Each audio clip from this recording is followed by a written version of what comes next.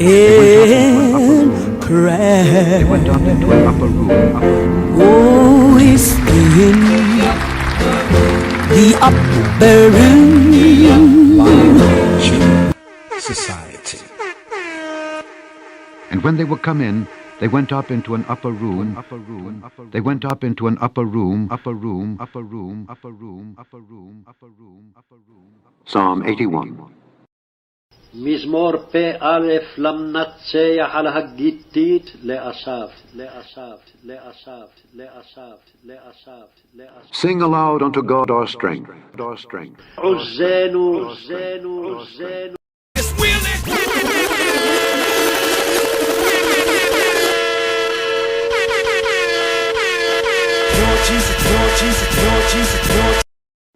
Psalm 81.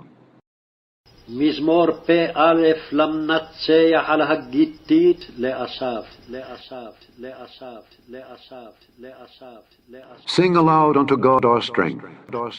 עוזנו, עוזנו, עוזנו, עוזנו. הרנינו לאלוהים עוזנו, עוזנו, עוזנו, עוזנו, עוזנו, עוזנו. Make a joyful noise unto the God of Jacob. God of Jacob. God of Jacob. לאלוהי יעקב, לאלוהי יעקב, לאלוהי יעקב. הריעו לאלוהי יעקב, אלוהי יעקב, אלוהי יעקב, אלוהי יעקב, אלוהי יעקב, אלוהי יעקב, אלוהי יעקב. Take a psalm, and bring hither the timbrel, the pleasant harp with the psaltery. Blow up the trumpet in the new moon, in the time appointed on our solemn feast day. For this was a statute for Israel, and a law of the God of Jacob. This he ordained in Joseph for a testimony when he went out through the land of Egypt, where I heard a language that I understood not. I removed his shoulder from the burden. His hands were delivered from the pots. Thou calledst in trouble, and I delivered thee. I answered thee in the secret place of thunder. I proved thee at the waters of Meribah. Selah. Hear, O my people, and I will testify unto thee. O Israel, if thou wilt hearken unto me. There shall no strange god be in thee, neither shalt thou worship any strange god. I am the Lord thy God, which brought thee out of the land of Egypt. Open thy mouth wide, and I will fill it. But my people would not hearken to my voice, and Israel would none of me. So I gave them up unto their own heart's lust, and they walked in their own counsels. Oh, that my people had hearkened unto me, and Israel had walked in my ways. I should soon have subdued their enemies, and turned my hand against their adversaries. The haters of the Lord should have submitted themselves unto him. But their time should have endured forever. He should have fed them also with the finest of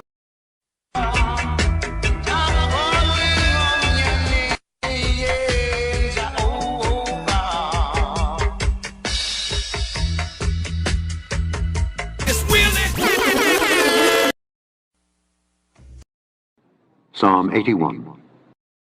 מזמור פ"א למנצח על הגיתית לאסף, לאסף, לאסף, לאסף, לאסף, לאסף. Sing aloud unto God our strength. עוזנו, עוזנו, עוזנו, עוזנו. הרנינו לאלוהים עוזנו, עוזנו, עוזנו, עוזנו, עוזנו, עוזנו. Make a joyful noise unto the God of Jacob. God of Jacob. God of Jacob. לאלוהי יעקב, לאלוהי יעקב, לאלוהי יעקב, לאלוהי יעקב. הריעו לאלוהי יעקב, אלוהי יעקב, אלוהי יעקב, אלוהי יעקב, אלוהי יעקב, אלוהי יעקב, אלוהי יעקב. Take a psalm, and bring hither the timbrel, the pleasant harp with the psaltery. Blow up the trumpet in the new moon, in the time appointed on our solemn feast day. For this was a statute for Israel, and a law of the God of Jacob. This he ordained in Joseph for a testimony when he went out through the land of Egypt, where I heard a language that I understood not. I removed his shoulder from the burden.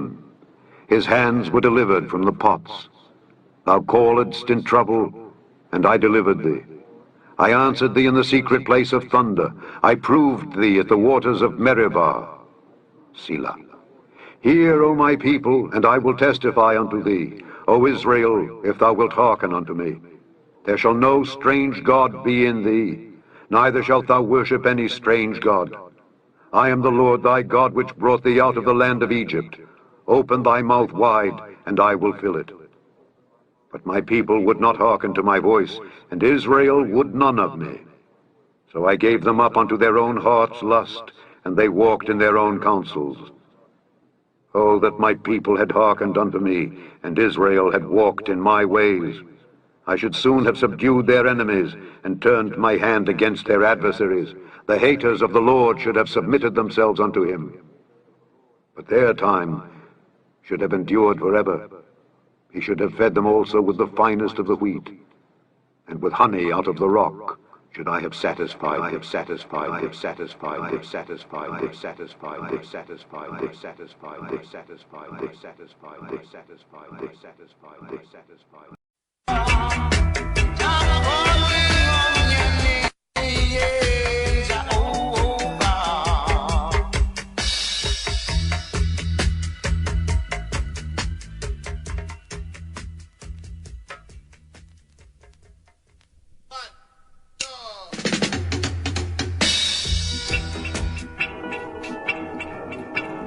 Bokoyam Hamishi.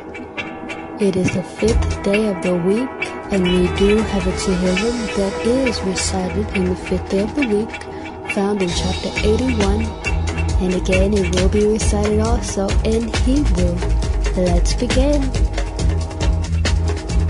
Lamnazecha al Hagetit la Asaf Hanimu Lelohim Uze Havu Lelohe Yaakov Su Zenwa Ujneto Tino Naim El Naver Tiku Bachoresh Shofa Bakese Rayom Chage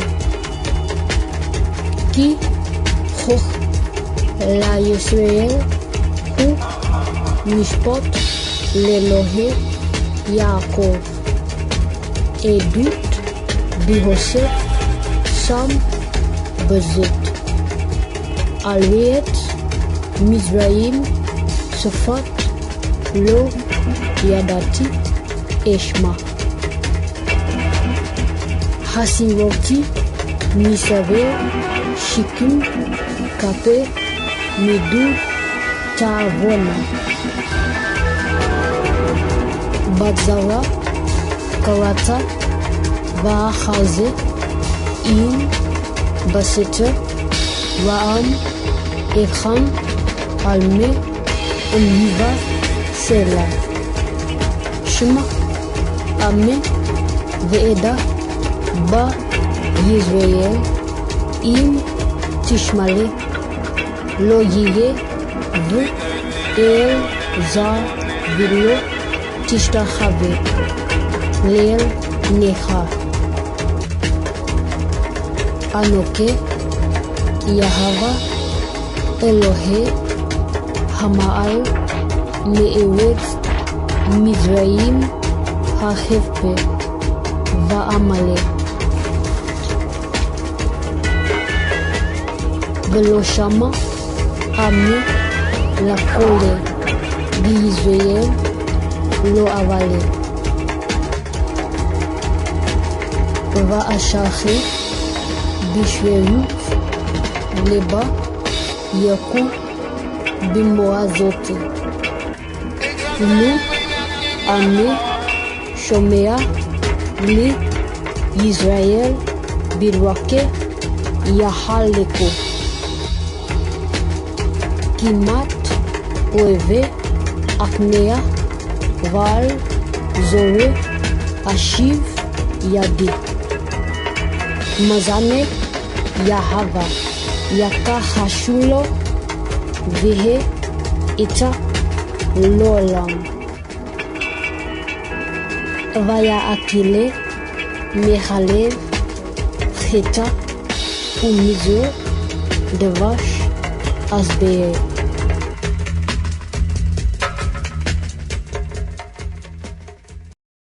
And when they were come in, they went up into an upper room. The upper room. The upper room. The upper room.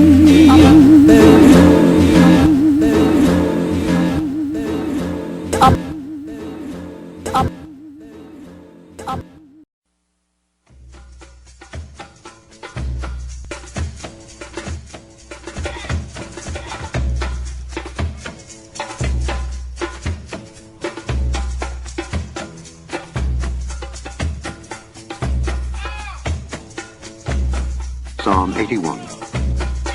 מזמור פ"א למנצח על הגיתית לאסף. Sing aloud unto God our strength. עוזנו,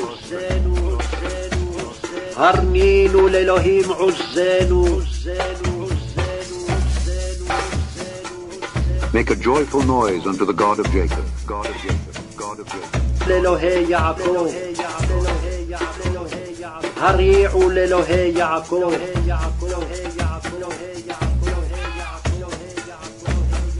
Take a psalm and bring hither the timbrel, the pleasant harp with the psaltery. Blow up the trumpet in the new moon, in the time appointed on our solemn feast day. For this was a statute for Israel and a law of the God of Jacob. This he ordained in Joseph for a testimony when he went out through the land of Egypt, where I heard a language that I understood not. I removed his shoulder from the burden. His hands were delivered from the pots. Thou calledst in trouble, and I delivered thee. I answered thee in the secret place of thunder. I proved thee at the waters of Meribah. Selah. Hear, O my people, and I will testify unto thee. O Israel, if thou wilt hearken unto me. There shall no strange God be in thee, neither shalt thou worship any strange God. I am the Lord thy God, which brought thee out of the land of Egypt. Open thy mouth wide, and I will fill it. My people would not hearken to my voice, and Israel would none of me.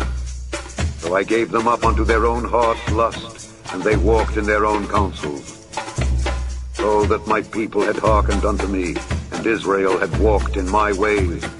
I should soon have subdued their enemies, and turned my hand against their adversaries. The haters of the Lord should have submitted themselves unto him. Their time should have endured forever. Should have fed them also with the finest of the wheat, and with honey out of the rock should I have satisfied, I have satisfied, I have satisfied, I have satisfied, I have satisfied, I have satisfied, I have satisfied, I have satisfied.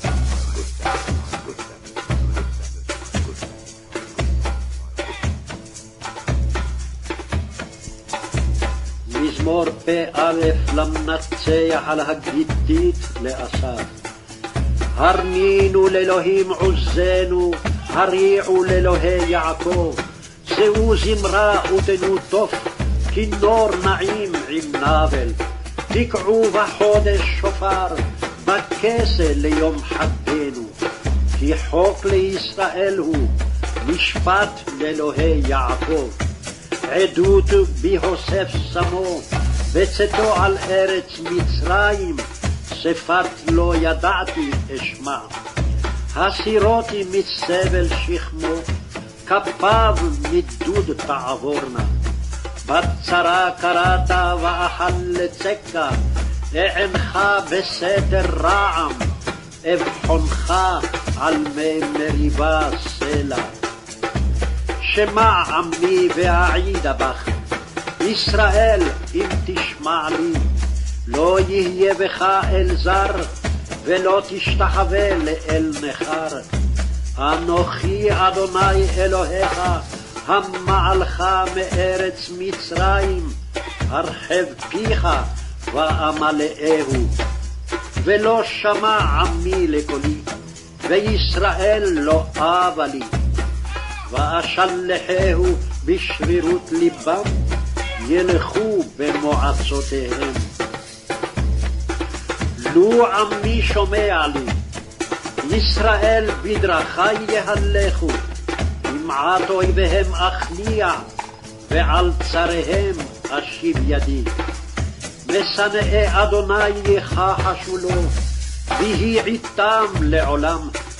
ויאכילהו מחלב חיטה, ומצור דבש אשביעך.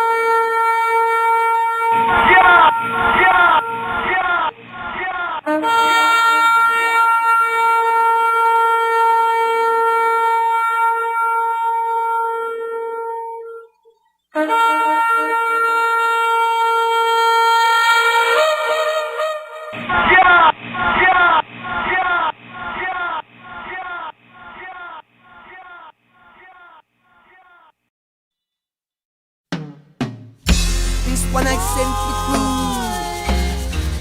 right there in cell block 2. To you and you and you, over in a penitentiary. Here today and you're gone tomorrow. Who know they about you gonna tumbling fall? A good friends we had, oh good friends we lost. Who know on the rock, lock up in a penitentiary. On the rock, dumb cell never empty, no. On the rock, big yard style, pale block never empty, no, no. Badness was around when Shantytown burned down. Shantytown burned down. And Roughneck was around when Woodboy come from jail. He-Bird had a number 5446. Remember that? I tell you, Waterman come around. Big club bottle sticks, whoa, on the rock. Over there in penitentiary. On the rock, cell block never empty, no, no.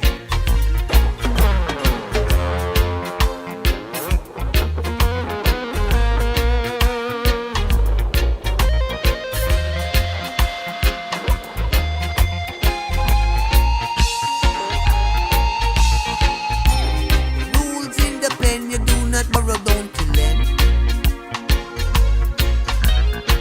Cause if you do so, my friend, payback never end. I been in the pen, you need a commissary. Or when you lock up in the dog cellar, don't got no money, oh, on the rock. Cell block never empty, I live in hell. On the rock, cell block never empty. Badness was around when Shantytown burned down. Shantytown burned down. And Roughneck was around when Woodboy come from jail. He-Bird said the number 5446. You remember that? I tell you, the Waterman come around. Big club bottle sticks long on the rock. Cell block never empty, no, no. On the rock, jail cell never empty, tell you.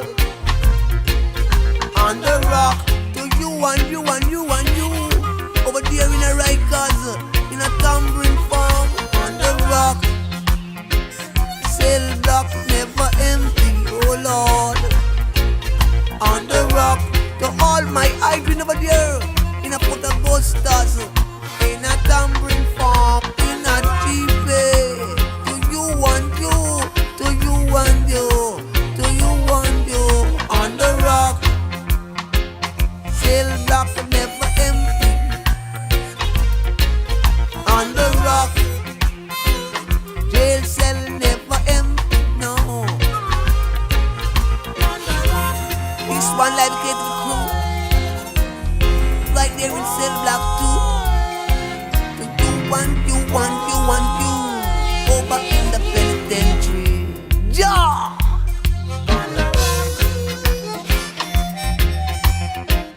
And when they would come in, they went up into an upper room.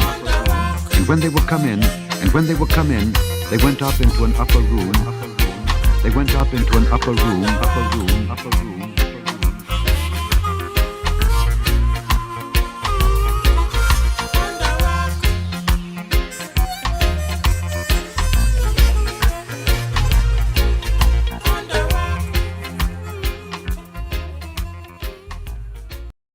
Moreover, brethren, I would not that ye should be ignorant, how that all of our fathers were under the cloud, and all passed through the sea, and were all baptized into Moses in the cloud and in the sea, and did all eat the same spiritual meats, and did all drink the same spiritual drink, for they drank of the spiritual rock that followed them, and that rock was Christ.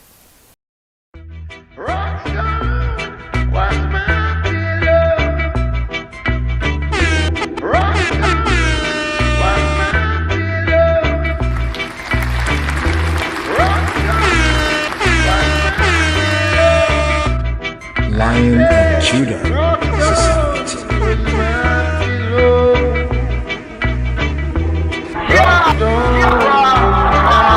Any man say Rockstone was my pillar, could not find place for sleep. But them empty, we have to find food for eat.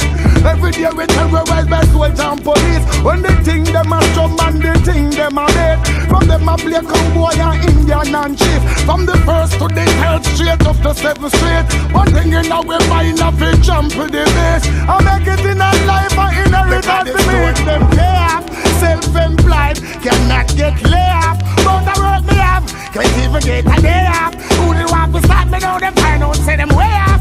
Alright, so me say one by one, one by one, one by one. We stepping out of Babylon and then one by one, one by one. You king fella say I the conquering lion, lion, lion. Rockstar was my pillow. Rockstar was my pillow. I said Rockstar was my pillow. Sizzla Kalonji, Steve Raga, Mali. Help us down, take us from the slum. Never give up, matter what's little for your bun. Hey Rasta, take us from the slum. Never give up, matter what pixel I see I bless to go. Separation is a thing could be no harder time. Got to widen your views, gotta broaden your mind. What we find in the ghetto, nowhere else can you find. Hunger, poverty, a system so unkind. As a matter of fact, there is an aftershock. When come ground us, my bed and my pillow was a rock. Try to make it to the system, all those were lost. Yeah, nothing me to try, and so I ain't gonna stop.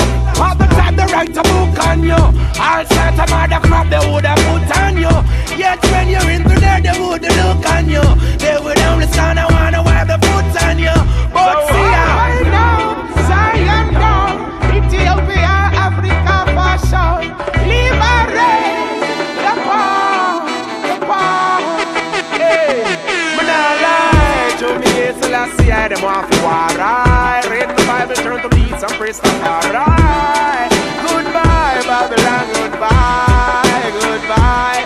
Open up, Zion door, Mount Zion, Ethiopia for sure. Children of Israel, children of Israel. Hey,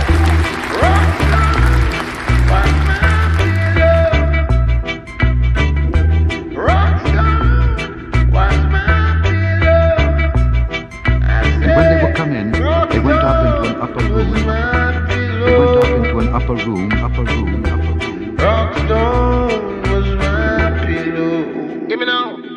Jaman me cool and seven I mule. Fuck on the street, me not want for fool. I rever the dance, they make a me tool. If on a table, sit on a stool. Me black, me brown, me brown, me black. Reach on me chest, me smile in my back. Within the ear when the shit drop. Elliot to your body, I rock. For me on the mic, see Molly a chat. Firm and strong, the depth on the land. The peace with righteous of some man. Rather correction in a man. Preaching out to man and no man. Give riches to King Solomon.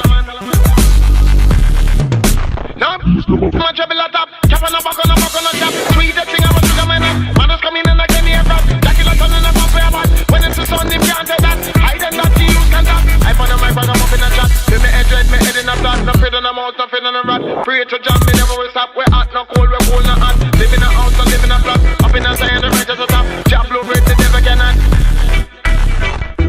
Rockstar was my pillow. Rockstar was my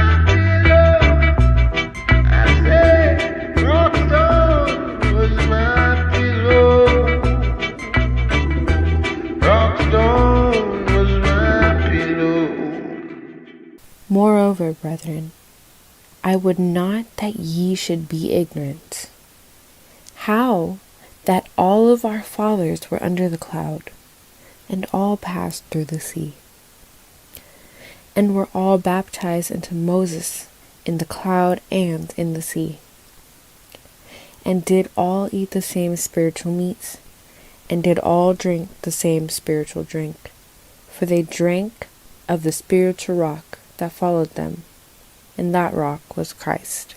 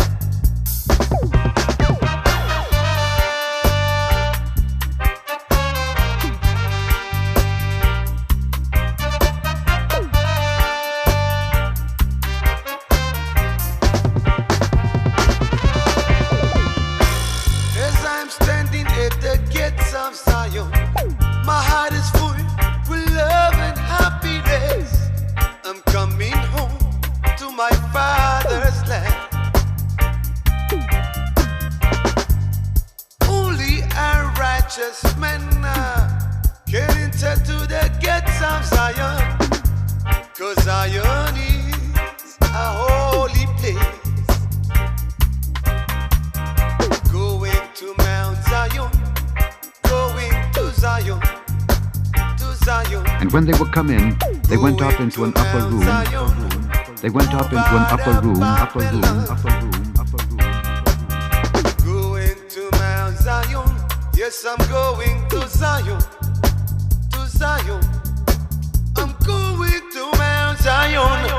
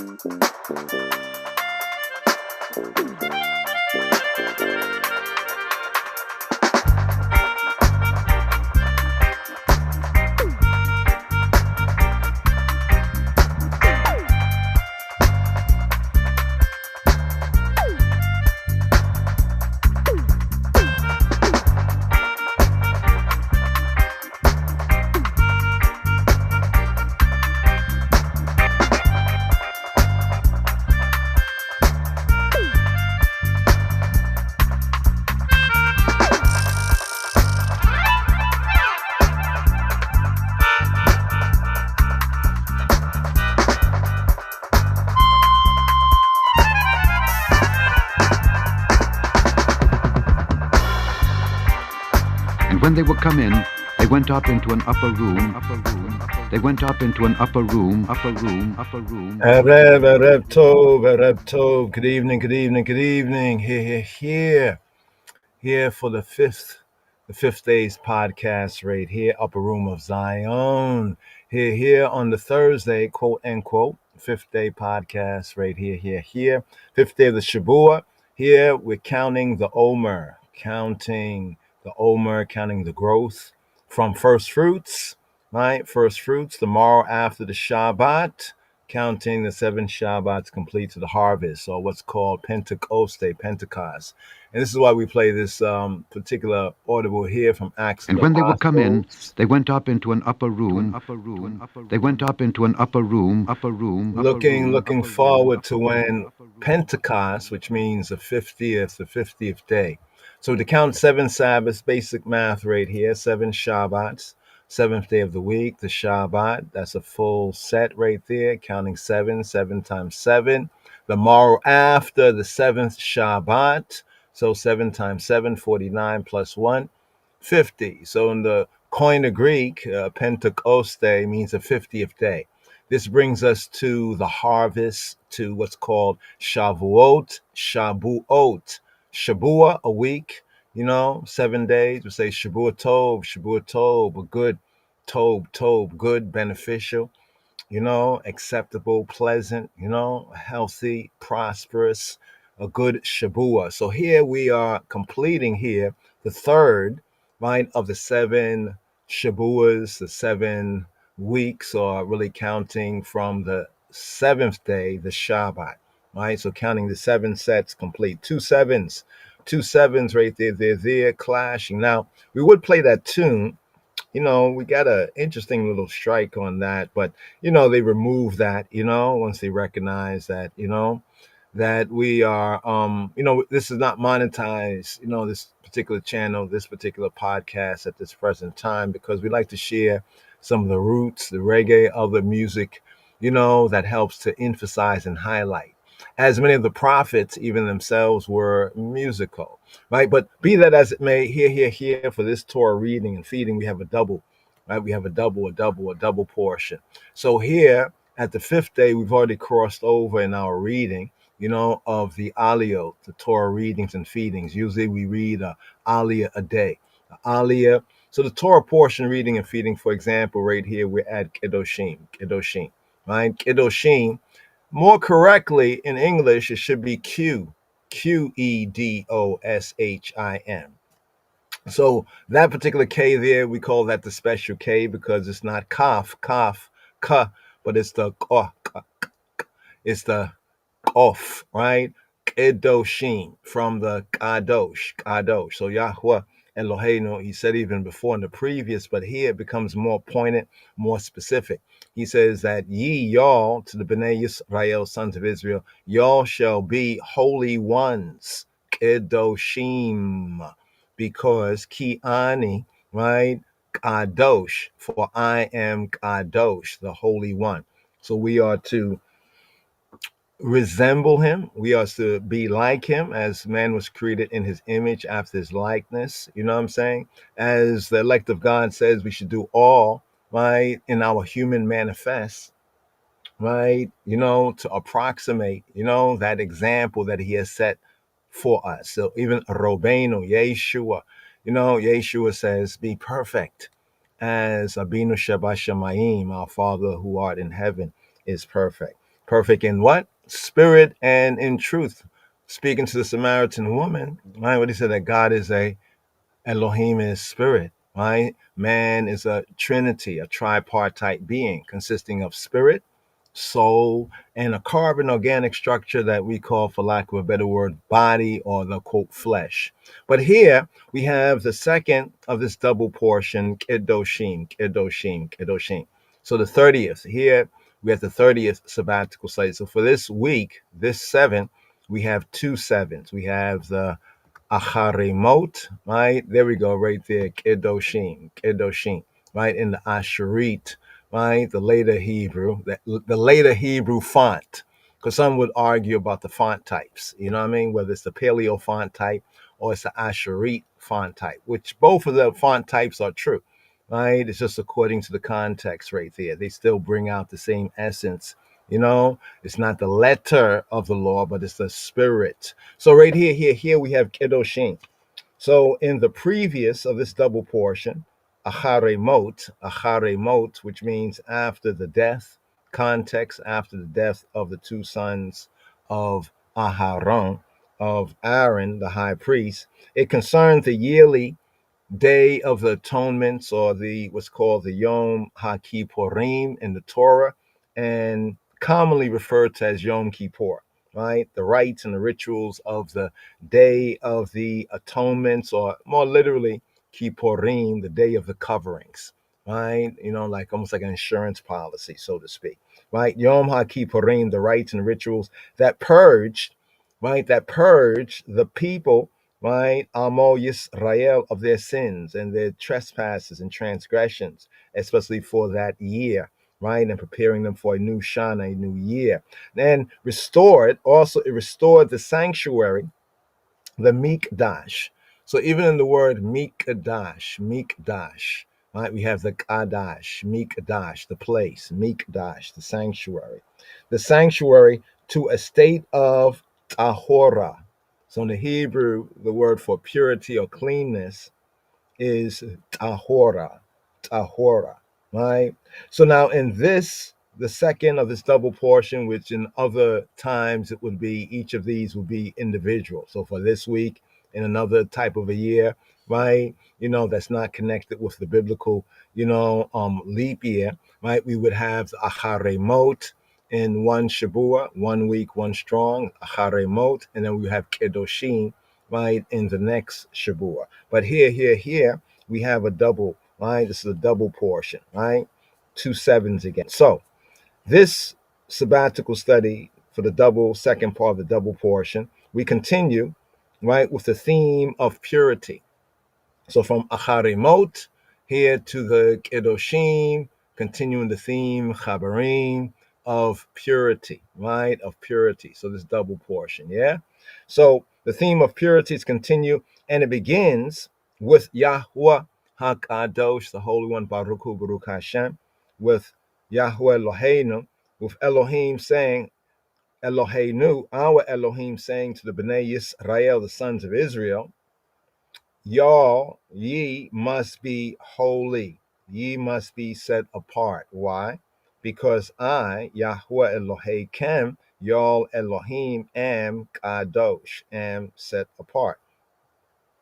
The portion here, it then proceeds to list, right? Even commandments. One can say imperatives, right? Both the positive and the negative, but all of them are imperatives or commands. Positive commands, thou shalt do. Negative, thou shalt not do. Regarding practical ethics, practical morality.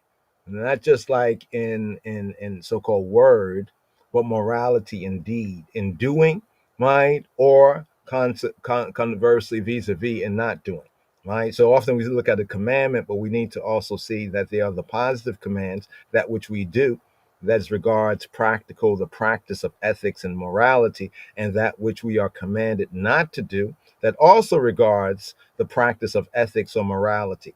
Now, we have more of these commandments, both the positive and the negative, than any other portion, than in any other Torah portion, reading and feeding, or specific area of HaTorah, thereby directly connecting the theme of holiness or set apartness in the Hebrew, kedusha, or kedusha. Kedusha is to say set apartness, or we translate as holiness, set apartness, separateness, with obedience, the shama, right? The obedience to Yahweh Eloheinu's, to his, what, for lack of a better word, we're speaking English here, right? What can be considered to be the moral and ethical truth, the moral and ethical reality. So now, after stating the foundational, what's the foundational? The foundational requirement to be set apart, aka to be holy, Yahweh begins to explain each of y'all must respect, on the KJV translation, must fear his mother and fear his father, and y'all must keep my Shabbats. I am Yahweh, he who be who he be, Elohei Kem, the Elohim of Kem, y'all Elohim. Now, here, let's just do this right here just to kind of show and prove, right? Because already we spent some time on the first of this double portion, the Acharei Mot, after death, after death of the two sons. So here we're picking up with Leviticus chapter 19. And here it says, and Yahweh spake, right, to Moshe, saying, speak to all the congregation of the Bnei Yisrael, the sons of Israel, and say to them, ye y'all shall be holy or set apart ones. Now the basic word here, right, is we say the root word here is kadosh, right? But this kadosh, to explain kadosh, this is when we're speaking of a individual male, right? An individual, that which is gendered as male, right, being set apart, right? Kadosh. And Yahweh Eloheinu, he is Ha-Kadosh, the Holy One. Baruch Hu, Baruch Hashem, right? He is the Kadosh, or actually, according to Yeshaya, right, where the Hebrew Trinity revealed Kadosh, Kadosh, Kadosh, right? But yet the Shema tells us that even the three is Echad, Echad. But here it says Ki Ani, right? Kadosh, speaking about he. But here in the Hebrew, for ones that do know, they can make it out. We'll try to make some better memes so we can kind of explain those who are not able to read the font, directly, right? So here is the word. Here's the word right there highlighted, right? The blue highlight. Full of the verse. Daber il kol adat b'nei Yisrael ve'amarta eleihem kedoshim tihiyu ki kadosh ani Yahweh Eloheikem. So right there, first part, where amarta, and you shall say, right? This is what was told to Moshe. Moshe was told to speak. Daber, speak.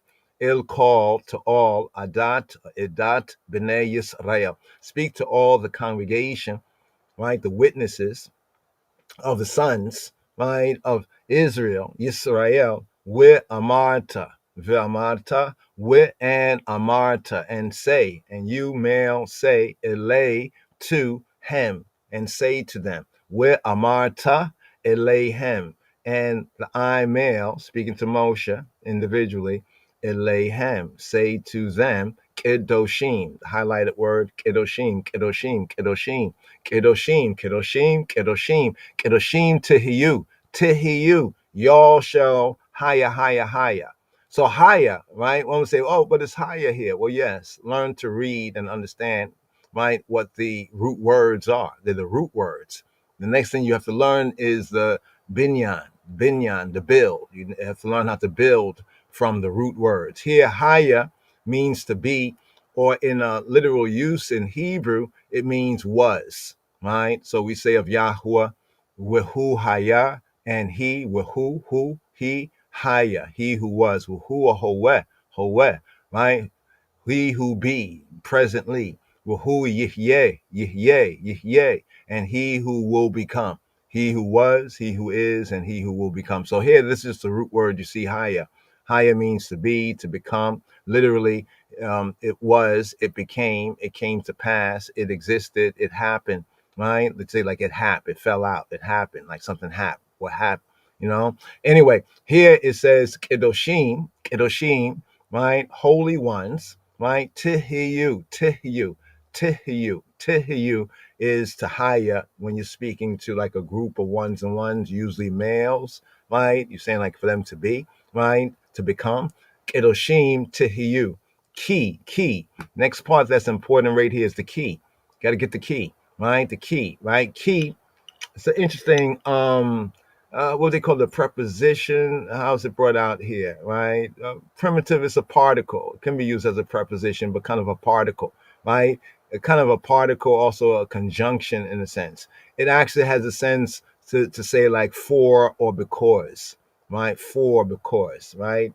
In other words, the command here, Kedoshim Tihiyu, all of y'all are to be holy ones. Ki, because, or for, because, Kadosh. So here we have Kadosh, right? As we have it here in the dictionary reference, because the dictionary reference words are usually when you look in Strong's and other such dictionaries of Afro-African Semitic, Afro-Semitic languages, you usually would find the root words would be in the third person male singular, right? And seeing that Hebrew has, has the masculine, the feminine, and then the verbs, past, present, future, whether these verbs are expressed in an active sense, a passive sense, or a kind of a reflexive sense, like one doing the action to themselves, so to speak, right? But be that as it may, ki kadosh.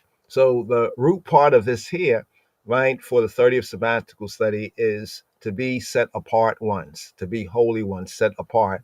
The reason being, ki kadosh, for set apart, ani. Now, ani here is the first person singular pronoun, right? First person singular pronoun, I, right? And usually in Hebrew, there's ways that we can express the verb, well, we don't have to express the pronoun. But whenever the pronoun is expressed and the meaning of who is speaking or being spoken to is already there in the verb, that's what it means, usually used for emphasis, right? Because it could have just said ki kadosh, right? For holy Yahweh. But here it says for holy ani, for I be holy, for I am holy. Yahweh, he who be, right? For holy, set apart, I, Yahweh, he who be, Elohe, the Elohim of Kem, speaking to a group of men. See, if I was speaking to a group of women, it would be like Elohe Ken, Elohe Ken. Here is Elohe Kem, right? Speaking to a group of men. So these are very important kind of points, right, to understand, right, when we start to look at context and real, correct, or accurate interpretation. Interpretation is important. People say, oh, it's always about your interpretation. Well, yes, it's always about interpretation. Either you interpret it correct or you interpret it incorrect. You know what I'm saying? It's like a manual, like a manual. You get a manual for some device or something. You got to put it together, or instructions to build something. It comes in the, you buy it, but you have to put it together. And how often has sometimes others or ourselves misread directions, and then someone else come along and say, no, it's saying this is this, you did that, this is this, and you. So you see, interpretation, there can be correct interpretation, right? Because some try to act like, well, there's really no truth. There is truth, right? The truly true. And the truth that we're seeking here is, how was this communicated to them, right? And what did this essentially mean, right? Because there ain't nothing new under the sun. So we can get the principles of this, as we mentioned already, practical ethics. There's some things, even though this is thousands of years ago, these are still practical ethics or moral ethics that can be practiced today. But here is the opening verse, Kedoshim, right? It says, speak to all the congregation, right, of the sons of Israel, and say to them, ye, y'all, right, shall be holy, or in the Hebrew, holy ones, set apart ones, Kedoshim, Tihiyu, y'all shall become, right? Ki, right? Kadosh, for set apart or holy, Ani, I, Yahweh, he who be, Elohe Kem, y'all Elohim. But let's go on right here. This is a summary for Kedoshim, Chaverim, right here. Here, the 30th sabbatical study, right? And the 7th reading in the 3rd book of Moshe, the handbook of the priests, known as Leviticus, right? So overall, in the Shemester, the discipleship, the study, this will be the 30th, right? The 30th, we can say, of 54. But here, after stating the foundational requirement. So in the previous verse 2, is the foundational requirement, right? Now, in a sense, we could say what follows is like how to fulfill, according to Yahweh Eloheinu's instruction, as it is written, what to do and how to fulfill that fundamental requirement. It's like somebody says, do this, right? And then they explain how to do this. Well, you begin by this, or this and this and this and this. If you do all of this, then this will be doing this, right? So here for Kedoshim, it continues in verse 3 to say, ye y'all, right, shall fear, right, every man his mother and his father, and keep my Sabbaths. Kiani, for I, Yahweh Elohim, for I be he who be y'all Elohim, y'all creator, judge, almighty power. Now, notice this right here in the 10 words known as and called pseudonymously or falsely the 10 commandments in the Eseret HaDebarim, in the Decalogue. If you look up Decalogue, it tell you clearly it means 10 words, 10 utterances. In the 10 words, the 10 utterances in Exodus chapter 20, right? Doesn't it read something similar to this? Right? But it says there, it says, honor thy father, right? And thy mother. Honor thy father and thy mother. Interesting connection. 1 Peter 1 and 2 for this Kedoshim. Interesting connection. Just take note, right? So there in Exodus chapter 20, right, it reads honor. So the operative word is honor. Brings another question to mind. What is honor? Right? Or not just what is honor to us, because we're relying on the translator there. So we have to just fact check the translator, right? What is the word for honor, right? And what does honor mean? You know, I'm not saying that we don't know, but that's a question that should be asked, because we'll notice here is somewhat similar. One might say this is like a rewrite of it. Is it a rewrite of it? We're here in the third book, which is the handbook of the priests. Let's keep that in mind. Context matters, right? In Exodus chapter 20 was the general overview to the sons of Israel who are coming into the covenant. A covenant was proposed in chapter 19, and then 3 days later they come into it when Yahweh descends and he speaks, right? Those 10 utterances, the 10 words, the commandment, the Torah. All right. See, in the scripture, it calls those 10 words, falsely called the 10 commandments. In the scripture, the Hebrew, it calls it the commandment. So what people call the 10 commandments is actually called the commandment. That's why Jacob says, if you break one, you break all.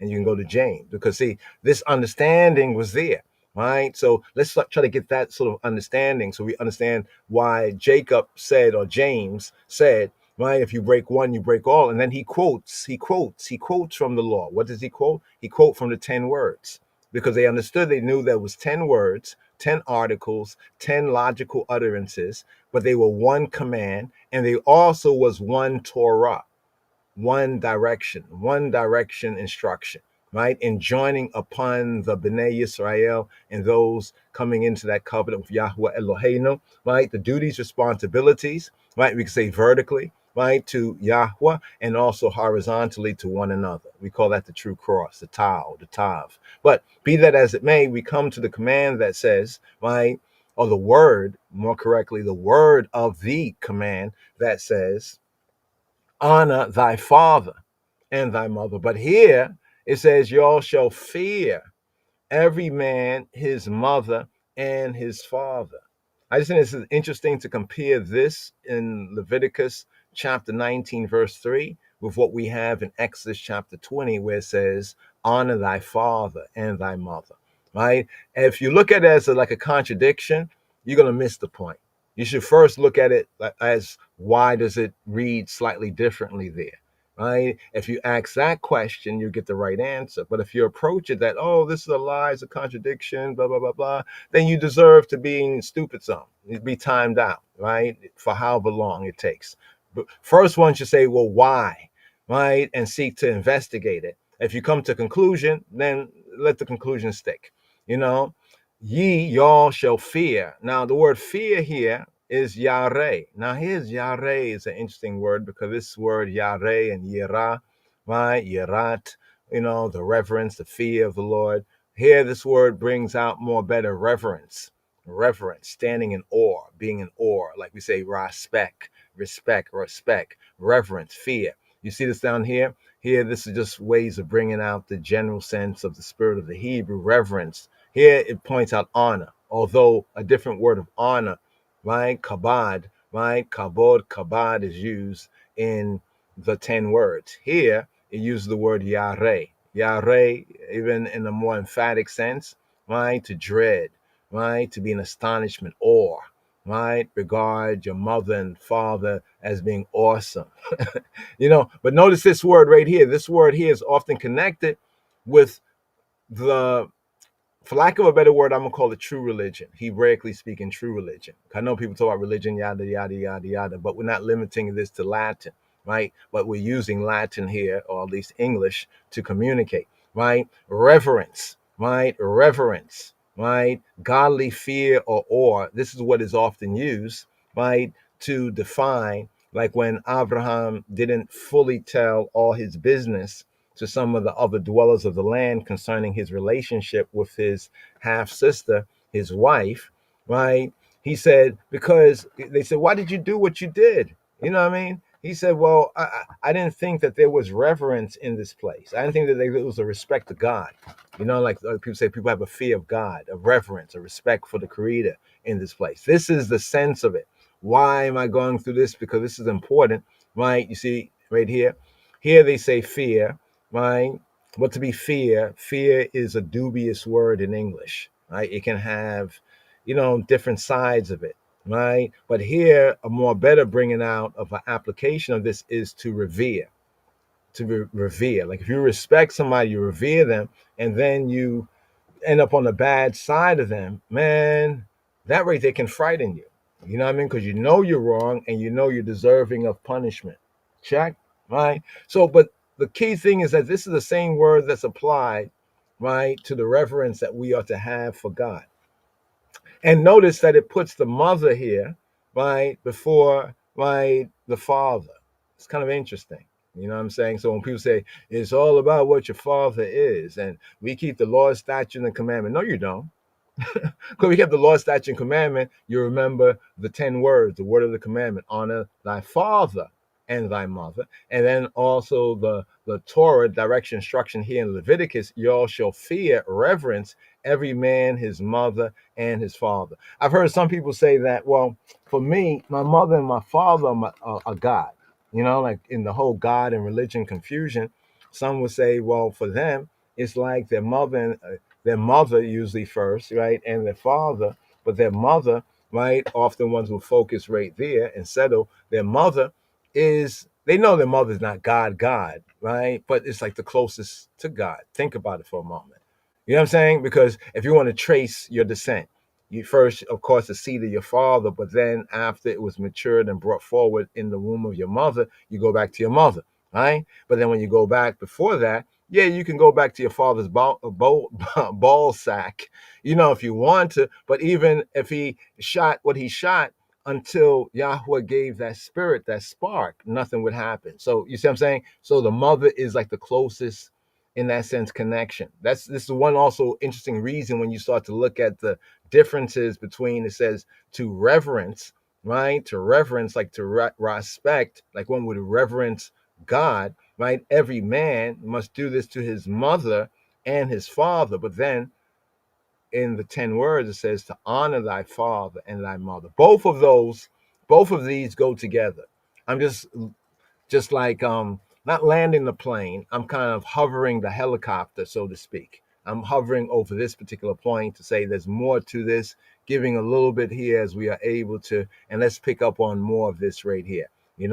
Why are these two instructions different, but yet there's something the same about it, to get some wisdom out of this? To those who want to dismiss it as a contradiction, as the word says, but foolish and unlearned questions avoid, that just avoid that there, because you've already made your conclusion. There's nothing to seek for you, right?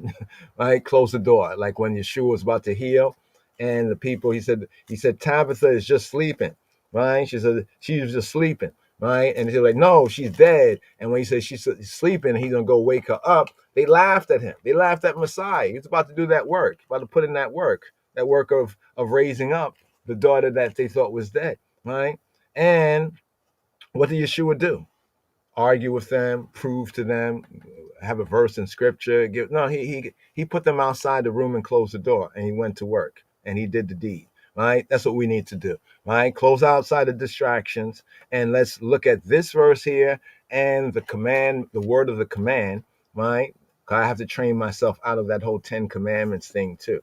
It's like the more you see it for yourself, you know what I mean? Like nobody can be told what the matrix is. One must see it.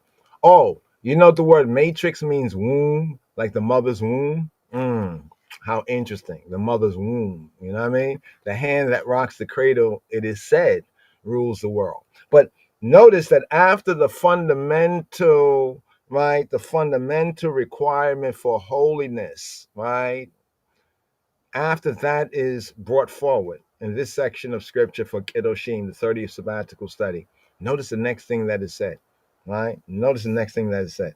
Each of you, every man must respect, right? Must respect his mother and his father, right? And y'all must keep, right? And must guard, must observe my Sabbath.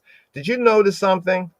That the word Sabbath is not just Sabbath, to keep the Sabbath, singular. No, it's Sabbaths, plural, Sabbaths. You notice that between the singular and the plural, right? So elsewhere, notice in the 10 words, it speaks about the Sabbath, singularity, Sabbath. Here it says, and keep my Sabbaths, right? With a S, a plural, right? Then we have what we call the sign off. Like when somebody has like documents today, maybe if you're not in business, then you might not come across it, but you might have seen this before.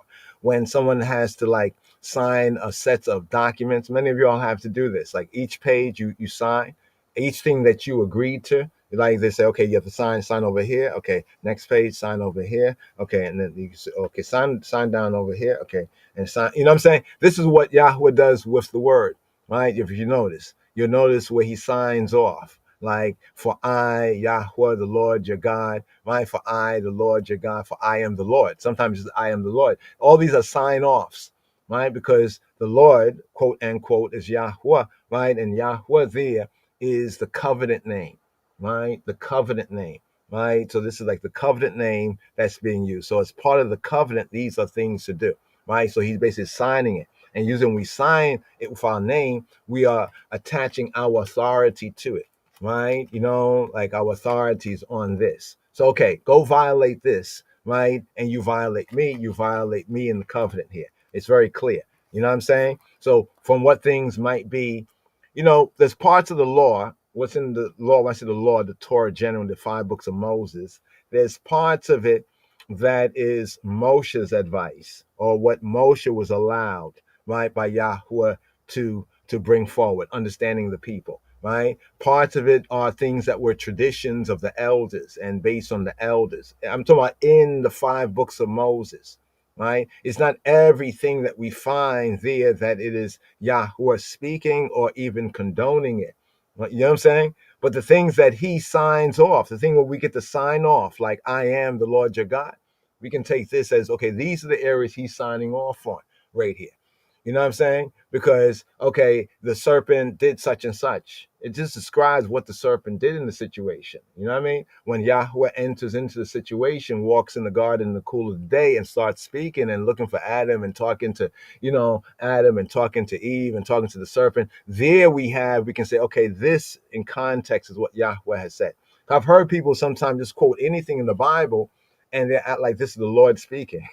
They really believe like the Lord kind of dictated the Bible, right? Instead of logically, it would be the areas where one says, thus saith the Lord, based on their witness, right? We can base a measure of faith or credit, right? As it is written. So looking at what is written, we get a sign off right here. For I, Yahweh, your Elohim, both who he be, and also what his respective authority is. He says, your Elohim.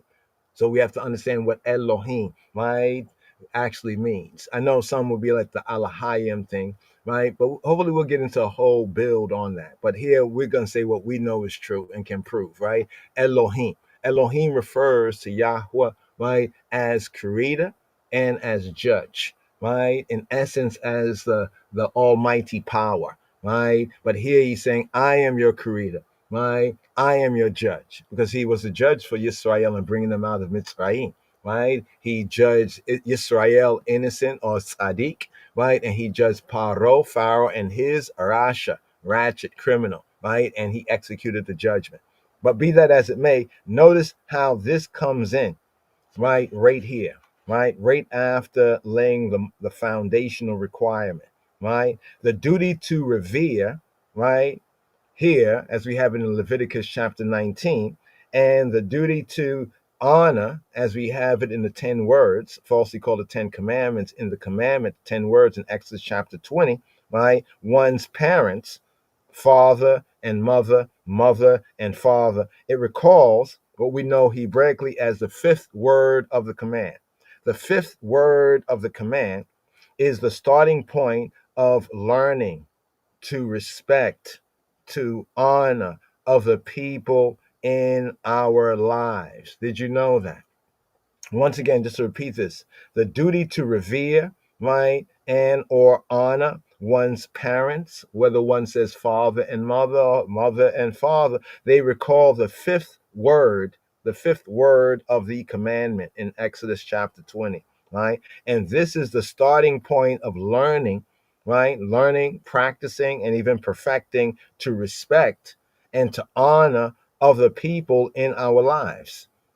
Notice that the word for, quote, my Sabbaths, you notice right here where it says my Sabbath. Let me see if we can highlight this right here. Can we? Yeah, there we go. You see that word right there, my Sabbaths, right? What does this imply? Right? In other words, by saying that, what does it imply?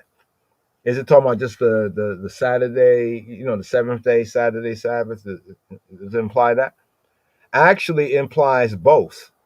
The keeping of the weekly or the Sabbath, the seventh day of the Shabbat, as well as what is known as the appointed times. Appointed times, the feasts, the festivals, the appointments of Yahweh Eloheinu. Sanctifying time. Therefore, from this verse 3, this is just to zoom in on what's in, what's packed into this verse right here. Sanctifying time, right? And y'all shall keep guard, hedge about my Sabbaths, both the weekly Sabbath and the appointed times, the feasts, the festivals. Therefore, sanctifying time is a way that we, being Torah observant, can express how we express practical in practice, right? In spirit, yes, but in truth, in practice, kedusha, holiness, kedusha, set apartness, and thereby turn away from idolatry and the so-called ideologies, which are idolatrous, the ideology and pseudo ideologies. Right? There is true ideology for us. It's the spirit and truth of Torah, Bashem Yeshua HaMoshiach. Yes. So just notice that there in this one verse right there. Notice the connection, the reverence that every man should have, right? The respect, right? The honor for his mother and his father, and keeping, guarding, observing, right? My Sabbath. Notice it didn't say the Sabbath. Notice it didn't say the Sabbath. Notice there is the, we say the possessive pronoun my Sabbath. And notice that it's not Sabbath in singular, but it's Sabbath in plural. And then we get the sign off, right? So it's almost like if these were documents, right? Wherever it says, I, the Lord your God, it's as if Yahweh has signed off that part of the contract, that part of the covenant, that part of the agreement, right? So to go against that is basically to go against him, right? So going on here, the practice, right? The practice is a part of the practice, right? But first we have to learn. We have to have a logical interpretation, a basic logical interpretation. Of course, there's other things that we may think, but this is clear, right? It's clearly saying that we must respect every man of the covenant, his mother and his father, and to keep and to guard and to hedge about his Shabbats, And definitely it's not just speaking about the weekly Sabbath, but also speaking about the other Sabbath. Now, in order to understand this a little bit better, we're going to come to it probably in the next Shavua coming up.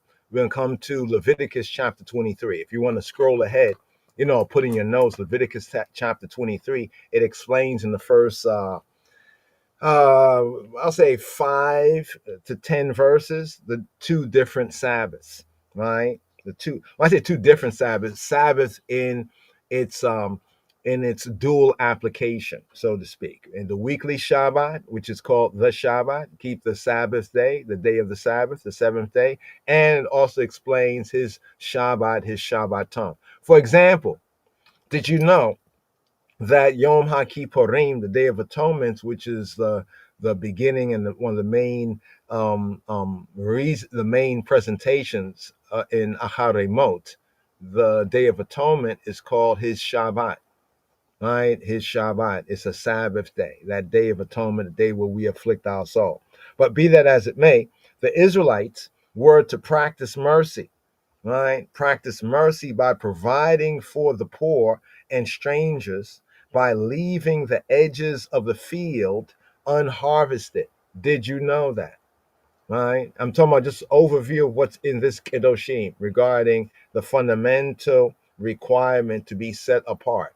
Right? Other people do what they do, but to those in covenant, this is what you're to do. Is the basic idea behind it, giving us object lessons, right? Giving us object lessons so that we can receive practical baraka, practical blessings. The Israelites were to practice mercy, chesed, right? Mercy, how? By providing for the poor and the stranger. How? By leaving the edges of the field unharvested, right? Within this Torah reading and feeding that we have here, that we have right here for Kedoshim. Give me one moment right here just to bring up the placeholder. Okay, here we go. That's one way. And also leaving any pieces, anything that they left behind when they harvest, right? Anything that they left behind to let that remain during the harvest. During when? During the harvest for who? For the poor, the poor to do what? To gather as food. This is called the leket, right? Leket. Right? So it's like during harvest time, we gather our crops, right? But we don't thoroughly gather every little bit, no, we leave some behind. Those who have land rights. See, remember when you talk about you are what your father is, some of the other black Hebrews, like they be talking about, oh, your father, and there's some truth to it, but they exaggerate it. You see, the exaggeration is like the devil. You know what I mean? It goes beyond. You know what I mean? There's a context, yeah. But then you go beyond. But what that's really talking about in Numbers is actually talking about which of the Israelites would have land rights and the work that they must put in to fight, right? And the first set of ones that were numbered, when the Hebrew Israelites don't tell you this part, but those who were numbered according to their pedigree, right? They were the same ones that cursed the land. They cursed the Afro-Canaanite land, right? Yahweh was going to destroy them. Moses plea bargained for them. Those are them who wandered to death in the wilderness, right? Just want to point that out, right? But now, when the sons did come in, the proper sons that did have faith and did the work, right? And they got land, right? According to their inheritance, it was because they could prove, right, that they descended from one of the 12 sons of Yaakov, of Jacob, also known as Yisrael, right? And they are the ones, when it talks about giving tithes of the land, they are the ones to give the tithe of the land, right? See, one might think that everybody gave tithe, but if you didn't have land, how are you going to give tithe? How are you going to give a tenth of what? What you going to give a tenth of? You're going to go to the store and buy something? That's not the same thing. Not like playing church. That's not the same thing, So right here, this part, the Israelites practicing mercy and providing for the poor and stranger by leaving the edges of the field unharvested. And this is called in the Hebrew the payah. Payah. I know it sounds like payah, like somebody paying, right? Payah, the payah. And leaving any pieces that had remained behind during the harvest for the poor to gather as food, as leket. But this is the instruction to those Israelites, right? Especially the sons, the mandam, and many who perhaps them or their fathers would go to the war against the Afro-Canaanites to begin with to get the land, right? They are the ones that would observe this. You see what I'm saying? They're the ones that who are in charge to observe this, because not everyone had land rights. You see, not everyone had land rights, right? Yes, there is one command. There's one Torah, right, to the homeborn, the Israelites, even those who could trace their descent to the patriarchs and to the stranger that sojourned amongst them. But that did not go to the promise that he made to the forefathers, to Abraham, Yitzhak, and Yaakov. So, in other words, the land rights were exclusively Israel, and it was exclusively those Israelites, right? The men usually that could trace their descendancy, right, to their pedigree to their forefathers. But coupled with that, they would be primarily charged with putting in that work, the work of going to war, the work of defending the land, and also the work of during harvest time to make sure that they left that which behind to the poor, you know what I mean? And also during the appropriate times to bring forth their tithes. Because remember, they were the ones who owned land. So in other words, if I was an Israelite, but I didn't have any land, right? Maybe I work for you as an Israelite and you own land. Maybe I lived on your land as a fellow Israelite. I'm of the same tribe, but you have land rights. That means when it's time to give tithe and to store up tithe, you do that. You know what I mean? When it's time to do the harvest, to remind us and make sure that none of us, fully glean the land, it's your job to do that. Well, as an Israelite, it's my job to observe it as well. But you are the one that have to bring forth the tithe. Why? Because he has blessed you with the land right. I just basically, in a sense, sojourn on your land, even though I'm an Israelite. So basically, not every Israelite had to pay tithes, right? And the tithes was not money, but it was the crops, right? And the animals. And when the tithe was converted into money, it was not to give the priest them money, so to speak. It was so that when you go and observe a holiday and you're one Israelite who had land, you would be storing up during the 7 years, the appropriate tithe, and maybe it was too far to carry all of that, so you convert that into money, and then you brought your whole family, and then you brought the stranger, and then you brought the widow, and then you brought the Levite, right? And when you go there, it's basically a feast on you. Basically, we're feasting and celebrating Yahweh based on what he has given to you, your tithes. So even when the tithes was converted to money, right? Because some say there never was money. Well, no, there wasn't money, but when the way was too long, Torah says, right, it would be converted, right? One may convert it to money, but that was not to give to the priest. That was when we went to wherever Yahweh placed his name, say to Jerusalem, you know what I mean? That whatever we desired, basically would be bought there. Whatever good things, of course, we're talking about good things. We're talking about Torah, right? But, would be provided. We will have a feast. It would basically be like a party, right? I know some people say, oh, no, it would be a party. Well, yes, it basically says that. It says that whoever had that land right, you know what I mean, who could trace his pedigree to one of the 12, right? And then him or his ancestor fought for the land. Now he has the land. Then he has to collect the tithe, and there's one set of tithe, right, where he stores for when he does make that pilgrimage. He is to take his family, especially the woman and children that could travel. If they couldn't travel, they could be left behind. It wasn't obligatory that the woman had to show up, right? But it was obligatory that the sons had to show up, and for sons shoot up, and he had rights and he brought tithes, then he was not to forget about the orphan. He was not to forget about the widow. He was not to forget about the Levites. You see what I'm saying? So a lot of times people don't put those parts there together. You know what I mean? But they also were to leave fallen fruits from their orchards or their vineyards for the needy to eat. So it wasn't like other nations, do harvesting today where they even, they throw in the basket what falls on the ground. They put everything in there. You know what I mean? They go back almost and sweep the dirt to pick up any little thing that fell behind. No, no, no, no. That's not how it was supposed to be for Yisrael, especially for the Israelites that had received such rights. They were to leave fallen fruits from their orchards for the needy to eat. In other words, basically they will go and collect the harvest one time. We'll go through the land, collect it one time, right? And then whatever is left behind, poor people can come on there and they can take, right? And we should not shoot. Oh, that's my land. Get away from my tree. That was wicked, right? That was regarded as wicked, right? And that could jeopardize the covenant. But you can imagine that, many of if it was we people who are those people, well, we know what happened. But the 10 words called the 10 commandments were then restated. And the people were further instructed not to do what? Not to insult the deaf or put a stumbling block before the blind. Hmm. Hmm.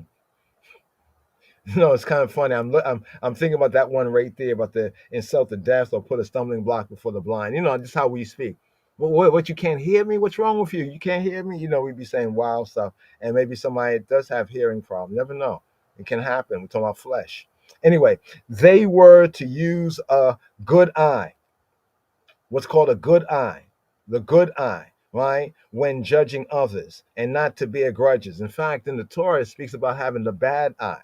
How do you look at people? Do you look at people with the good eye, the beneficial eye, right? Or the harmful?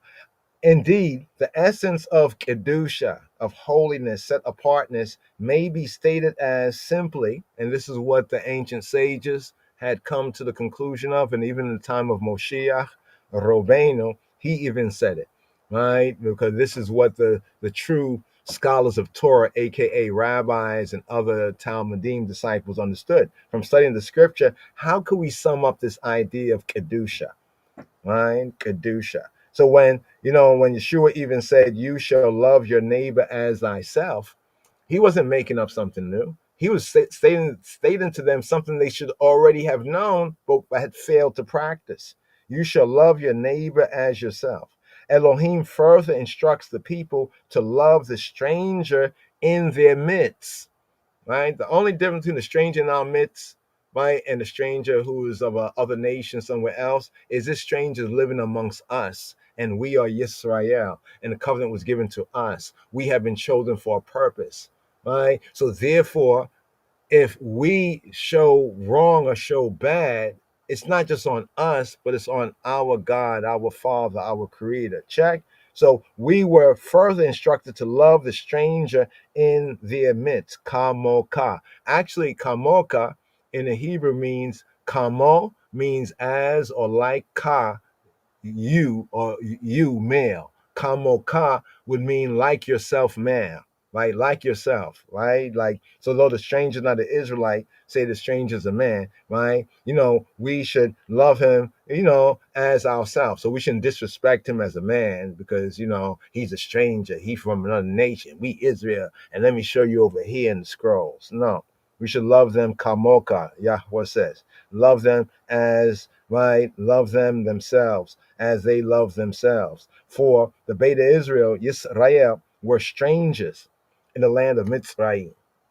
So the hypocrisy of some, BHIs. We're talking about, oh, look what the Egyptians did to us. Whoa, whoa, whoa, whoa. They didn't want to let us go, right? And, well, when we come into the kingdom, they're going to be bowing down and licking the bottom of my shoe. I know maybe they don't say that specifically, but it's nonsense like that. It'd be better to say that, like just some wild joke than the way they say it seriously.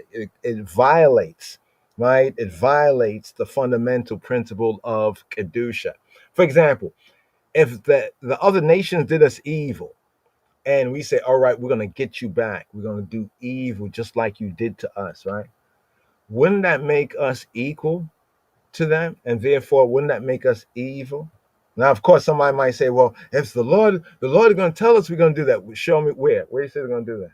All right, without twisting it up. And if you find that in a prophetic verse, it doesn't change the principle here, right? This principle is still true. That's why in the new covenant, Yeshua quoted what? The old covenant. Check, because the principles are still true.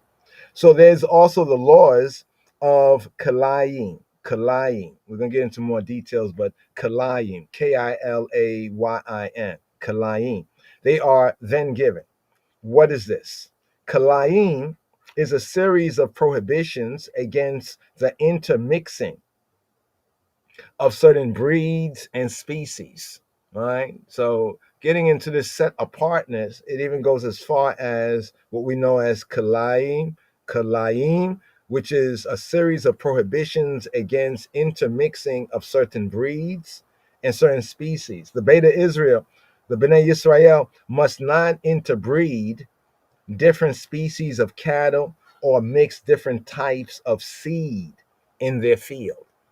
You know what I mean? So that means if this field is wheat, then just put wheat seeds in it. Don't mix a little bit of something different.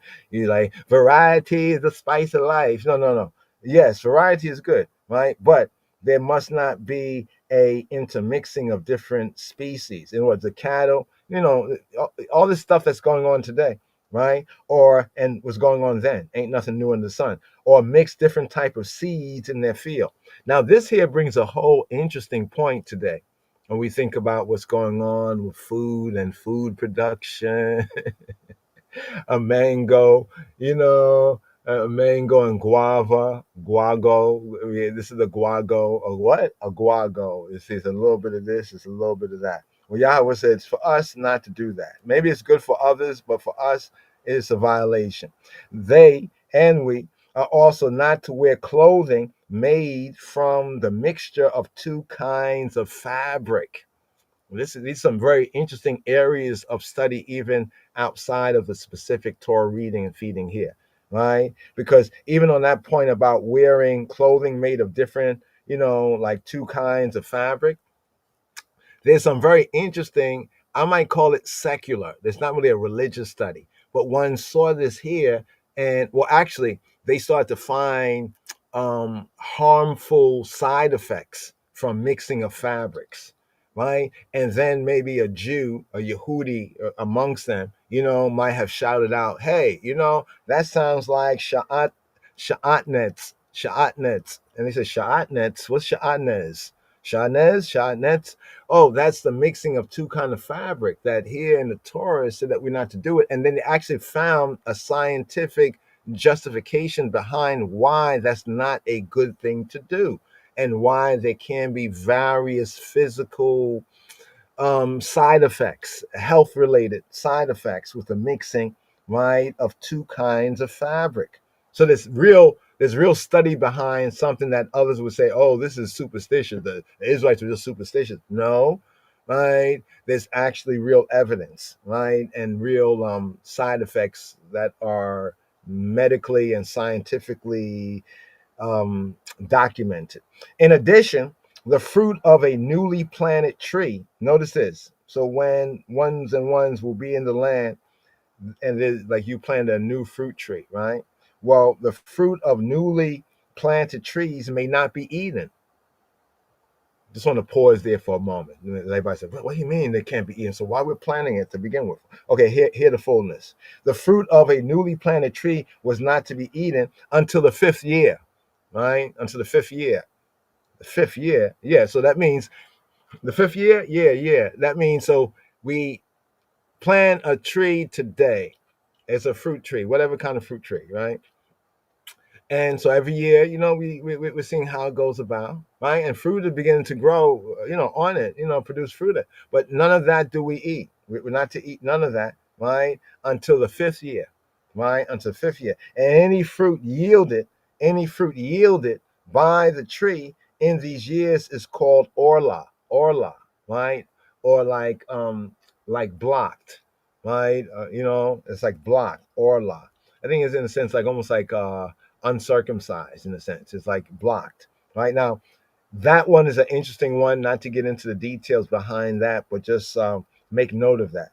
So the fruit of a newly planted tree may not be eaten, right, until right the 5th year. And any fruit yielded by the tree in these years is called orla, block.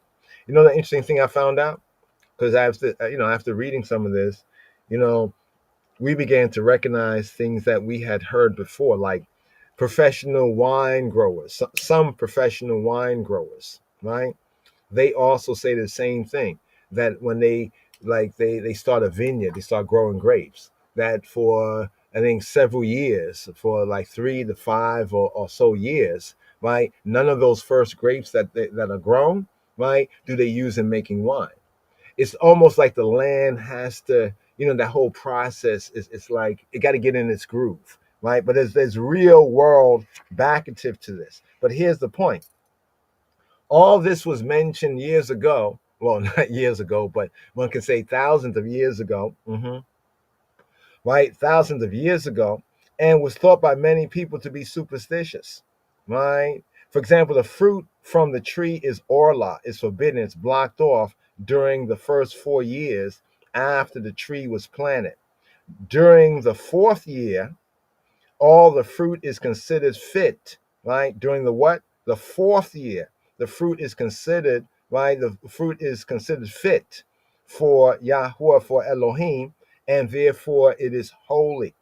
In the 5th year, the fruit can be eaten, right? Can be eaten personally, right? That's in Leviticus chapter 19, verses 23 to 25, for ones who are curious, about that. Now I'm thinking about this, the whole tree. You remember the whole thing about the tree, right? What's the first tree, right? That what's the big tree? It's a tree of the knowledge of good and evil, right? When it told them not to eat of that, right? Could it be something to this effect, right? Could it be that perhaps when they matured or when it was the right time, right? So this is kind of interesting here with the fruit from the tree that is considered orla, right? That's considered forbidden and blocked.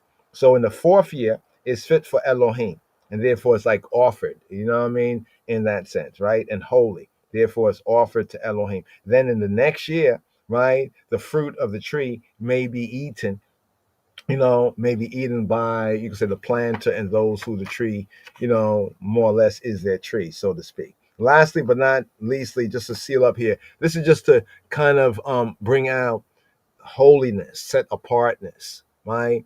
So is set apartness or holiness what we call ourselves? I'm holy, I'm set apart. But here it tells us here from the Torah, it's by what you do. What you do. What you do. What do you do that's different than the other guy or the other guy? What is it that makes you separate or different? You see what I'm saying? So the same thing here. It's not just, well, I'm holy, like it says in the scripture, holier than thou. Holier than thou what? You see the holier than thou attitude is false, because the holier than thou attitude, you're holier than somebody else. How? Just because you said so? You said you're holy, right? You know what I mean? Demonstration, manifestation. Various other laws, Torot, are also given here, including Torot or laws. And when we say Torot, we're saying laws in the plural sense, which is direction, instructions against various, for lack of a better word, occult practices, right? Including divination, including, I would dare say, other people's divination. What do you mean, other people's divination? Well, what's at the root of divination? Divine. Right? So other people had their ways that they contacted the divine and who they thought the divine was and what they did to propitiate or whatever. That's for them, right?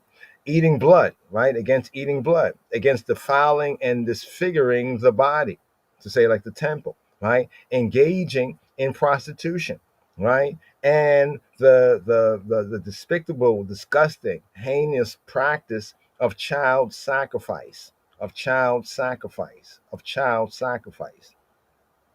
Sexual immorality also is strictly prohibited, and there are punishments for sexual, right, sins, right? These are also defined here in the holiness set apartness code. The people are warned to keep all these Torot, these direction instructions, or to face, right, being vomited out. When it says the land shall spew you out, but in the Hebrew sense, it's like spit you out and even vomit you out, right? So notice this, that ones that would do these sort of things will be spit out of the land, that the land would like refuse them, right? And this makes me think about some areas of the world that are very much green and some areas of the world that are very much dry. You know what I mean? Something has happened to show the effect of man in his environment.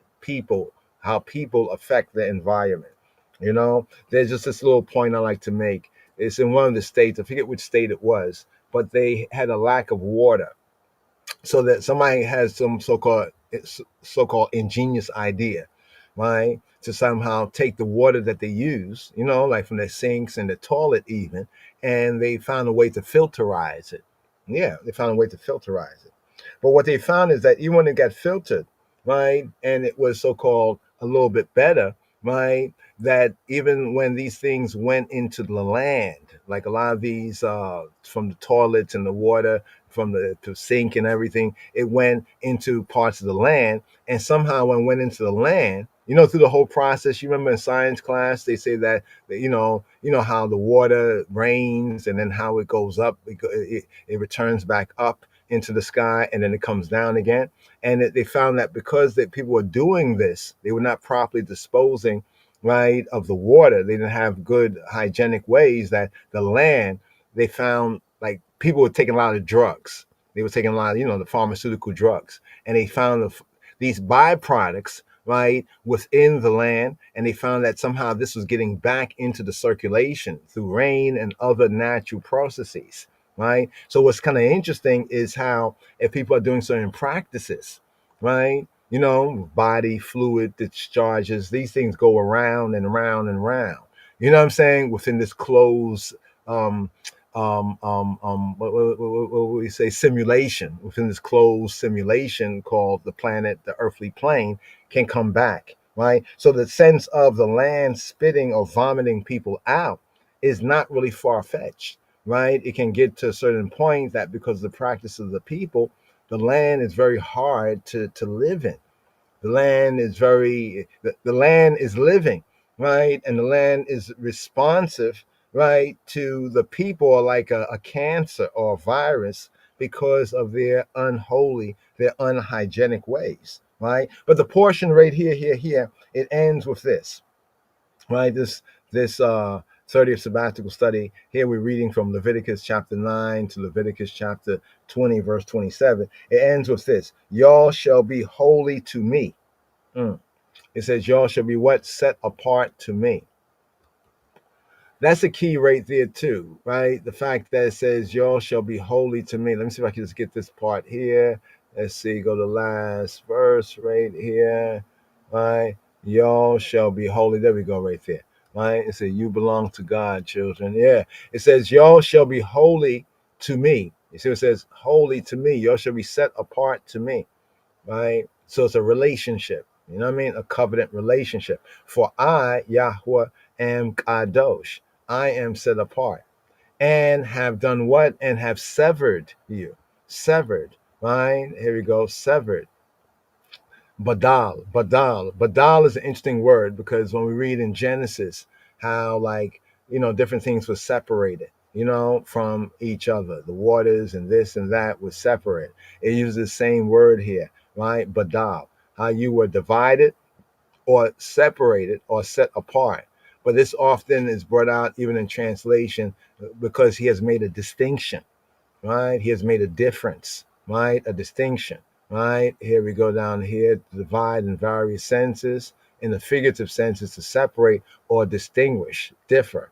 So when people look at Torah practicing, we say Beta Israel, they say those people are different. They do things in a different way, right? And because even the heathen notice those differences, right? In Yahweh's eyes, this fulfills this word here. Y'all shall be set apart to me, right? Well, why they do these things? Because they say that God, that Yahweh, he did this and that, and that's why they don't do what we do, because we are separated to him, to he who be who he be, right? Because he who be who he be, Yahweh Elohim, he is set apart, right? And have done what? Has severed you, right, from people, from other people, right? That we should be his, right? Yeah, and then, well, that's the final word right there. Another reminder, but be that as it may it as it be, brothers and sisters, y'all shall be separate to I, saith, for I, Yahweh, am Kadosh, and have separated you from the peoples, right? More correctly in the Hebrew, others not there, but from the peoples, like the other peoples, for the purpose that y'all should be mine, right? Should be mine. All right. So right here, just a little brief kind of overview right here. And here, just from the notes that we have, we like to pick up right here with the 5th day's Aliyah, Right, Aliyah here for the 5th day. Let's go over here. Here we go right here. Right, so we're out of Acharei Mot, and I think it's 1.2 of Leviticus chapter 19. Let's just cue this up right here. Leviticus chapter 19. This will be the 5th Aliyah for a double portion, 1915 to 1932. Right, what a year, 1915 to 1932. So here in the Kedoshim, let's bring this up right here. Here in the Kedoshim section for the double portion, we'll be reading and listening to the second reading and the third reading right here for the 5th day of the Shabua of this double portion. Oh, yeah.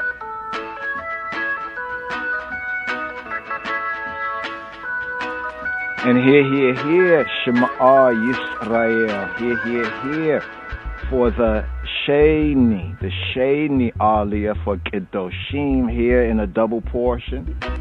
It's the Hamishi. Here we are at the 5th in a double portion, Acharei Mot, in a double portion here, picking up with Leviticus chapter 19, here at verse 15. The Sheni Aliyah for Vayikra Kedoshim for the 30th Torah portion reading and feeding is the Hamishi, the 5th of offering, the 5th Aliyah. Here. Lo ta isu avel ma ba Misha Patalo Tisa Fene Dala Willo Tehdara Fene Gadol De Edeka Tishpota Miteka. Ye y'all shall do no unrighteousness in judgment. Thou, the eye, shall not respect the person of the poor, nor favor the person of the mighty, but in righteousness shalt thou judge thy neighbor. Lo ta'isu awela ba mishpata. Y'all, ye shall not do unrighteousness in judgment. Lo ta'isu awel, lo ta'isu awela ba mishpata, lo tisa fene dal. Thou shalt not respect the person of the poor. Show undue favoritism to the person of the poor because they're poor. Lo tisa fene dal, with lo tehdara fene gadol, be edek, nor favor the person of the mighty in righteousness. Be edek. Tishpota miteka. But in righteousness, tzedek, shalt thou judge thy neighbor. Tishpota miteka. Lo ta'isu avela ba mishpata. Lo tisa fene dal. Ulo tehdara b'nei gadol b'tzedeka tishpota miteka.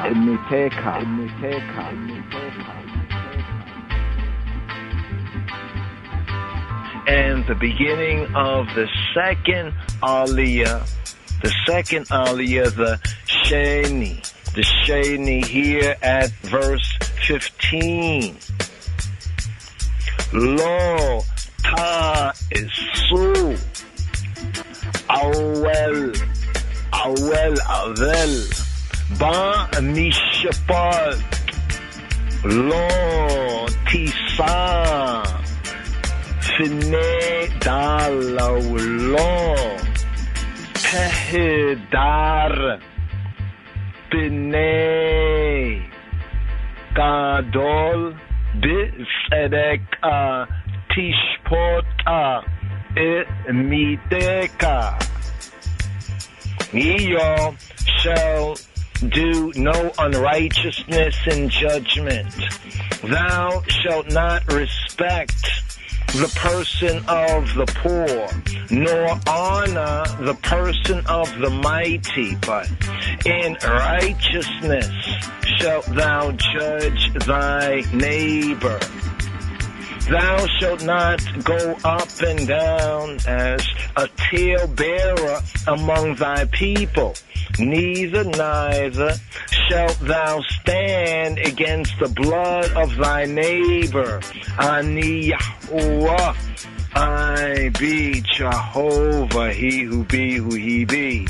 Thou shalt not hate thy brother in thine heart.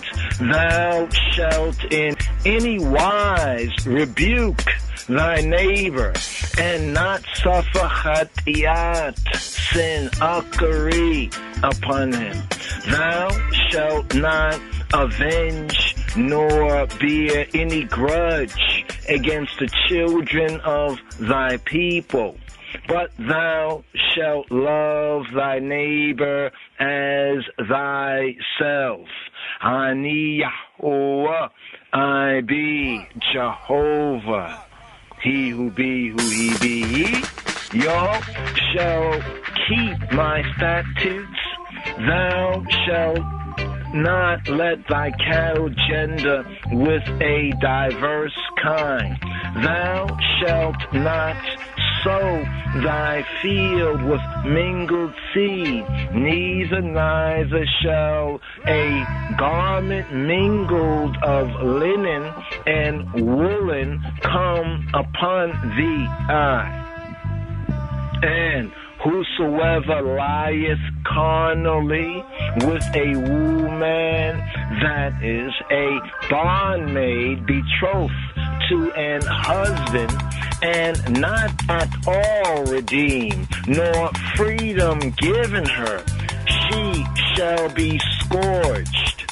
They shall not be put to death, because she was not free.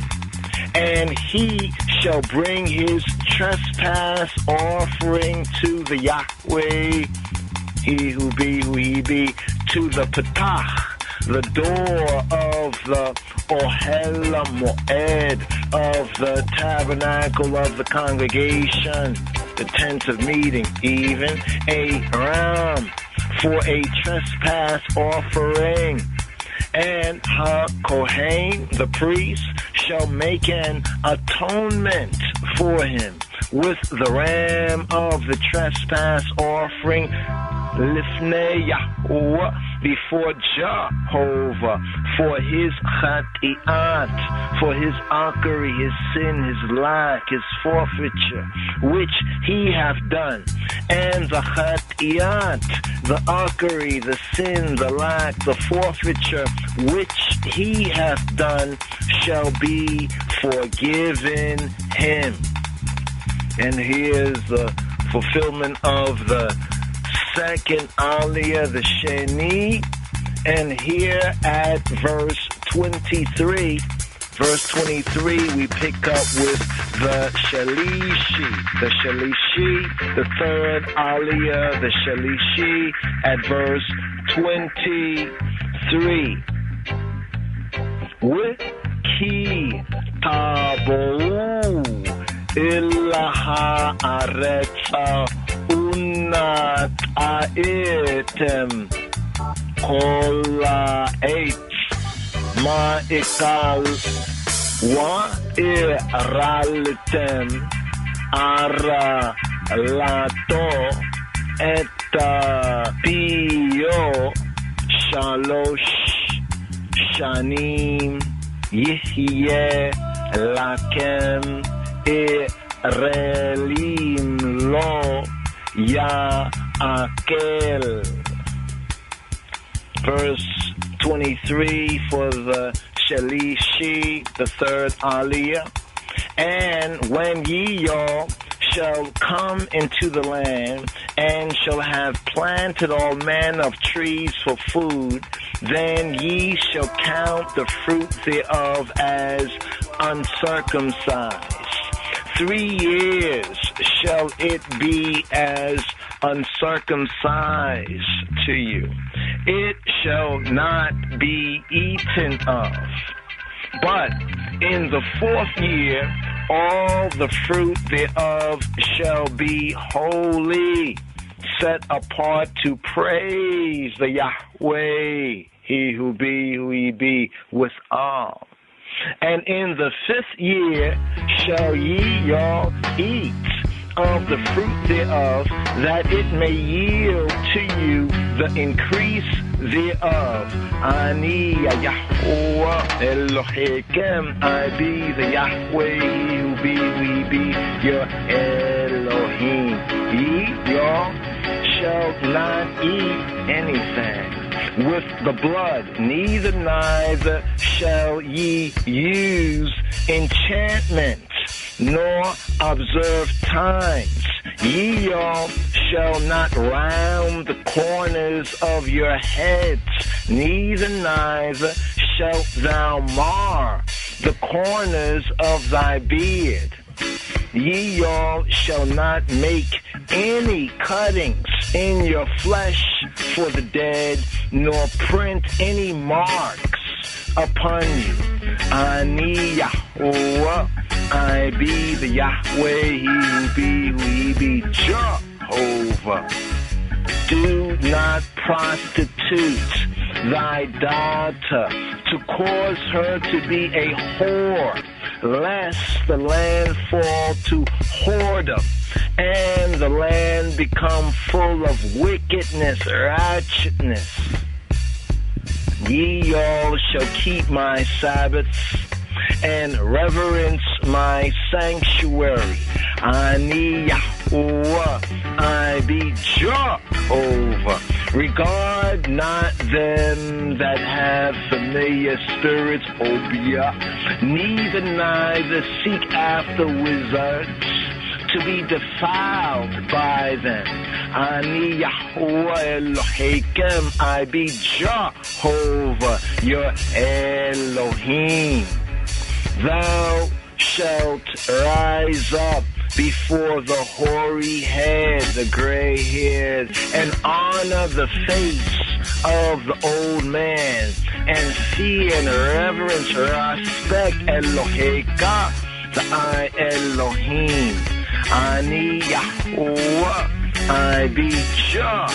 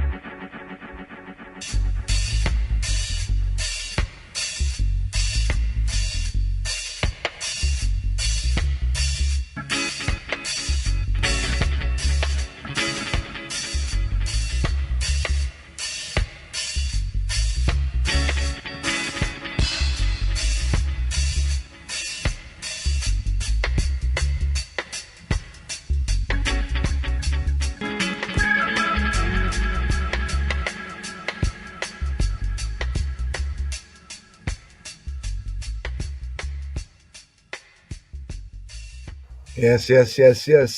So right there. For the 5th day's aliyah here in the double portion, the 2nd and the 3rd aliyot from the 2nd of the double portion, Kedoshim. So right there, we got to see it just briefly. About to write up today's daily psalm, but briefly right there, looking at some of the notes here. Here we go. So just bring this through right here. just briefly, stay tuned for the second song, today's daily song. Why do the heathen rage? So right here in this reading, the third in the Kedoshim Aliyah. Here we have Leviticus chapter 19, verses 23 to 25. I just want to zoom in on this section, just a little overview right here. Right, y'all shall keep my statutes. It opens the second series of commandments, imperatives. Then we had this is the kalayim, the mixed stuff right here, kalayim, right? Kalayim, kalay, separation, kalay. Then also the sha'atnez, the mixed fabrics, right? Sha'atnez, kalayim, bagad, yeah, And then you notice over here in this is Deuteronomy 22:11. Lo tilbash, you shall not dress. Sha'at anez, tzemer, uwa fishatim, yachdao. Here, this brings out that you should not dress or wear, right? So we have lo tilbash, labash, to wear, right? Thou shalt not wear a garment, right, of diverse sorts of woolen and of linen together, right? So here, let's scroll down here. Boom, boom, boom, boom. We'll take let's take this one here, the Hebrew. Lo tilbash sha'atnez. So the sha'atnez is like fabrics that are mixed, like part this, part that, Tzemer, but here, speaking of the sha'atnez of tzemer, of wool, right? And fishtim, peshtim. Tzema ufishtim yachdao. Yachdao is like together as one. Yachdao, these which are together as one. Right? So we have right here the sha'atnez. Right? Mixed stuff. Fabric of mixed weave. In other words, it's a little bit linsey and woolsey. Linsey, like of linen, right? Linsey woolsey, like a little mixed garment. A kind of cloth forbidden for garments. Cloth made by weaving linen and woolen together, right? So this is what they call as linsey woolsey. That is cloth of linen and wool carded and spun together, right? This is the specific of it, but here's where interesting teaching on sha'atnez, like garments of mixed materials, mixed material garments. Specifically speaking of the wool and the linen, refers to a cloth or garment woven of wool and flax, the flax or the linen, to a mixed fabric, therefore, right? Let's scroll down here. So that's one section here. Interesting, all the symbolical, mystical, moral, utilitarian reasons that have been supposed to lay at the foundation of these commands, they say are foreign to the spirit of the law. We can see symbolism, we can see mysticism, we can see some moral and utilitarian reasons, but that kind of goes beyond just because, okay, we can say, well, if we do this, we can see in another way how it's good. But it wasn't because the Israelites saw it in another way how it's good. It's because this was part of the terms and the conditions. You know what I mean? Do as directed. Now here goes into like servants or pseudo-slaves, servants, personal rights. We can touch on that. That's a big point. Because some people say, well, the white man, so-called European in America, he did a lot of these things because of what is written here. No, he didn't. He didn't observe that. Otherwise, our so-called ancestors would have served maybe up to 7 years, maybe 10, right? Or at least 12 years. You know what I'm saying? 12 years a Slav, and then it would have been over. But they did not observe this, right? But they fooled themselves. A lot of, it's the same thing the church does right now, even the so-called pseudo-black church, the degraded black church nowadays does. You know how they lie. They take something like the tithe, talk about prosperity gospel and all that, but never really deal, with the commandment, right? The laws, the statute, the ways of living, You know what I'm saying? But always kind of take something out of the scripture. So the same thing the Slav master did too, right? He said that, oh, look, these black people, they are Hamites and they're cursed. But then people had a Bible. If you open it to the verse, it doesn't say anything about Ham being cursed. It says Canaan. But they stuck us with this Ham thing. You see what I'm saying? So that's what they did. They kind of fooled ones with that. But that's another part right there. This is the part we want to zoom in on, Leviticus 19:23 to 25, what we had mentioned in the overview. So the garden fruit was also to be sanctified to Yahweh. So we notice in holiness, it doesn't just cover, okay, we are to be holy, but we and that which belongs to us, that which is ours, is to be set apart. Mhm. It wasn't like we, like in some mysticism. Some people have this mystic sense. So, well, we know we are holy because you see our ideas are, yeah, well, if our ideas are really set apart, then it's ideas that's at the heart of action, right? So that means our action. That's what it said, judge a tree, right? Because somebody calls it that. We should judge a tree on what people call it, right? No, that goes against what Robeno said, judge a tree by its fruit. But here it's speaking about the garden fruit, right? Was also to be sanctified. That means set apart, holiness to Yahweh, right? When the Israelites had planted all kinds of fruit trees in the land of Canaan, or what we call the Afra Canaanite land, they were to treat the fruit of every tree as uncircumcised. So when we talk about orla, the whole orla idea actually refers to um, uncircumcised. Let's bring that out right here. Let's see if we can do that right here. Okay, wow, we're already over here. What was that? That was 23. Okay, let's go over here to 23. That was 23. Let's bring on heavier. So it says, when y'all shall come. Notice it's the ye sense. It's not saying you, singular man, but ye, y'all, right? It's between all Israel like as one. Into the land, right? And shall plant all manner of trees for food. Then you shall count the fruit of the tree. You shall count, right? Arel, right? Shall remain uncircumcised. Count uncircumcised, right? The latter sense regarding man, count as foreskin, to regard as uncircumcised. And that means, agriculturally speaking, to remain unharvested. Mhm.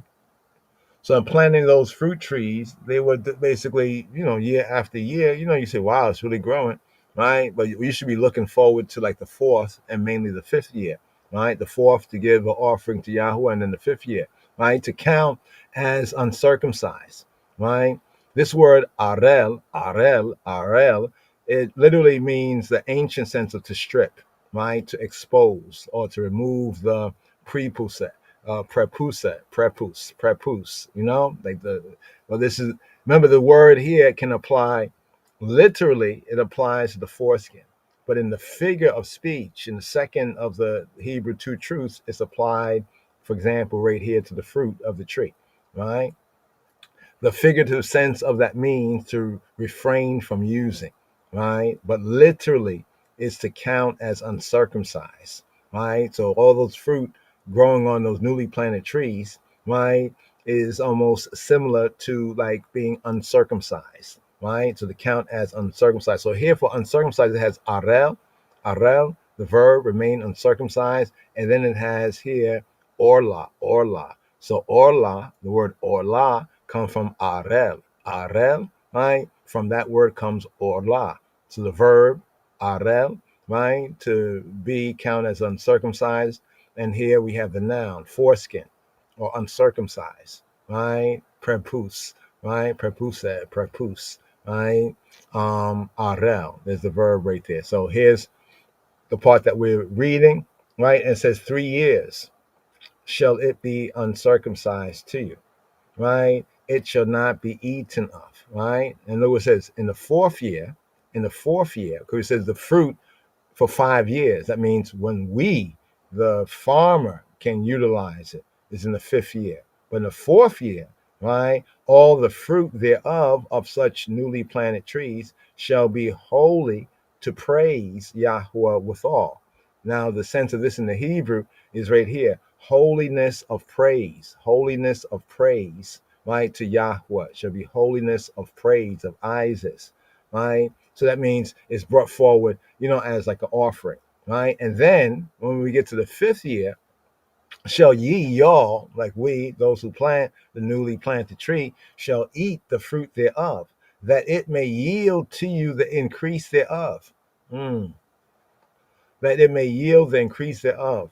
And I submit to you, just on the fact that this came from the Creator, is that there are scientific, right, and actual documented reasons that if this was done, or if this is done, it really does lead to more productive fruit from that tree, right? Be that as it may, right? We'll pick up on that hopefully another time. And we get this over here just so we can get through this right here. Okay, we have to scroll down to where is it? Where are we right here? I think we missed over this section right here. Here we go. Right. So just to bring out the uncircumcised, right? Orla, right? Orla for the first 3 years. Like, in other words, that means because uncircumcised, right? So we might be able to understand more about the physical circumcision if we understand the word and how the word applies, both in the sense of, say, with man, right, the male member, right, but also the principle of it, because the same principle of the word applies to the tree. The singular, right, or lato, right, refers to call, all, and arel, right, denominative from the orla, to make into a foreskin, to treat as uncircumcised, to throw away as unclean or unedible. That is the operative sense of it. So the tree is growing, right? 2 years, 3 years, it's uncircumcised. 4th year is for praises. 5th year is for fruit for us to eat. The reason for this command is not to be sought for in the fact that in the first 3 years, fruit trees bear only a little fruit. So somebody say, well, that's logical because it don't bear much fruit. That's not the reason.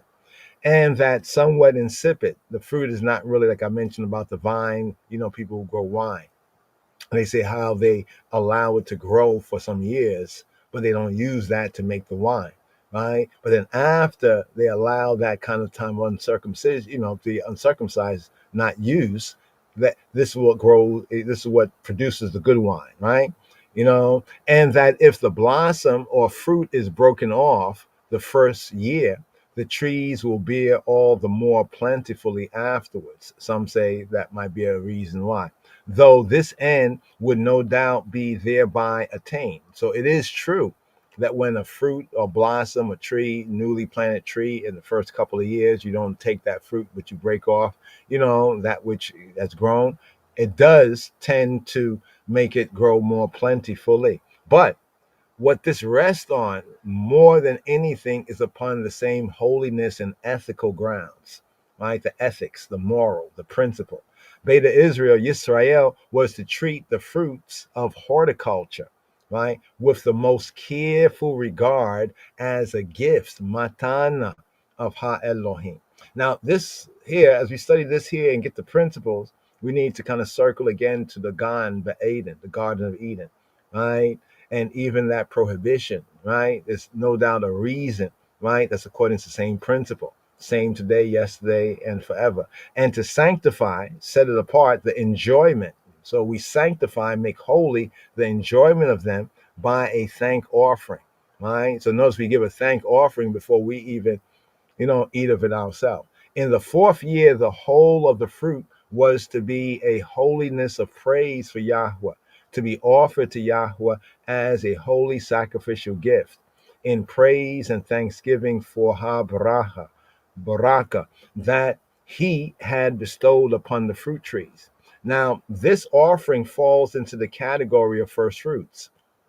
So even here in the season where we are from Passover, from first fruits, and the resurrection, counting the 7 Shabbats to the morrow after the 7th Shabbat, is all speaking to the same point of the first fruits, the same category, and was no doubt given up entirely to Yahweh for the servants of the altar. So who was it given to?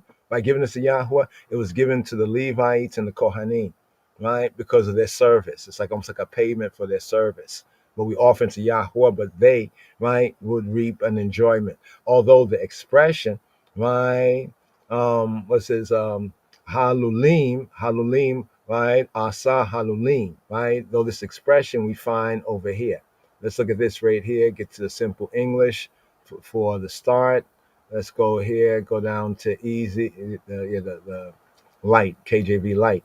And they went out into the field and gathered their vineyards and trode, like they trampled, they crushed, they trode the grapes. And they did what? They made merry, right? Holiness, right? To Yahweh. They made merry, right? And they went into the house, right, of their Elohim and did eat and drink and cursed Abimelech, right? This just to kind of show, this kind of idea there with the fruit, right? A sense of holiness. It seems to point to the sacrificial meals of the first fruits that had already been reaped. And this is the way in that Josephus in his writings, Antiquities 4 and 8 and 19, explain the command. For Leviticus chapter 19:25, they were not to eat the fruits till the 5th year, right? To add, right, its produce to you by the baraka, the blessing of Yahweh, not by breaking off the fruits that might set in the first years. So just let it grow, let it grow, let it grow, let it grow, right? And then just here, right here, we have the Israelites abstaining also from all unnatural, idolatrous, and heathenish conduct that other people did, right?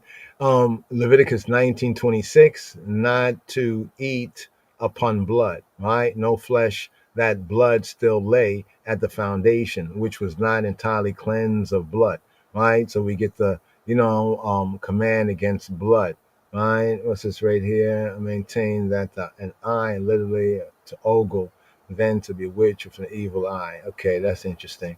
But anyway, excuse I right there. Then we get the command about, not rounding the corners of your head, right? Not to cut the hair in a circle from one temple to the other, right? As some of the Arab tribes had done, right? And then it goes into some detail to show how other people had customs where they round the corner, right, of their hair, right, of the heads. Neither shall thou mar the corners of thy beard.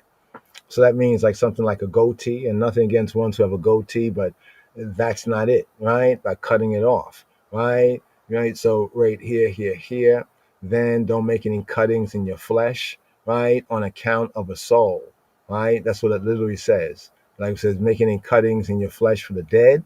The King James says for the dead, but in the Hebrew, it speaks about for like a dead soul or for an account of a soul, right? As many tribes and peoples have done, and some still do, nor make engraven or branded writings upon yourself.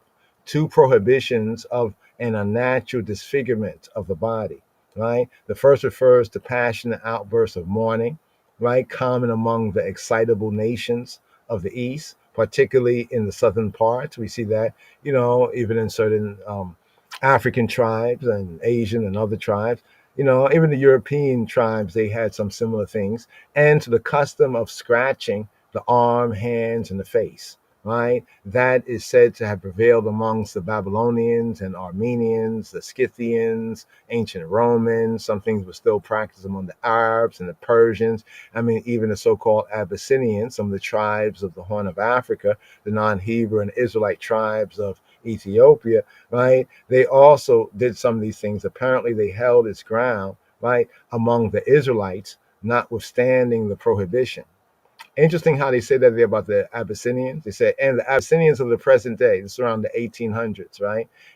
And which apparently held its ground among the Israelites, notwithstanding the prohibition. Because even some of these earlier authors, they recognize that there were, right, tribes and remnants in the Horn of Africa, as the scripture says, and among Cush, right? Among Cush, right? As well as to the custom that also is forbidden, right, of the cutting off of the hair of the head and the beard, like in some practices of mourning, right? So basically, we can see that it was speaking to customs that the people, no doubt, saw other people do, and maybe that they may have been tempted to do, or maybe even some had done.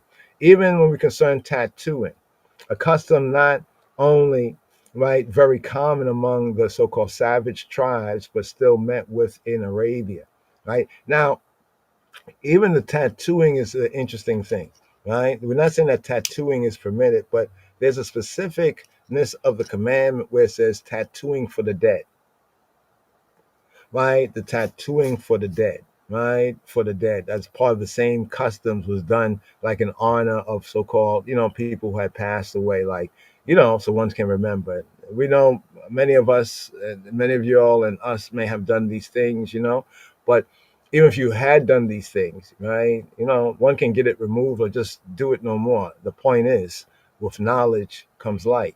And in Egypt, among both men and women of the lower orders, had no reference to idolatrous usages, but was intended to inculcate upon the Israelites a proper reverence for Elohim's creation. So some things was done because of honoring the dead. Other things were just other people's things that they did. And some people did it in the sense, these marring of the body, disfigurement, because they thought it was a beautification, right? Now, I know somebody might say, well, what about if somebody like gets injured, right? And they have to get part of their face or some part of their body reconstructed. That is not what it's speaking about. Leviticus 19:29.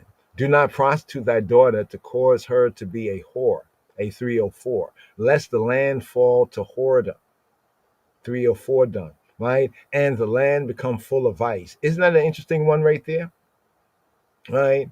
As I mentioned before, in the study, they found that because the people in a certain town was taking a lot of kind of like different kind of pharmaceutical drugs, they found that because they tried to recycle the water, right, from the toilet and the what they call it, the sinks and everything, they found that this was still there in both the water, right, and smaller, but it was still there, and it also was there in the environment.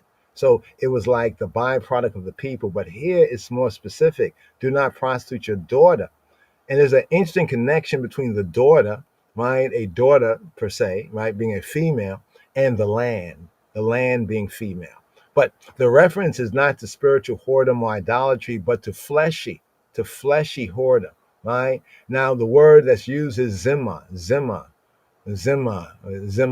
who got the keys to the Bema, right? The Zimma, essentially Zima. Here we have Zima being only used in this connection, Zima. So the word Zima brings out like whoredom, not of a spiritual, right, or idolatry, but more fleshy whoredom. If a father caused his daughter to become a prostitute, immorality would it soon become predominant. Think about that. So it's almost like if you pollute the land, then you're going to kill yourself. If you pollute your daughters, right, you're going to kill yourself and the land. You see the connections?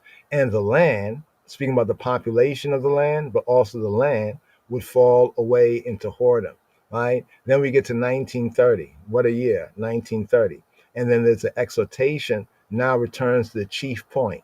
Remember the chief point as we began in Leviticus chapter 19, I think around verse 2 and 3. The exhortation returning to the chief point, the observance of Yahweh's Sabbaths, once again, Sabbaths, right? Both the weekly Sabbath, seventh day, and the feast festival, the appointed times, and reverence for his sanctuary, the holy place. What's interesting is that the sanctuary was to be regarded with reverence and purified. But then we have the instructions also concerning the body. Of course, in the Brit Chadash, that we get the fullness that the body is to be the temple, right? So you can see the likeness between the sanctuary, right, as a type of the body, right, and then bringing us in the fullness as we grow up in grace and the knowledge of the Moshiach, right, as the body, right, that embrace the true method of divine worship as laid down in the ritual commandments. When Yahweh's day is kept set apart, holy, a holy reverence for the Yahweh's sanctuary, it lives in the heart, heartical. Not only are many sins, many missing the mark sins, uckeries, forfeitures avoided, but social, get this here, the social and domestic life is pervaded by a reverence of the Creator, a reverence, a fear of God, the reverence of the Creator, and characterized by chasteness and proprietary, right? So we go on right here, the true reverence of Yahweh, not to get into these details now. Oh, here's the part we want to touch on under this section, not right here, right now, but just to put this on the record. 1931, right? Here, Briefly, the true fear of Elohim, of the Creator, however, awakens confidence, my boldness, strength, right, in Yahweh and his guidance, right, and excludes all superstitious and idolatrous ways and methods of discovering the future. A lot of people want to know what's going to happen in the future. You know what I mean? And this thought, it pervades the way for the warning against turning to familiar spirits or seeking after wizards. Now, the word in Hebrew is likened to what people in the Caribbean and some other places call obia. So we have obia, right? So in a sense, you may think of like obia, and think about reason and heal up to Brother Seymour. His reason, got to pick up on that reason, yeah. That you notice how even the obia man or the obia woman, how they use the Bible. Interesting, right? So it's a real thing. It is a real thing. But as we say also, right, as we say, Ein od malvado. Ein od malvado. It's a Hebrew statement that means Ein od malvado, or Ein od malvado. There's none other but he. As it says, there's no like divination, against, Israel against Jacob. There's no divination, so there's a belief in that reverence of Yahweh, since he be the one, right? And any power that may be, right, basically comes from or is dependent on him allowing it power. Therefore, if somebody says, oh, they did something against you, all you say is like, Ein od malvado, and believe that, right? That there is none other. It's more, if they smack you with their hand, it's more effective than their obia, right? To those who are in the way. Now, I want to just mention this right here. Just let's see if we can just get back to this right here, because since I'm on this particular point, it'll be good to bring out the verse right here for y'all all to see it, because this is an important teaching. Because some say, well, a lot of that is real. Yeah, of course, there's a realness to it.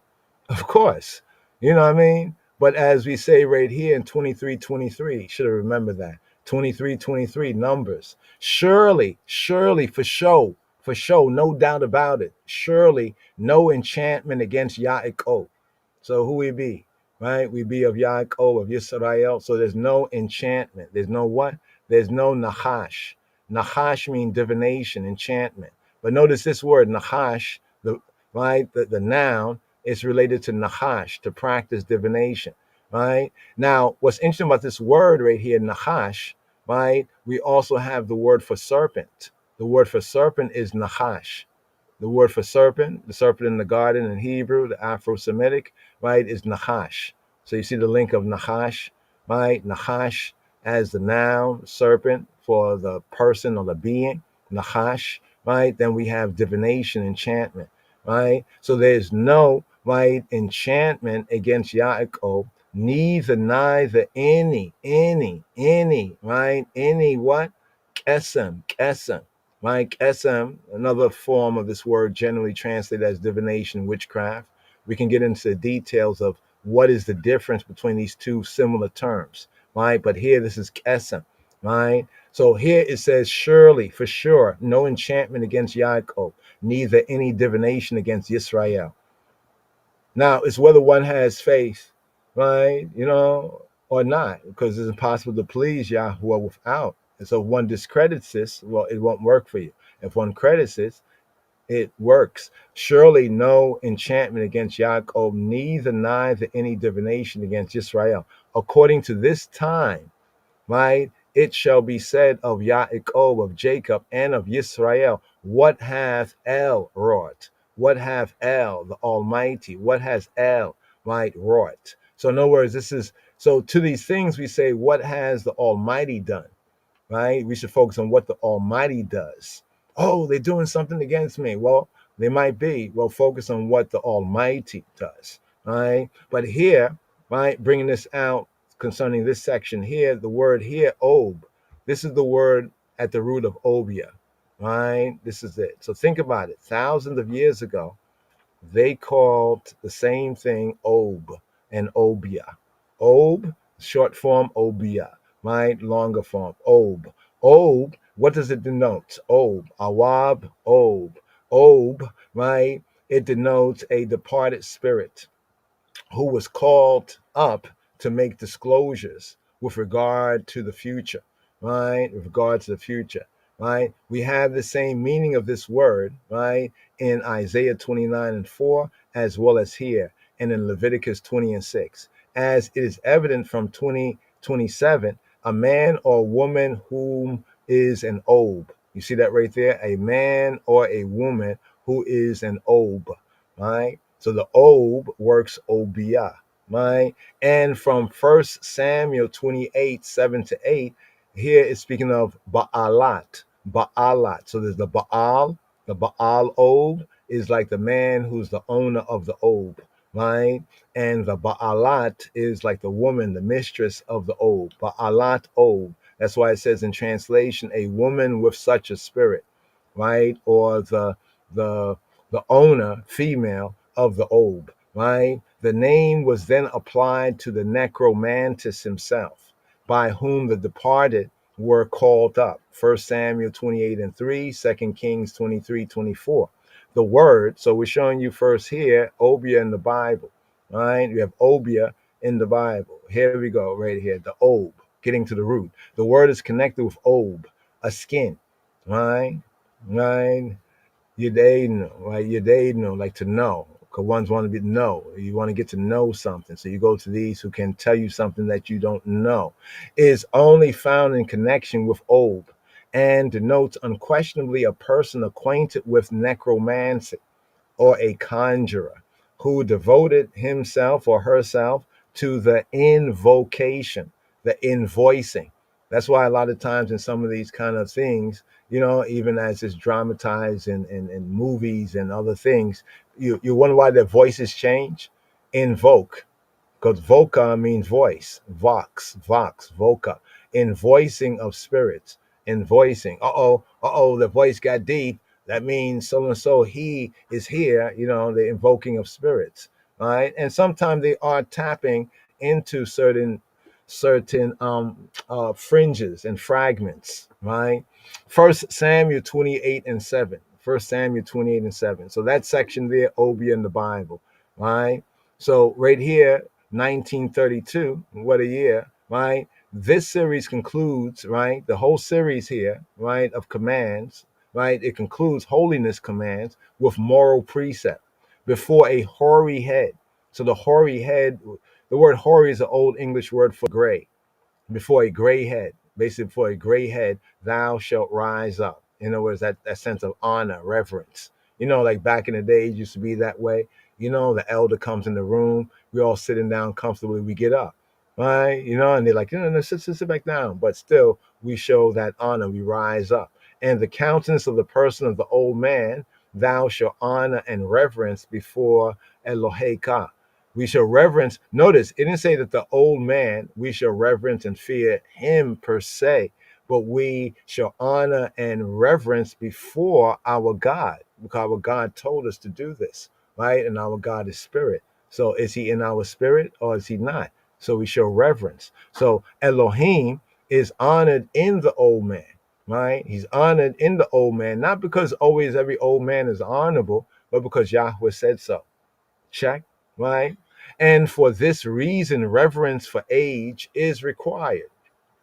You know, let the foolish old man show himself foolish in his own way, but don't you be foolish and therefore violate before your creator. This virtue was cultivated even by the heathen.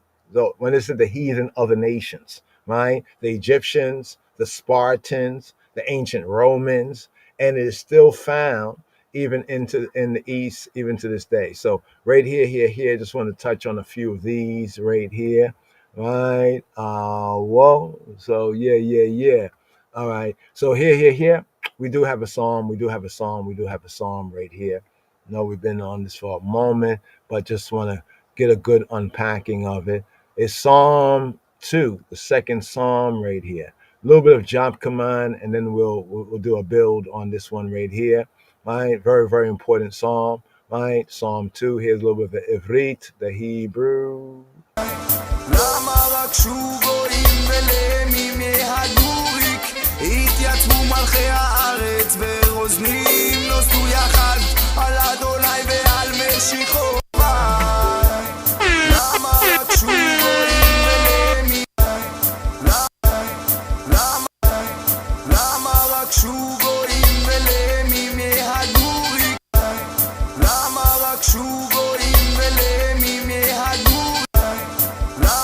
רגשו גויים ולמים מהגוריק התייצבו מלכי הארץ ברוזנים נוסדו יחד על אדוני ועל משיחו ננת כעת מוסר את תמו ונשליחה ממנו אבותמו יושב בשמיים ישחק אדוני לגלמו אז ידבר אל אמו באפו ובחרונו יבעלמו ואני נסחתי מלכי על ציון הקודשי אספרה אל חוק אדוני אמר אליי בני אתה אני היום ילדתיך שאל ממני ואתנה גויים נחלתך ואחוזתך אפסי ארץ תרום בשבט ברזל ככלי יוצר תנפצם ואתה מלכים השכילו יבשרו שופטי ארץ עבדו את אדוני בעירה וגילו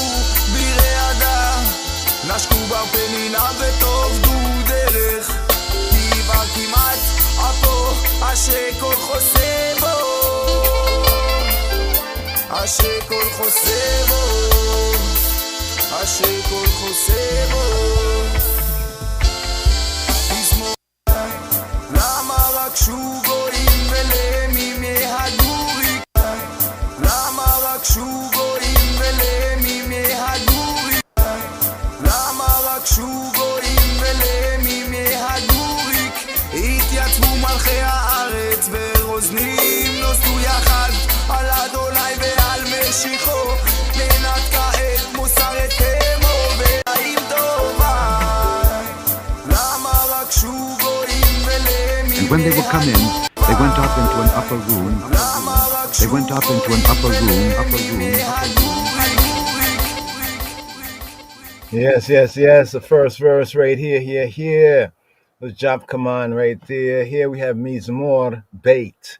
Mizmor Beit, Mizmor Vet, Mizmor Beit. Second Psalm, Abba, Aleph Beit here. Hebrew, Aleph numerics, Mizmor, Psalm, chant, Beit. Second Psalm, Psalm I.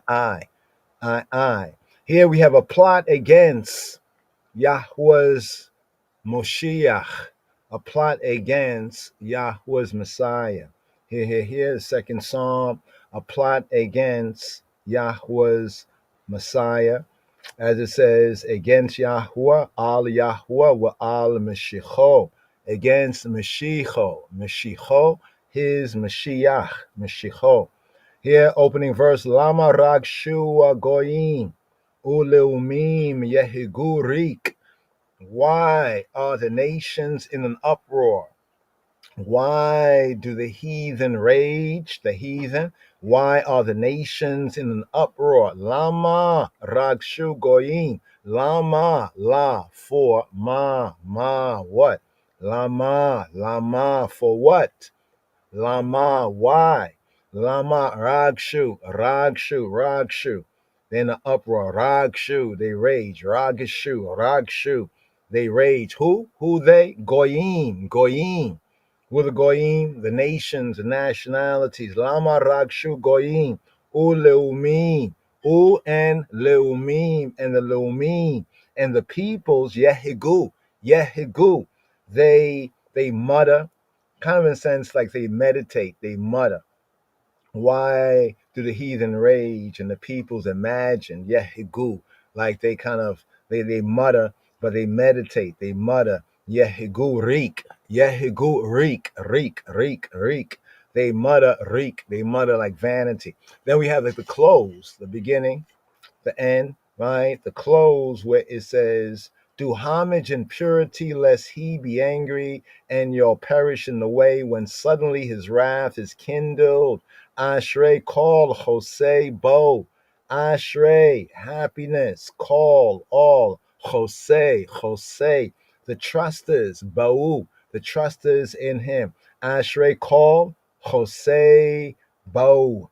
Happy are all they that take refuge in him. Acharei call, Jose Bo. So what do we have here? We have a plot against Yahweh's Mashiach, right? Against Yahweh's anointed.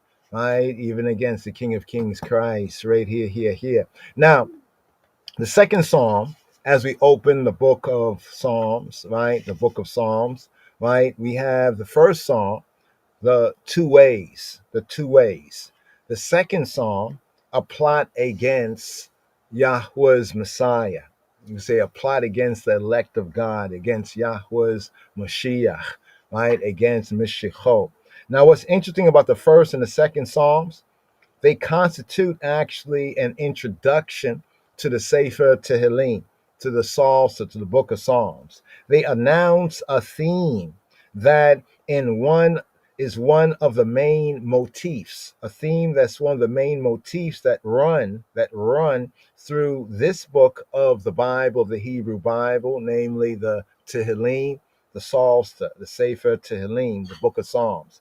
Man can be categorized into two categories. Man, right, is categorized into two ways, two categories. There's the goodly, the godly, and the ungodly, right? There's like the wheat and there's the chaff, so to speak. The wheat and the chaff. The contrast in their behavior and their fate is subject upon that the Psalms, the book of Psalms, the Tehillim, the praises, the Ises, the Tehillim, frequently dwell upon. Now, in some of the ancient manuscripts, the third Psalm, actually when we get to the third Psalm is numbered as the first Psalm. Why?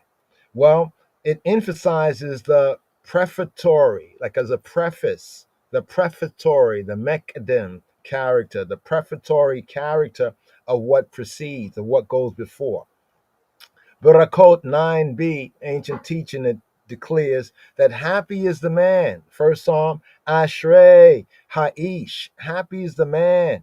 Acharei Ha'ish, falsely translated as blessed is the man, but happiness, the beatitude of the man. Acharei Ha'ish, and Lama Ragshu Goyim. Why do the heathen nations, nationalities rage? Why are they in an uproar? Which is the opening verse of Psalm 2. They actually form one psalm. So when we look at it, Psalm 1 and Psalm 2, they actually form one psalm. So in some older manuscripts, the third psalm, right, is when we get to the third, right? When we get to the third psalm, right here, right? We get to the third psalm as we have, what was a note right there? As the first. The third psalm in some manuscripts is numbered as the first, right there. It's because when we study these two psalms, we have Acharei Ha'ish, happiness, beatitude, like when Yeshua spoke about the beatitudes of the Asher, Acharei Ha'ish, and Lama Ragshu Goyim. Why do the heathen rage? Why the nation the uproar? They form one psalm. In confirmation, how can we confirm this? We can confirm this, right? In confirmation of this view, it's been pointed out that every psalm that was dear to David, he opened with Acharei, happiness. And he also concluded with Acharei, happiness. For example, in Psalm 1, he opened with happy in the Hebrew, Acharei Ha'ish, as it is written, right, and properly translated as happiness, beatitude of Ha'ish, the man. And he concluded with happy. How did he conclude with happy? Acharei. He said, what? Acharei, call Jose Bo. He said, happy are all they that take refuge. Acharei, call Jose Ba'u, in him. Acharei called Jose Bo. We have this in Psalm 2, right at the 12th verse, right here. So just to put this into context, first Psalm, the Psalm of the two ways. So in the first Psalm, we have the two ways of men and people, right? And in the second Psalm, right, Psalm 2, we have the two ways of nations, nationality, Goyim, Gentiles, heathen, people groups, right? Birds of a feather, flock together. A plot against Yahweh's Mashiach, Psalm 2 right here. We also have the theme right here, right? The kingdom of God, the Malkut Elohim, and of Mashiach, of his Messiah, of his Christ, of his anointed one. To that everything, right, must bow, right? Everything must bow, right? As we mentioned already, the didactic, the teaching psalm, Psalm 1, it began with the Hebrew there's Acharei, is now followed by a prophetic psalm. So Psalm 2, Mizmor Beit, is a prophetic psalm. And Psalm 2, it closes with Acharei. Acharei, happiness, beatitude. Acharei, Kol Chosei, all the trusters, all those who take refuge, Bo, in him, right? It coincides also in other respects with Psalm 1. However, still more with Psalms of the earlier time of the kings. The earlier time of the kings, which Psalm? Psalm 59, round about verse 9, Hebraically verse 9, verse 8, verse 9. Psalm 83, verses 3 to 9.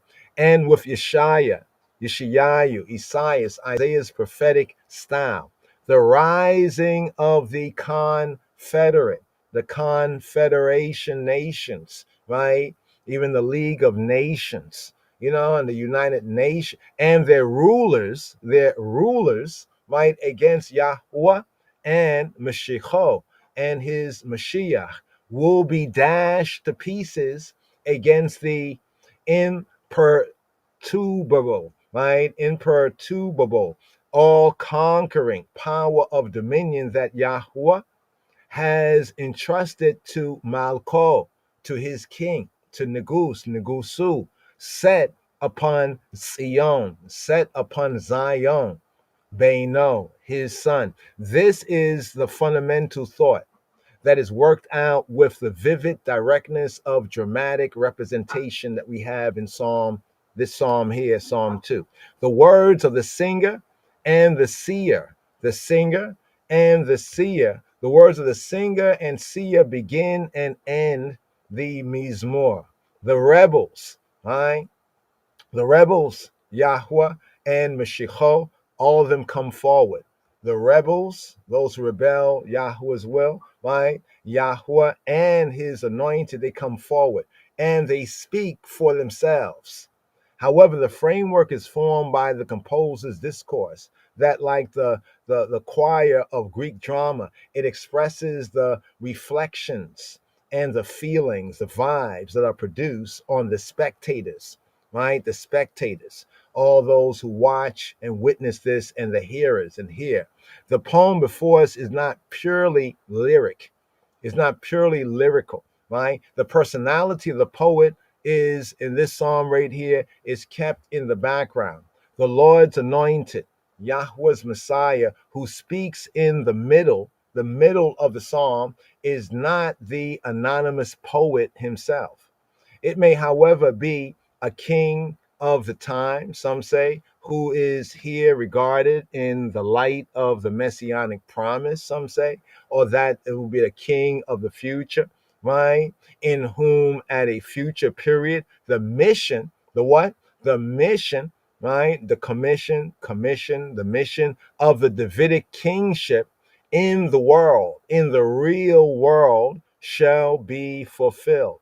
At all events, this, right, Yahweh's Mashiach, Yahweh's anointed, Christ, the King of Kings Christ, comes forward, and with the divine power and glory, with that, the Messiah, the Moshiach, appears in the prophets.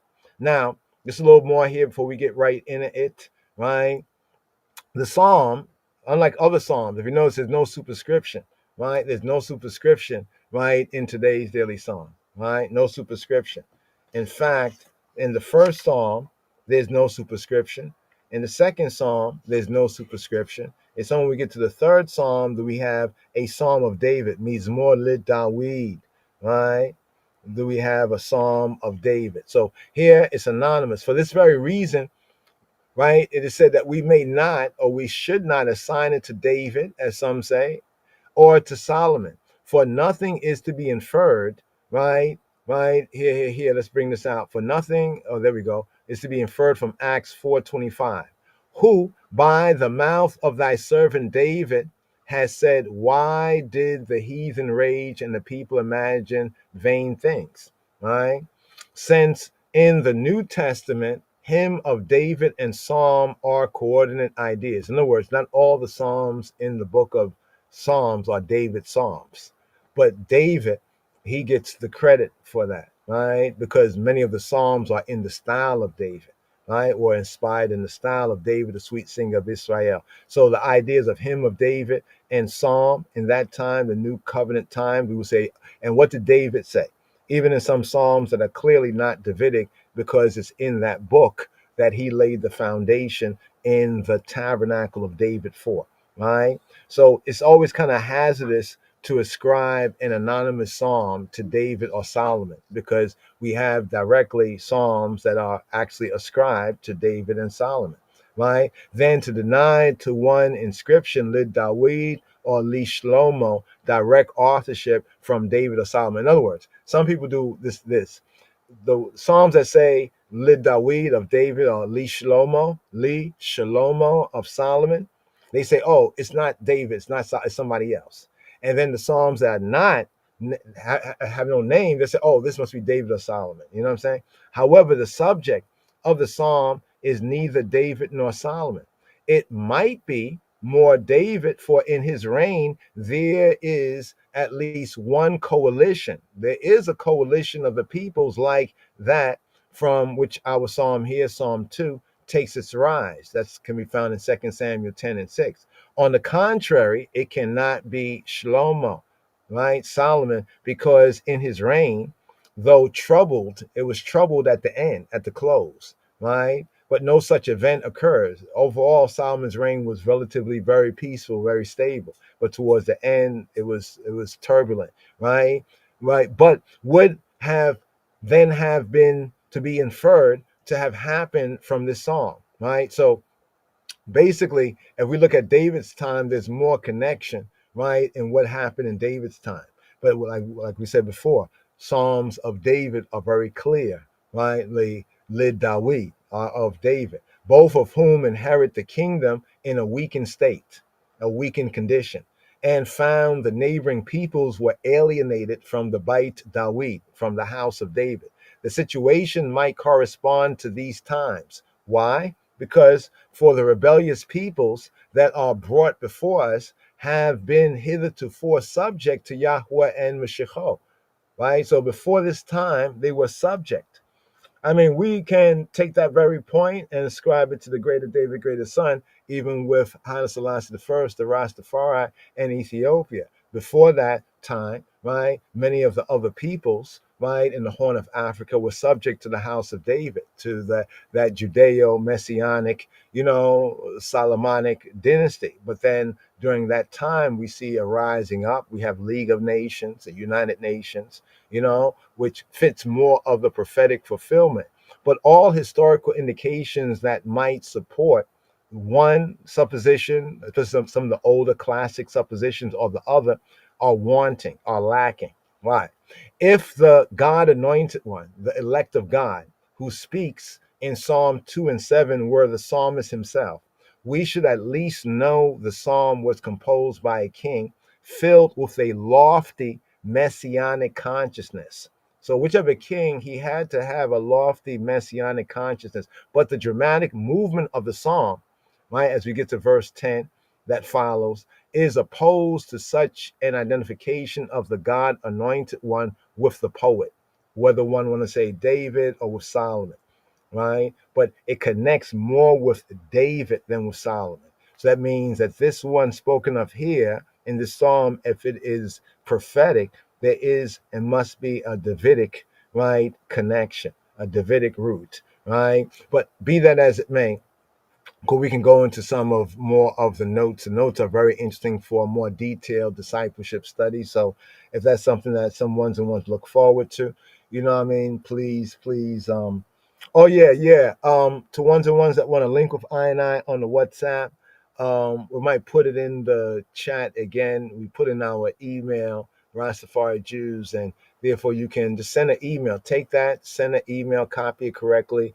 take that and say, okay, here's my number, my name, put I and I on the WhatsApp chat. We're going to try to work it out so we can, put it out more generally, but that's the way right now, So I think it was I and I, fellow brother, fellow priest, that we got word that he wanted to link with I and I. Just want to put that forward. So hit I and I up in the, send an email, rastafarijews@gmail.com, right? This is my name, or even this is what I'm called, and this is my number.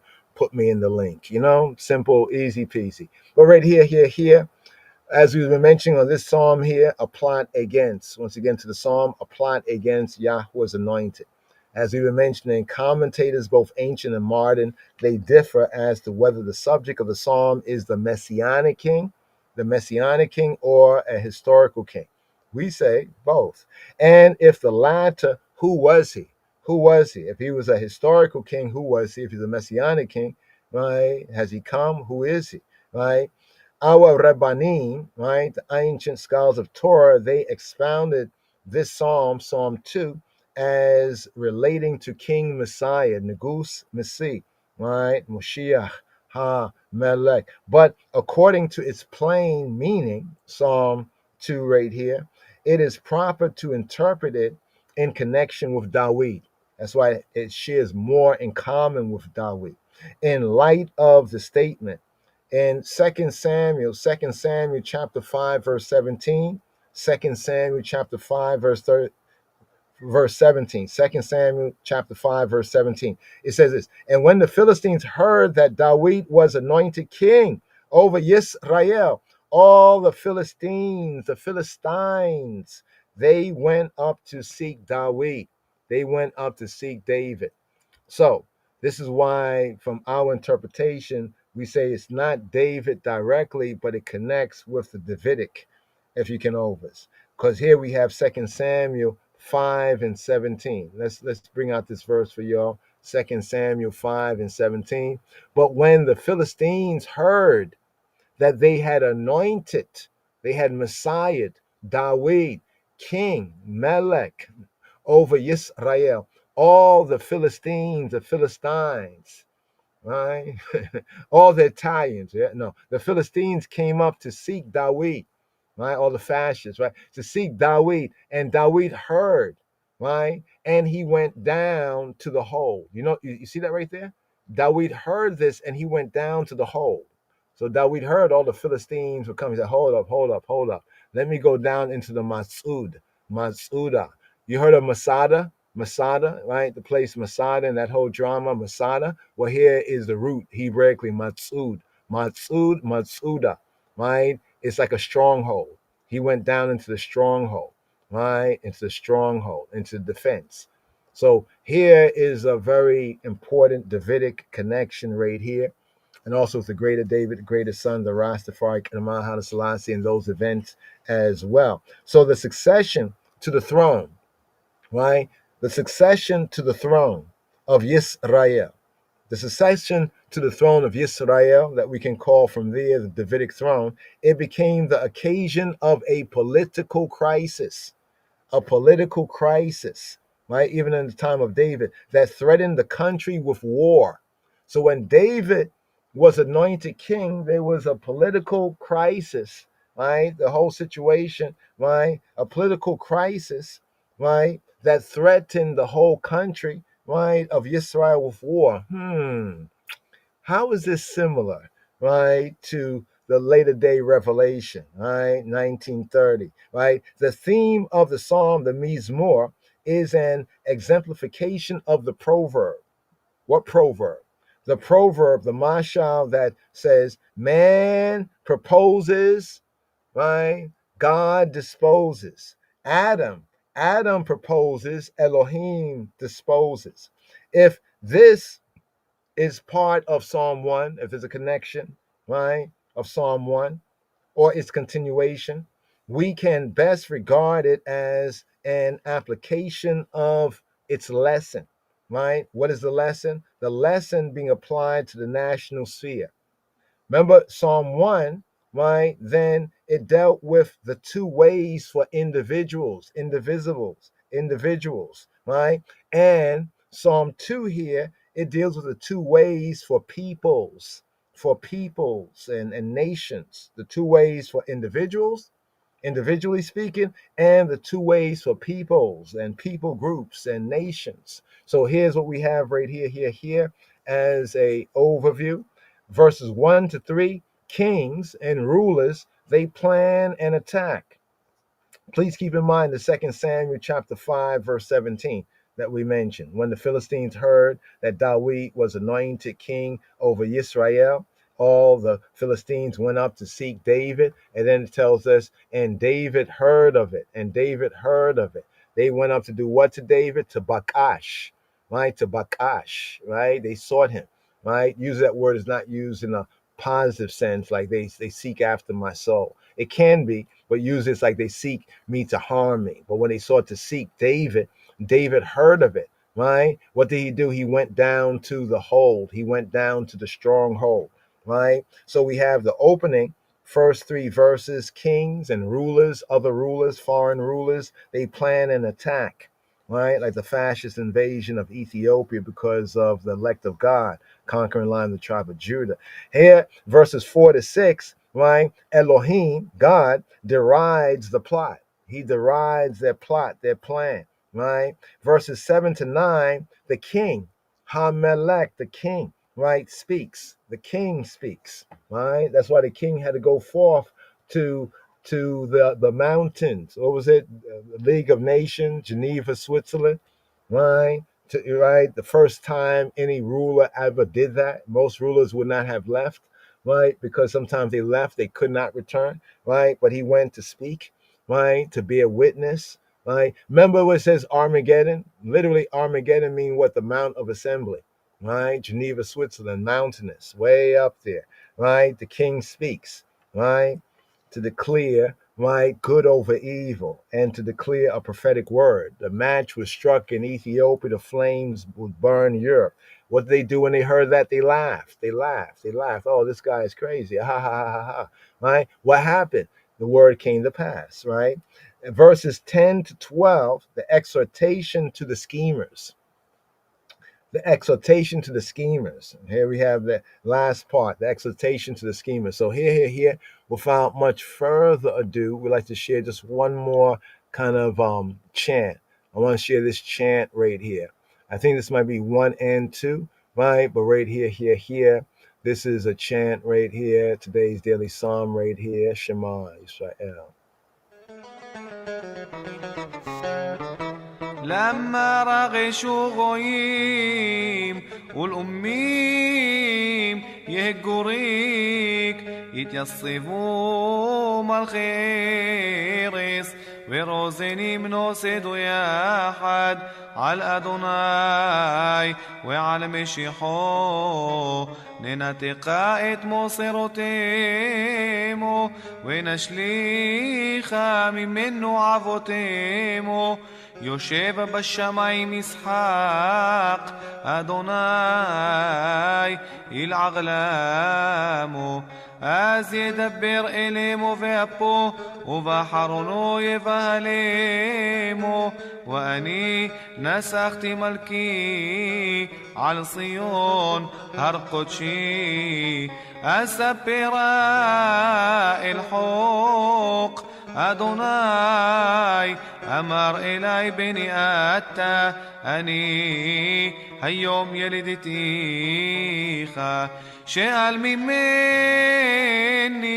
ותן הגויים נחלתך ואחוזתך אפסי ארץ תרועם בשבט ברזל ככלי יוסר תנפסם ועתה מלכים השכילו יואסרו שופטי הארץ עבדו את אדוני ביראה וגילו ברעדה נשקו וערפן ינף ותאבדו דרך כי יבער כמעט אפו אשרי כל חוסבו. Acharei, right there, Acharei, called Jose Bo. Acharei, happiness, the beatitude. Call all Jose. Jose from Chasa literally means to flee someplace, like for refuge, for shelter. In the figurative, the second of the two Hebrew truths, it can mean to trust and to confide in.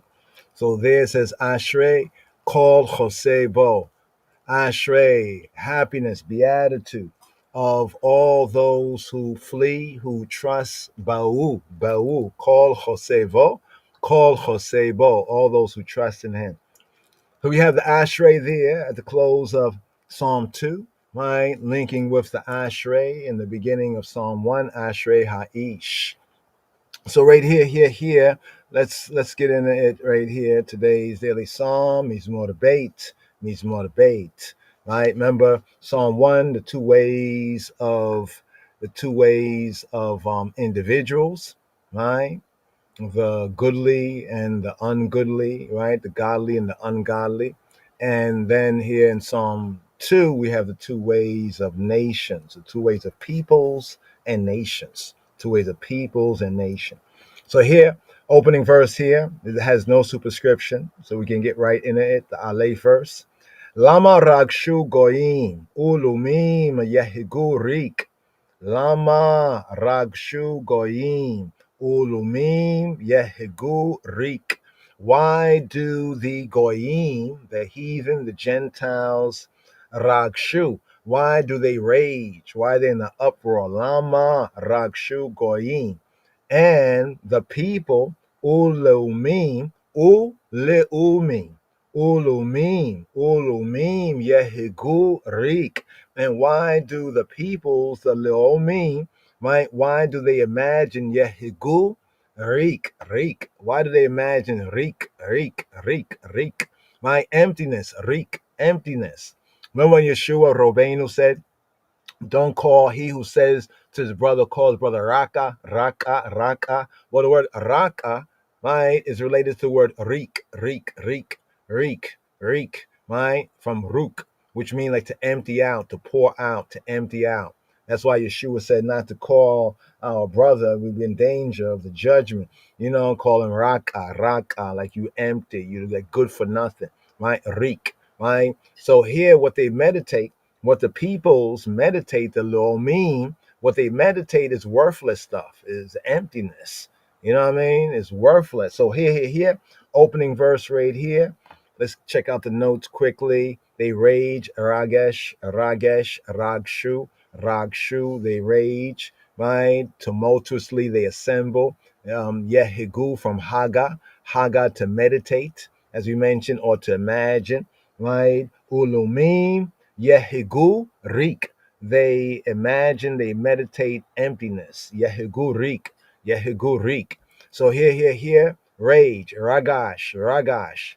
To be in a tumult, right? Remember when the elect of God came to speak before the Mount of Assembly, Geneva, Switzerland, Swizager. The first time we had so many nations gathered together, the League of Heathen, the League of Nation, the League of Goyim. Right? What happened? Before the elect of God, the Anointed even spoke. They was in a tumult, right? Because they were plotting and conspiring. Right? You know what I'm saying? Are ye not as the children of Ethiopia and the male children of Israel? They said, Ethiopia, we found Ethiopia. We got to, this is a psalm right here, right? Tumultuous, here when it says tumultuously assemble, that really brings it out, right? The word for heathen is from goyim means nation, right? Goyim means nations, right? United goyim, heathen, united heathen, right? United, yeah, right? Here we got it in the Hebrew here, lama ragshu goyim ulumim yehugurik, right? Why? Lama. So the first thing we have is lama. La for ma. For what? Lama. Ma means what, right? La means for. So to say for what, there's another way of saying why. For what? Why you did this? For what? For what you did this? Why you did this? Basically the same thing. Lama. For what? The question does not seek the reason for the planned revolt. Right? It's not a question like Lama, okay, explain to me. No. It's more rhetorical. Right? It expresses astonishment. Lama, what? Like say what? Say lama, right? For what? Right? Expressing astonishment at its planning because it is reek. It is empty, right? Reek is going to be poured out, right? It's nothing, right? For men to set themselves against Yahweh's decree, right, is as hopeless as if the stars were to combine together, right, to abolish gravitation. Imagine the stars combining together. Yeah, we're gonna stop gravitation. Or we're gonna stop anything. You know what I mean? It's empty. It's like foolish, right? So the first opening lama for what? For what? For what really? Not looking for an answer. It's like for real. For what? Right? The nations, remember the word heathen is nations. It says they rage, right? Here, ragash, as we mentioned, ragash.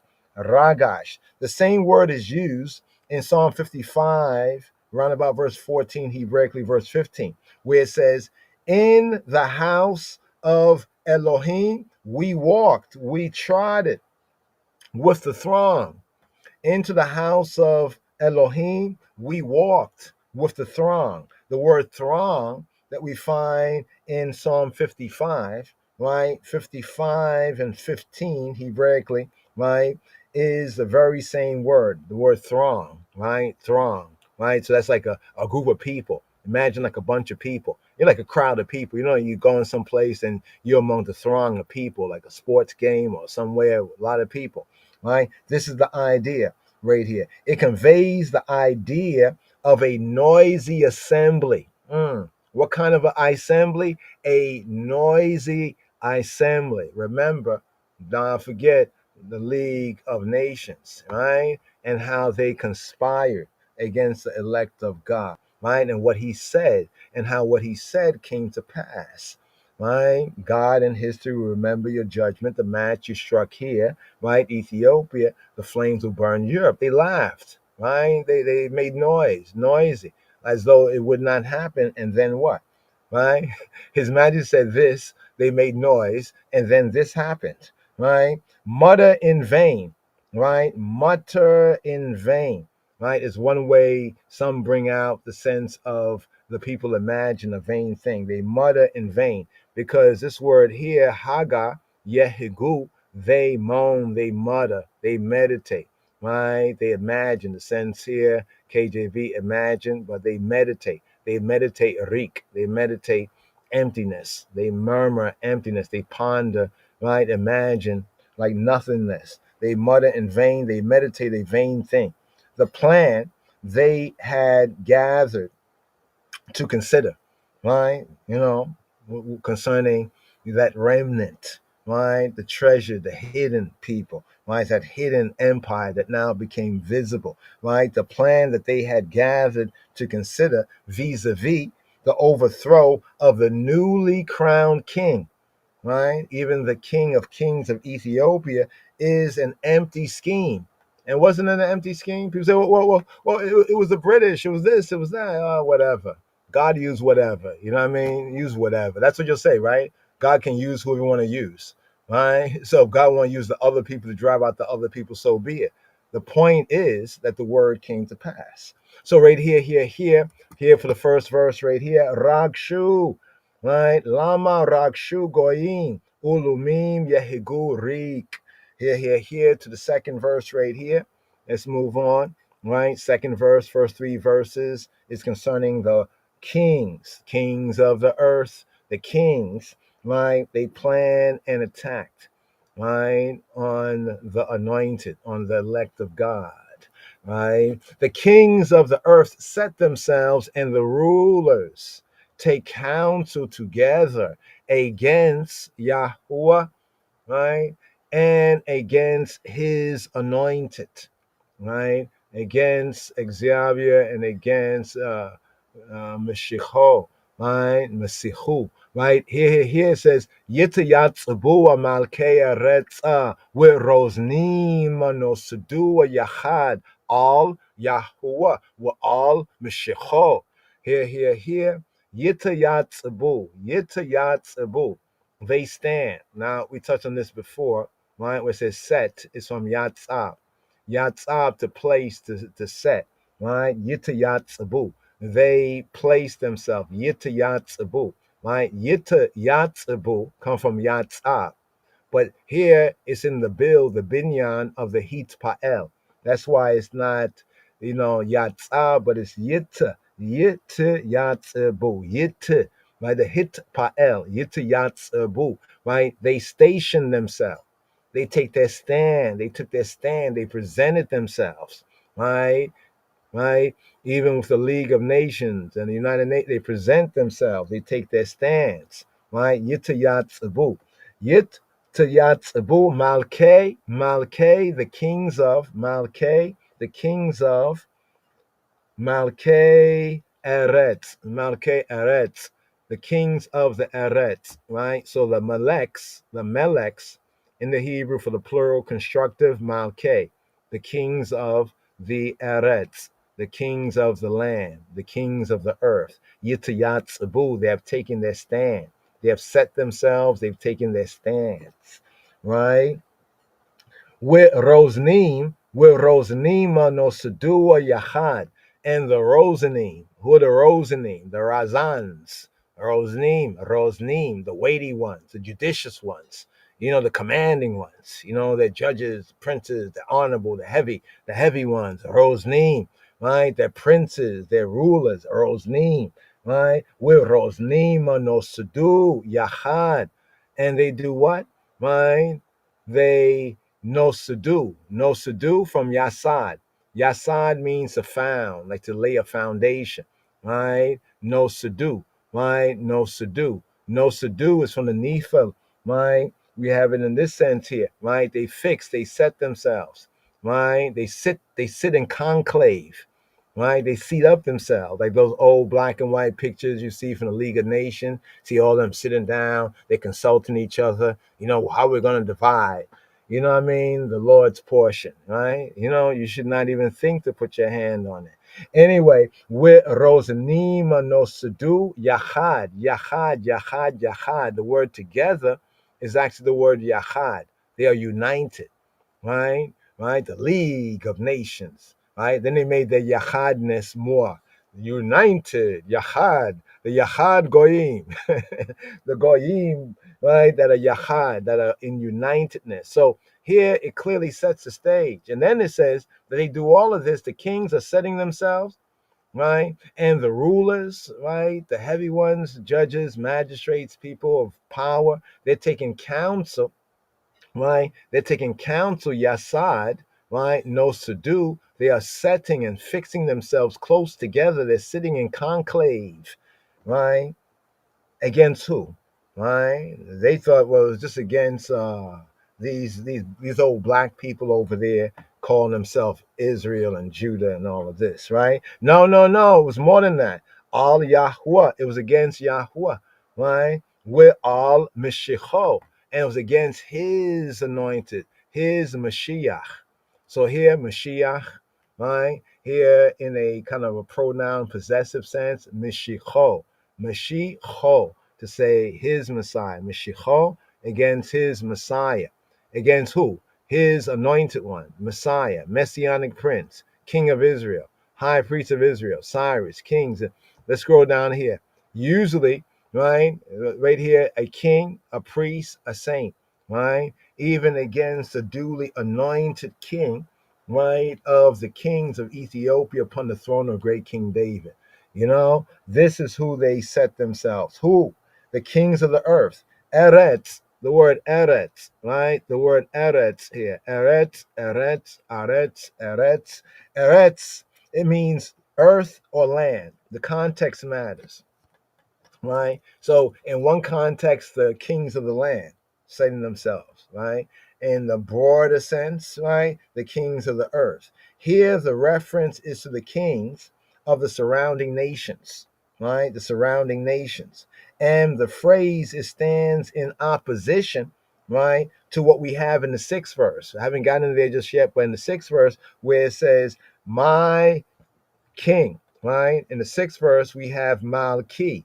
So the Malkei Eretz, they are setting themselves against Malki, right? Malkias Edek, right? They're setting themselves against my king. And here it refers to my king, right? And then it says al Yahuwah, against, right, Yahuwah, an attack upon Israel's duly anointed and crowned king would be a revolt against Elohim, who had willed his kingship, right? And not just against Yahweh, but against his anointed, Wa'al Mashiach, against his Mashiach. The ceremony of dedication, consecration, right? The ceremony of dedication, of consecration to a divinely ordained office included the pouring of oil upon the head. It was done at the consecration of a priest. We have in the scriptures in Exodus chapter 28, verse 41, where we have priests being anointed. So the priest, Moshiach, and we have a king in 1 Samuel chapter 10, verse 1. A king also may be Mashiach, Messiah, and occasionally, a prophet, a Nabi, may be a Mashiach, a anointed. We have this in the case of 1 Kings chapter 19, verse 16. So we have priest, prophet, and king. I just gave the verses there for priest, prophet, and king being Mashiach, in the sense of what we say in the New Testament sense, Christ, right? Not saying Christ in the sense of Yeshua HaMashiach, right? Because he is Elyon. Yeshua is Elyon, Most High. He's the prince over the kings of the earth, right? So all truly anointed and kings, right, must be kings in that context. But be that as it may, David called Shaul, right? Did you know that David called Saul, the one who was hunting him down and trying to kill him and all this, right? He called Shaul the Lord's anointed, Yahweh's Mashiach. Where did he call him that? 1 Samuel chapter 24. 1 Samuel chapter 24, verse 7. Although the text could be translated as his Messiah, right?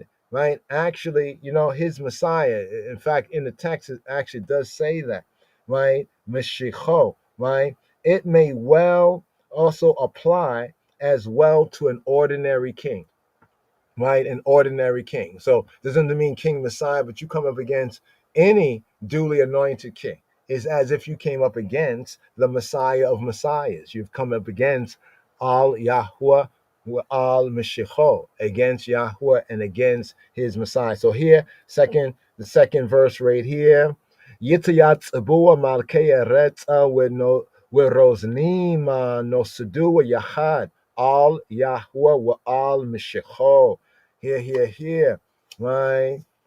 The kings of the earth stand up, and the rulers take counsel together against Yahweh al Yahweh wa al Mashiach. Here to the third verse, the Gimel verse here, the third verse. So now this concludes the first opening section, is the kings and the rulers, right? The nations, right? Through their kings and rulers planning an attack. Here, this is what they say. This is part of their rebellion. So even here, as we mentioned in the opening, they speak. So here they're speaking. They say what? In their standing up, taking counsel together. What are they saying?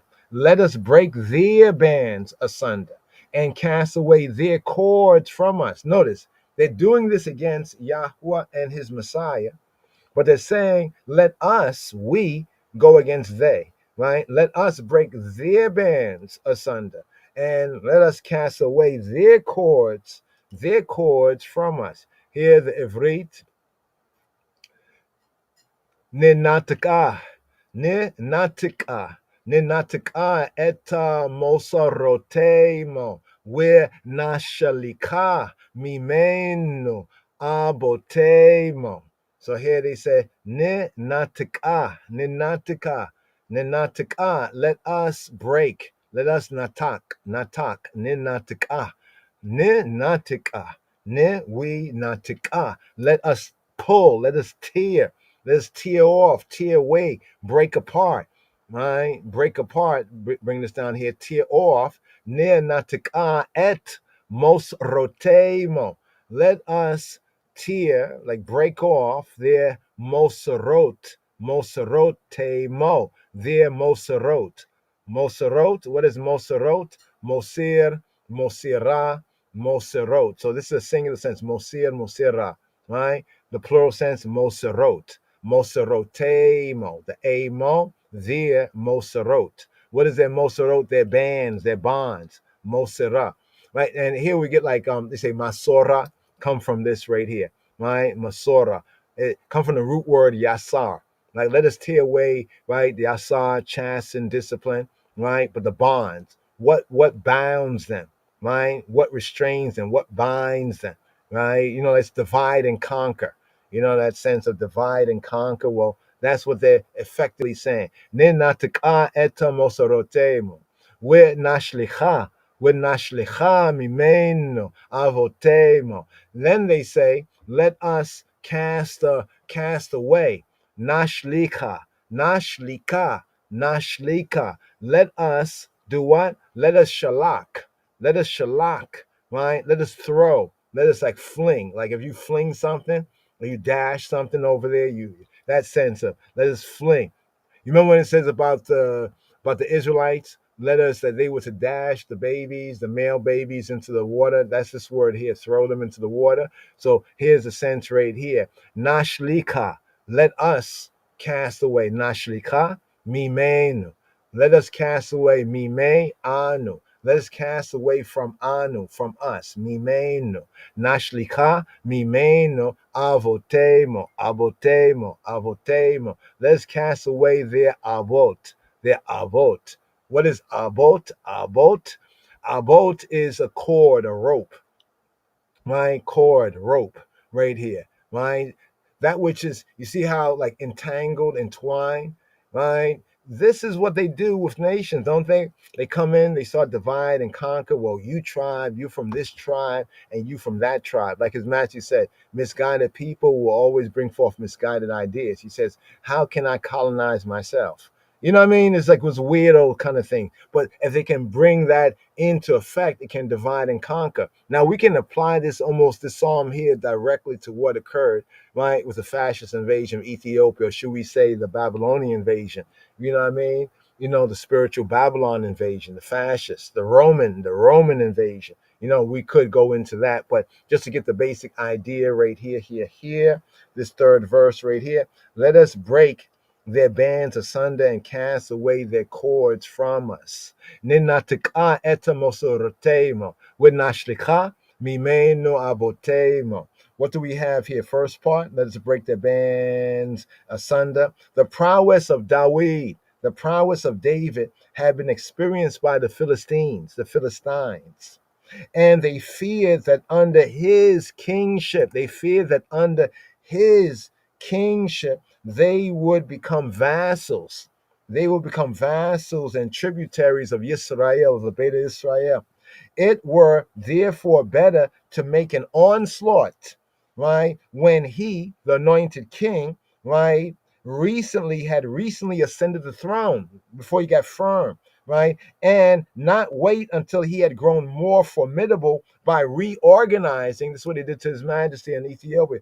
Not wait until he could reorganize and strengthen his forces, right? To reorganize and strengthen his forces. And then think about the whole terms of what happened there, right? Italy had weapons of mass destruction, poison, chemical tanks, all of this and that. And Ethiopia sought to get weapons and he couldn't get any weapons. And sadly, it's like the only one that really sold any kind of thing, right, to any degree, right, was Nazi Germany. Just something that makes you go figure. You know what I mean? No, well, actually, England at that time sent a couple of trifling things. You know what I mean? So think about what happened with David, the Philistines, and then the greater David, the greater son, right there. So here, to this verse here, Ninatika eta mosorotemo, Winashlika mimenu avotemo. So right here, bringing it now to the next section right here. So now we have verses 4, right, to 6. Verses 4 to 6, the Dalet verse. Now this section here is how Yahweh, right, how God derides the plot, right? The plot against the elect of God, right? He that sitteth in the heavens shall laugh. Adonai shall have them in derision, right? He that sitteth in the heavens shall laugh. The Lord, Adonai, shall have them in derision, right? Yahweh, right here. Let's go to this one, right? Yosheb Bashamayim, Yitzchak, Yosheb Bashamayim, Yosheb, the sitter, the one who sits, the one who's seated, the one who's enthroned. Yosheb, where? Bashamayim, in Hashemayim, in the heavens. Yosheb Bashamayim, Yitzchak, he will laugh, Yitzchak, right? He'll key on them, right? Yosheb Bashamayim, Yitzchak, right? Adonai, Yil'ag Lamo. Adonai, Yil'ag Lamo. He will have them in derision. Adonai, Yilag. So here we have the word La'ag. He will La'ag them. He will mock them. Right? Adonai will do what to them? He'll mock them. He'll deride them. He'll ridicule them. Adonai, Yilag Lamo.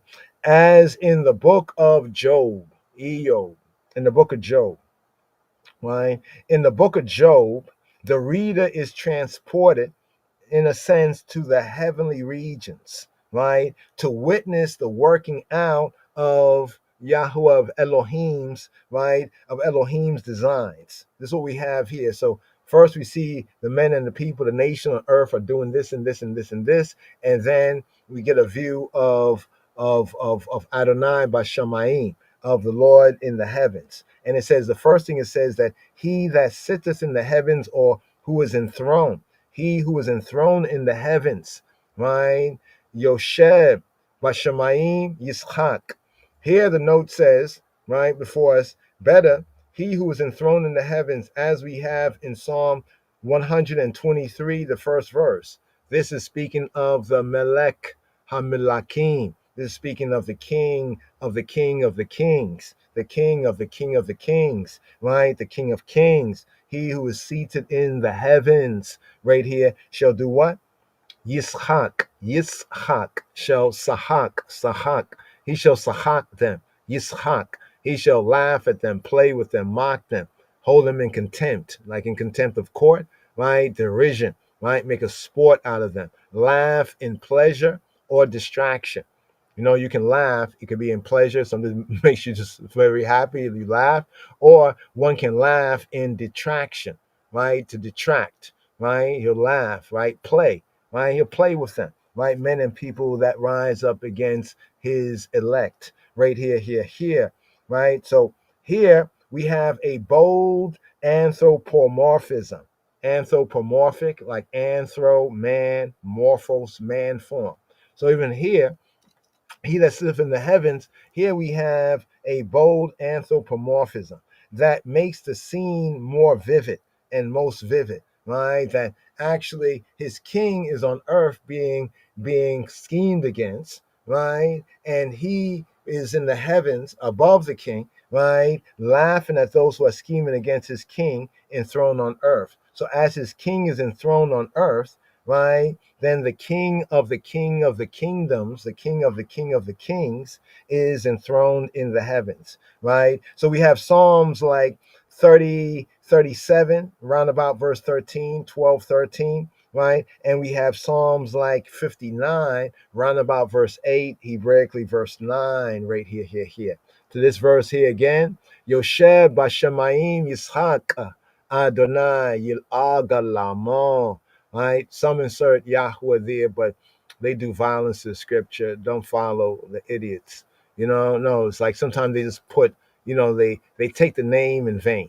They put, so over here it has Adonai. Others would force Yahweh there because they don't understand. They know not, neither do they understand. But here to the Hey verse, it says Az Yidabir Leimo Be'apo. Uaba Harono Ye Bahalemo. Then he shall speak. Az in Hebrew means then. Az Yidabir. Az, then Yidaber, then he will speak. Az Yidaber, then he will speak Alemo, Elemo, then he will speak to them. Az Yidaber Alemo, Be'apo, Ve'apo, in his wrath. Then he will speak to them in his af, Be'apo, Be'afo. Then he will speak to them what? In his nostril, in his nose, in his face. That's the literal sense. In the second of the two ways that Hebrew, the figurative sense of the Hebrew, this points to anger, right? The apo, right? Properly, nose, nostrils, but here it's pointing to, as it says here, also from the rapid breathing and passion, right? So from that sense of like the nose, in the sense, how can we say? Because emotions are affected by breathing. I don't know if you know, emotions are affected by breathing. And usually, for one not to get angry or upset, ones will say, take a breath, keep calm, right? So right here, when it says right here, Az, then Yidaber Lemo Be'apo, then he will speak to them in his wrath. Translation, Uba Harono, and he will vex them or and in sore displeasure, ube charon, in his charon, not charon, but charon. Charon is like burning. It's like burning. It's like, okay, check this out. In order to keep a fire kindled, you need to like put more air to it, right? And even in ancient days, when they would take different rocks and take out the mineral, the metal out of it, they had to make the fire very, very hot, right? So how did they make the fire hot? They had to put more air, and they created these things that were like breathers based on like human anatomy of breathing in order to, so as they had more air, right, to it, then the fire became more intensified. So therefore, since this was based on the observation of human behavior, right, you see what I'm saying? So the more air, right, so, it creates the fire. In fact, how do you stop a fire? If you can stop the air, if you can stop the oxygen, then the fire dies out. But if you add more air, then it gets worse. So here it says he's going to vex them in his sore displeasure. So here it says, Uba harono, ye bahalemo, ye bahalemo. He will bahal them, bahale mo. He will disturb them, bahale mo, right? Bahal, ye bahal, disturb, le mo, them, bahale mo. He would disturb them. He called them to hurry, terrified, vexed. They'll hurry. They'll move in haste. Remember the match? He said the match that was struck in Ethiopia, the flames, right, will burn Europe, will burn down Europe, Europa, right? And here's so very interesting because, it says in Amos 9:7, are you not as the children of the Ethiopians unto me? So, that was what they were doing, alarmed, they were agitated. I mean, can you imagine their faces when they said, wait, the elect of God, the King of Kings of Ethiopia, Haile Selassie I, the King of Israel, actually, he said, that's before the state of Israel, the real Israel, yeah, but the biblical Israel, yeah. He said what he said, and then it happened. Can you imagine that trouble? This is one of the reasons why, when we see the events that occurred, right, that led up to World War II after the fascist invasion of Ethiopia, this is why they were so quick, fast to restore him to the throne. If you really think about it. See, we're looking at it just like historically, we read it, and after this happened, that happened. But we're not really putting ourselves in that moment, right? Like when somebody says something that's true and you laugh it off, and that very thing comes to pass. What does that do to you? But here, it says, Az yedaber lemo be'apo, u bacharono ye bahalemo. So what do we have? What do we have right here? This, the basic part about this is this one word. This one word tells us everything. Az, right? Az, then, at that time. Az, then. Because you see what happened before. Like first, he who sits in the heaven, watching all this, having derision, and then something happens. And then this happens. And then something happens. Az. Here, at the moment when he decides to intervene and frustrate The plot. Notice back in 1936, that plot was frustrated, right? And everything fulfilled 5 years to the very day. I mean, come on, like for real? 5 years to the very day? You know what I mean? But they seeing see, but they don't perceive, hearing hear, they don't understand. Right? But be that as it may, az yidaber lemo ba'apo u'ba'charon. Here, bahalemo. Here to the sixth verse, the next section. Adonai derides, Adonai derides the plot. Here, the Vav, the wow verse, wow, right here. So what is said, right? Wa'ani nasakti malki al Zion har kodeshi har kadeshi. Here. Yet have I set my king upon my holy hill of Zion, as we say, the African Zion. See, Zion needs two things. Zion is not so much the land in the fullness of the prophetic word, like that place, a place that was called that there, but Zion is where the Davidic monarchy is and where the Ark of the Covenant is. Check that. The two, because when David captured Zion, what's the next thing he did? He got that prophecy from his seed, the Messianic kingdom, the Davidic government, and then he brought the Ark, so the church and the state. So the Davidic dynasty and the Ark of the Covenant, the real Zion. I didn't say Zionism. I said Zion, right? Wa'ani, Nasakati, Malki, Wa'an-ani. So the translator says, yet have I. The Hebrew says, and I, right? So when it reads that then he will speak to them in his wrath, and affright them, vex them, make them rush around quick fast in his sore displeasure in the heat.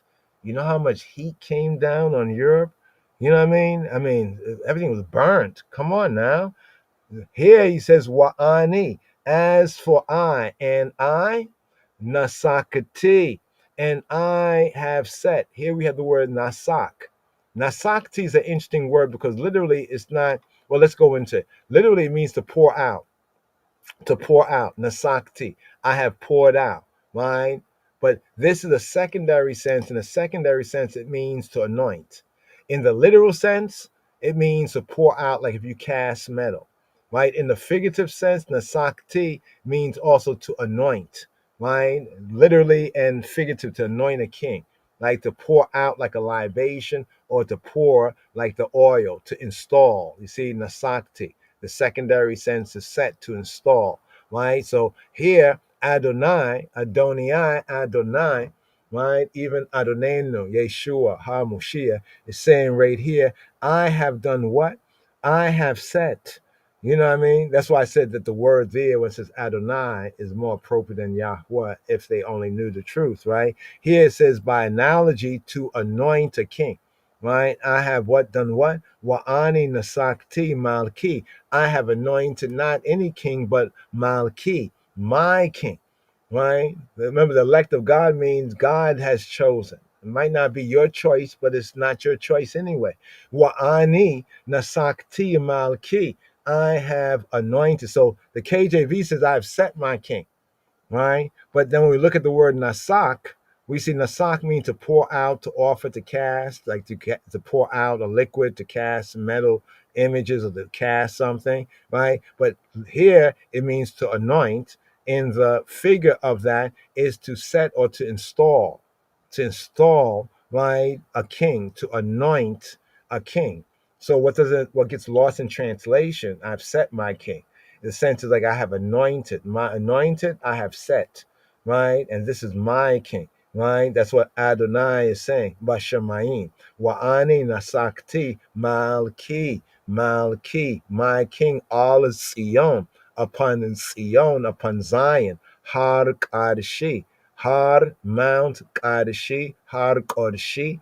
The Mount of Holiness, right? Or the Holy Mount. On Zion. On Sion, right? On Zion, my holy, or the mountain of my holiness, right? The mountain. You know, they call Ethiopia the the rooftop of Africa because of the mountains and the elevation. Just another link. Are you not as the children of the Ethiopians unto me? The pronoun that it has here, ani. It has ani and I myself. You see set, anoint. You see set, anoint. Right? Right? Upon Zion, right? The hill of my holiness. Har Kadeshi, Har Kodshi, the hill of my set apartness.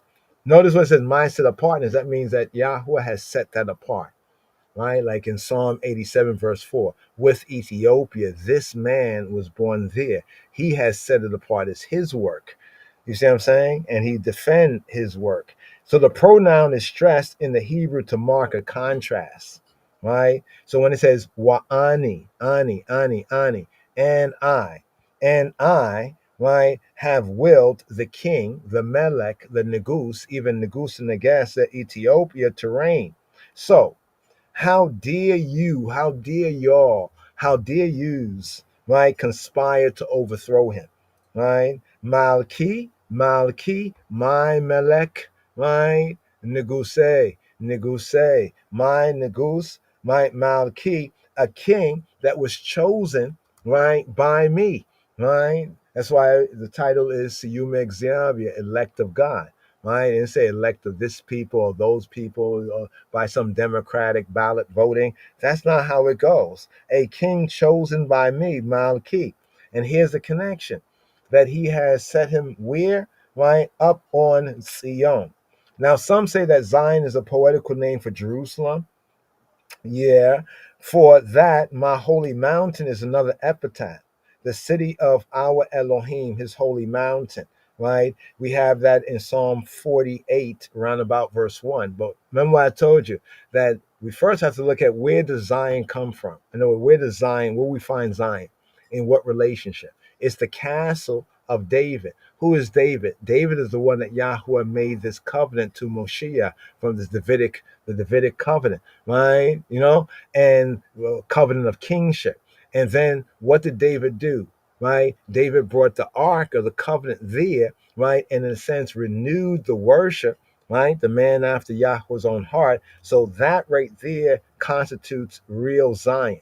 It's not the physical place, right? But it's the people, right? It's the ark and it's the grace. Wa'ani nasakatiya malakiya ala Ziona har kodshi. Right here. So now here, this brings us here to verses 7, right? Verses 7 to 9. This section is the king is speaking. So here we're at the Zayn verse. Here the king is speaking, right? What does the king say? Right? What did the king say then? Right? I will declare the decree, right? Declaring the decree. Yahweh have said to me, thou, my son, this day have I begotten thee. Right here. For decree, the decree, let's get to the Hebrew right here. What does it read? Asapra, I'll recount, I'll relate, I will tell. So the word asapra, which means declare and translated declare, safar, means to recount, to relate. So when the elect of God went to that Har Megiddo, that mountain of assembly, Geneva, Suizager, right? What did he do? He recounted, he related the things. He related what? Right? Who he be and what had been done. Asapara, right? Ilhoka, right? Ilhoka, right? Yahweh Amara Elia. Bini ata ani hayom ye lidatika. Here. Let's break this down here. I will tell of the hawk. What is hawk? Hawk is the hawk, right?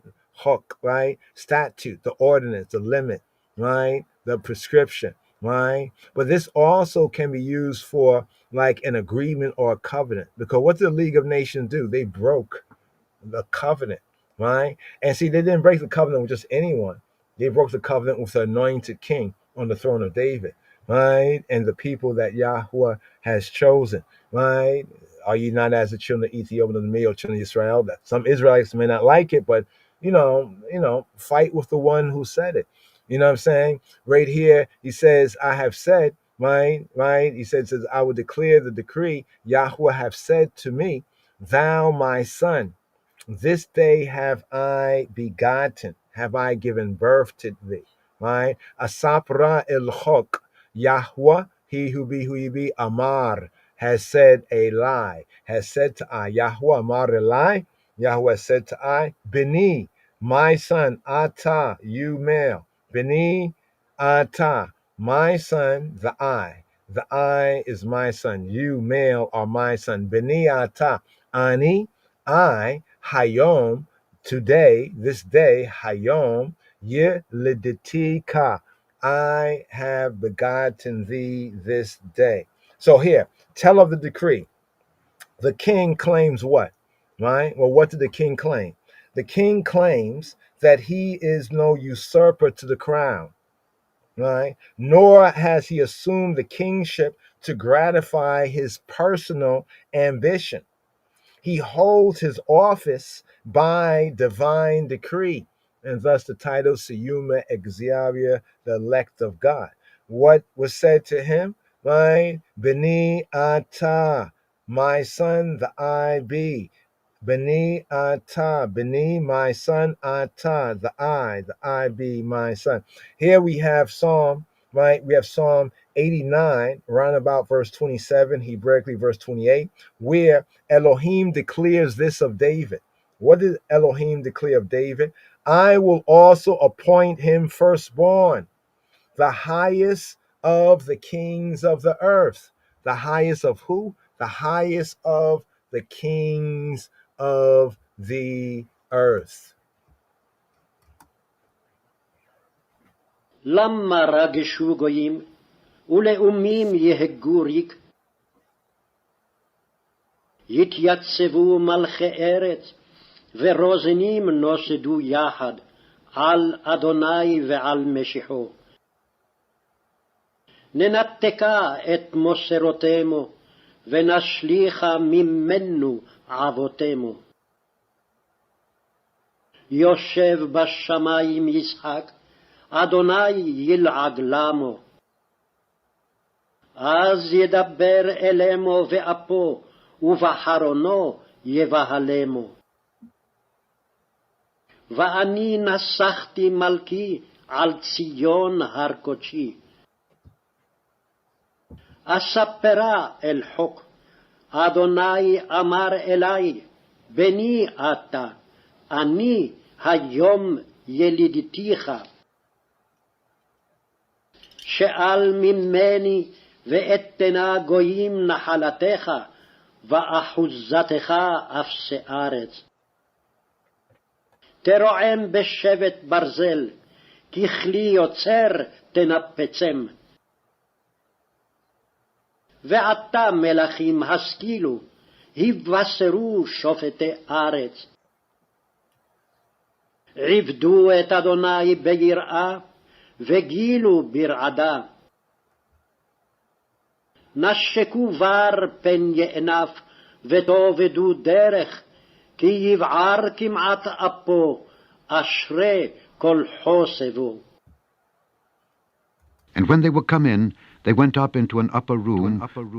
They went up into an upper room. Yes, brothers and sisters. Just took a moment right there. They're there. So here, I will declare the decree. Yahuwah has said to me, thou, my son, this day I have begotten thee. So right here, Sapra il-Hok, Yahuwah Mar Elai, Beni Ata, Ani Hayom, Yeliditika, Yeliditika, some say Yeliditika, Yeliditika, Ka, Yeliditika. Here. So here, the king, as we mentioned, right, the king is declaring what Yahweh said to him, right? And thou art my son. And here we had mentioned Psalm 80, just so you have to see this here to put it all into context right here. Psalm 89, right? Psalm 89, let's go to 89, there we go, 89, and verse 28 usually be the Hebrew. Let's see if this is the Hebrew versing, because sometimes the verse is off by one, right? No, so it'll be 27 right here, right? Let's see, yeah, verse 27. It'll be 27 in your Bibles, because there's a number difference from the Hebrew manuscripts to the English. So here, right here, here's where it says, I will also appoint him firstborn, or I will make him, appoint him, right? Natan, give him, right? Set him, right? As firstborn, the highest of who? The kings of the earth. So the anointed king of Israel, right? Upon the throne of David, the Solomonic throne is higher according to the scripts and according to the word of covenant than all other kings. Elsewhere, you will see where it says basically, let me first read it, right? Af aniya bekora etnehu elyon li malke aretz. Again, af, my for sure, indeed. So it's also yes, but it could also be indeed. Af ani, indeed I. Bekora, my firstborn, etnehu, I have given him, Bekor, I have given him as Bekor, right, firstling, firstborn, etnehu, I have given etnehu, I have given who? Him. Af, ani, indeed, Bekor etnehu, indeed I have given him as firstborn, Elyon. Look what it says, Elyon. So the king of Israel, right? The true anointed king of Israel is Elyon, is most high. Mm. Let that sink in. Put that in the pipe and bun it in a sense. No, for real, for real. He is Elyon. Elyon is used of Yahweh. He is truly the Elyon of all Elyonim, right? Of all high ones. He's the highest. But the king of Israel is Elyon, right? Moshiach, Yeshua, is the prince of the kings of the earth. He is Elyon. He is higher than the kings, right? He doesn't have to be king to be higher than the kings, right? He's the Bein Elohim Chayim. It says he is prince of the kings of the earth. And Yisrael, when Israel keeps covenant, right, worthily and properly, he has set Yisrael to be higher, Elyon, over the other nations of the earth, right? And we put the caveat there in proper covenant keeping. But here, let's show you this for yourself, right? High, upper, Elyon. Look what it says, of Davidic kings exalted above monarchs. So the anointed king upon the throne of David, right, compared to other kings of the earth, he is the most high. He is higher than them.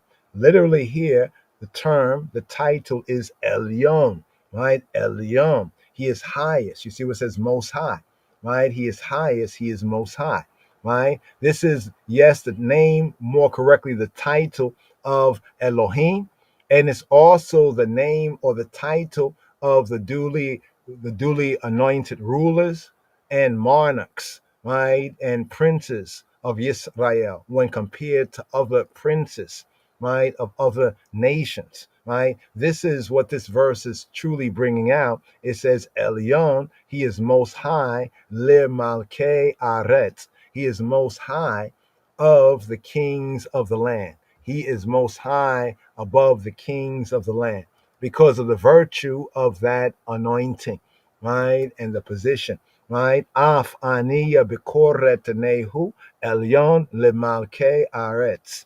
Important verse right here. So when we see here in the psalm, right? When we see here in the psalm where it says, Beniata, that you are my son, that's the connection right there. Because if you read on, it says that he will be my son, and how he will bless him, but then if he had to chastise him, how he would chastise, and so forth and so on.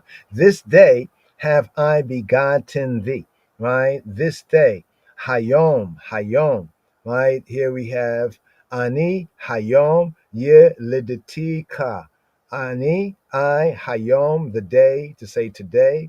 Ye, Liditika, I have yalated. I have yalated the ka. I've yalated. I brought you forth. I've begotten you. I've gendered you. Right? Ani, Hayom, Yeliditika. What does this bring out? To be understood in, some say, a figurative sense. On the day of his enthronement, the king, the Melech, the Negus, even Negus and Neges, was begotten of Elohim, was begotten of Xavier. So the anointed king of Israel on the day of his anointing, according to the precepts of scripture and the divine word, right, was begotten, right, of God, right, and therefore becomes the elect, right, of God as his servant. What did the Rastafari Kadaman Haile Selassie say? He says that being king, the king is the first servant.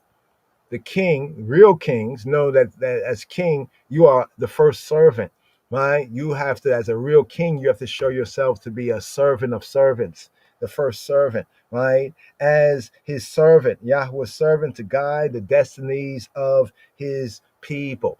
See, the issue with men and people is that Haile Selassie took that role so seriously, and people only used to play kings, play kings, you know what I mean? Fake kings, right? When the throne was promised to Shlomo, to Solomon, what did Elohim say and give? What sort of assurance did he give?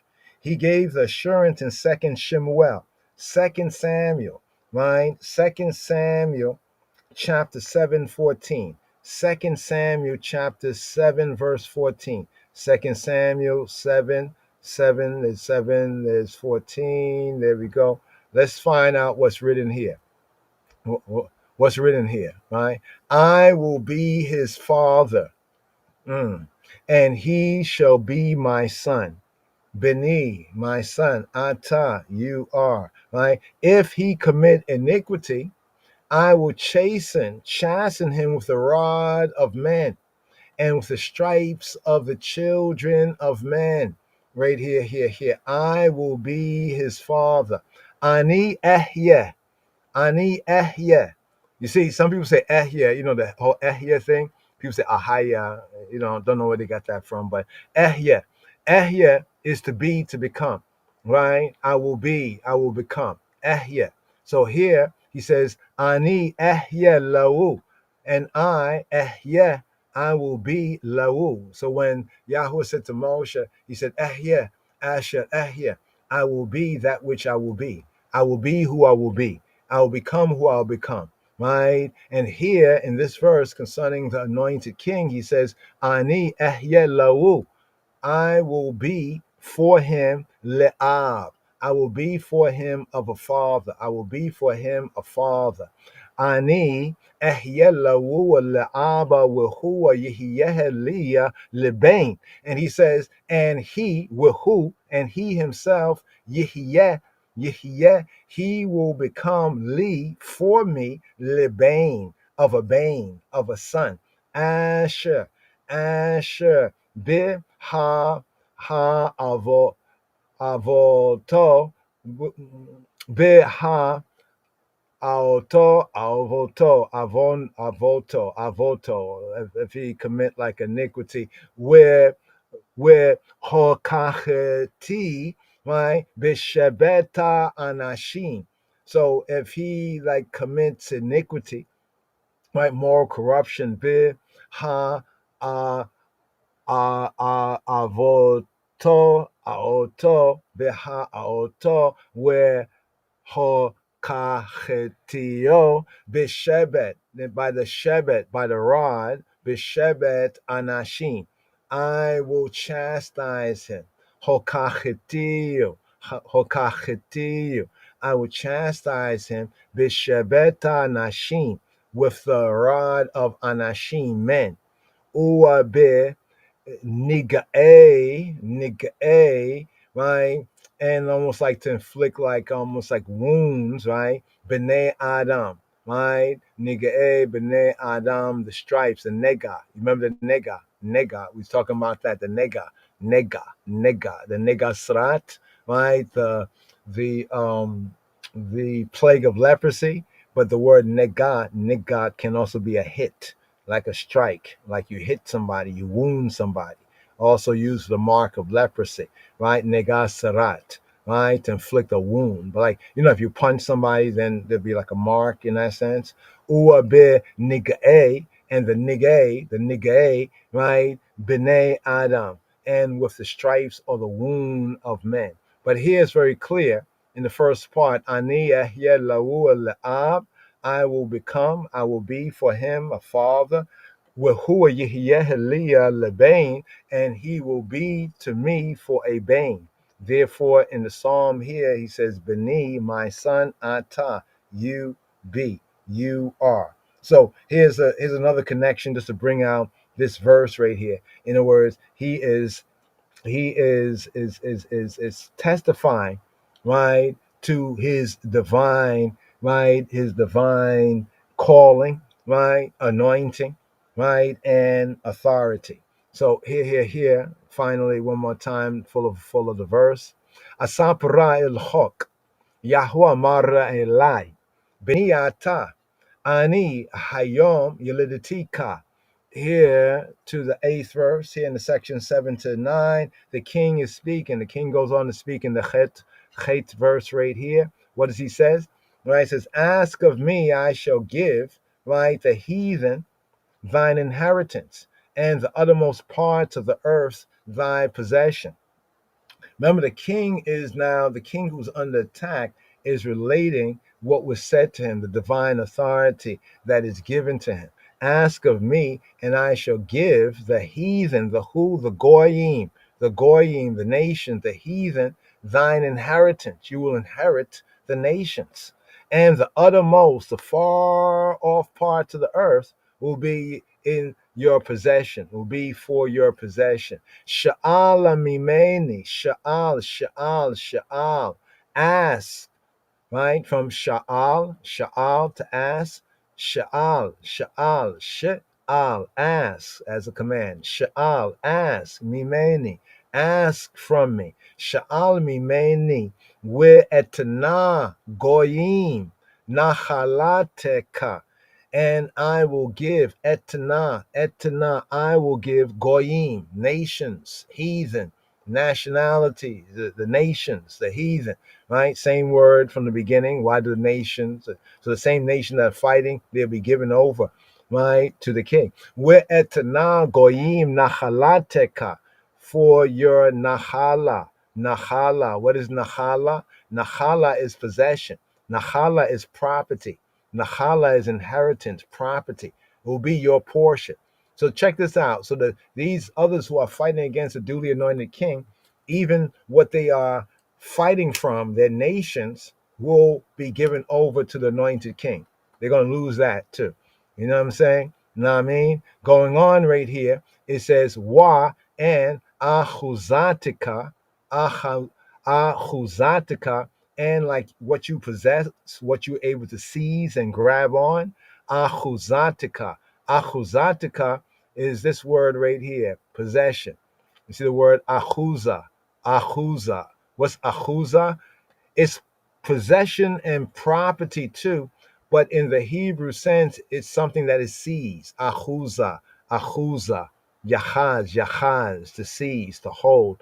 Achuza, something seized, especially possession, like a piece of land, right? Or especially of a land, right? Achuzatika.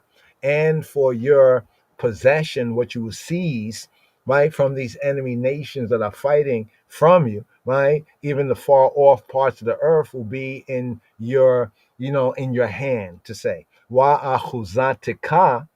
Afse, aret, afse, the uttermost, the Ephes. Ephes is an interesting word.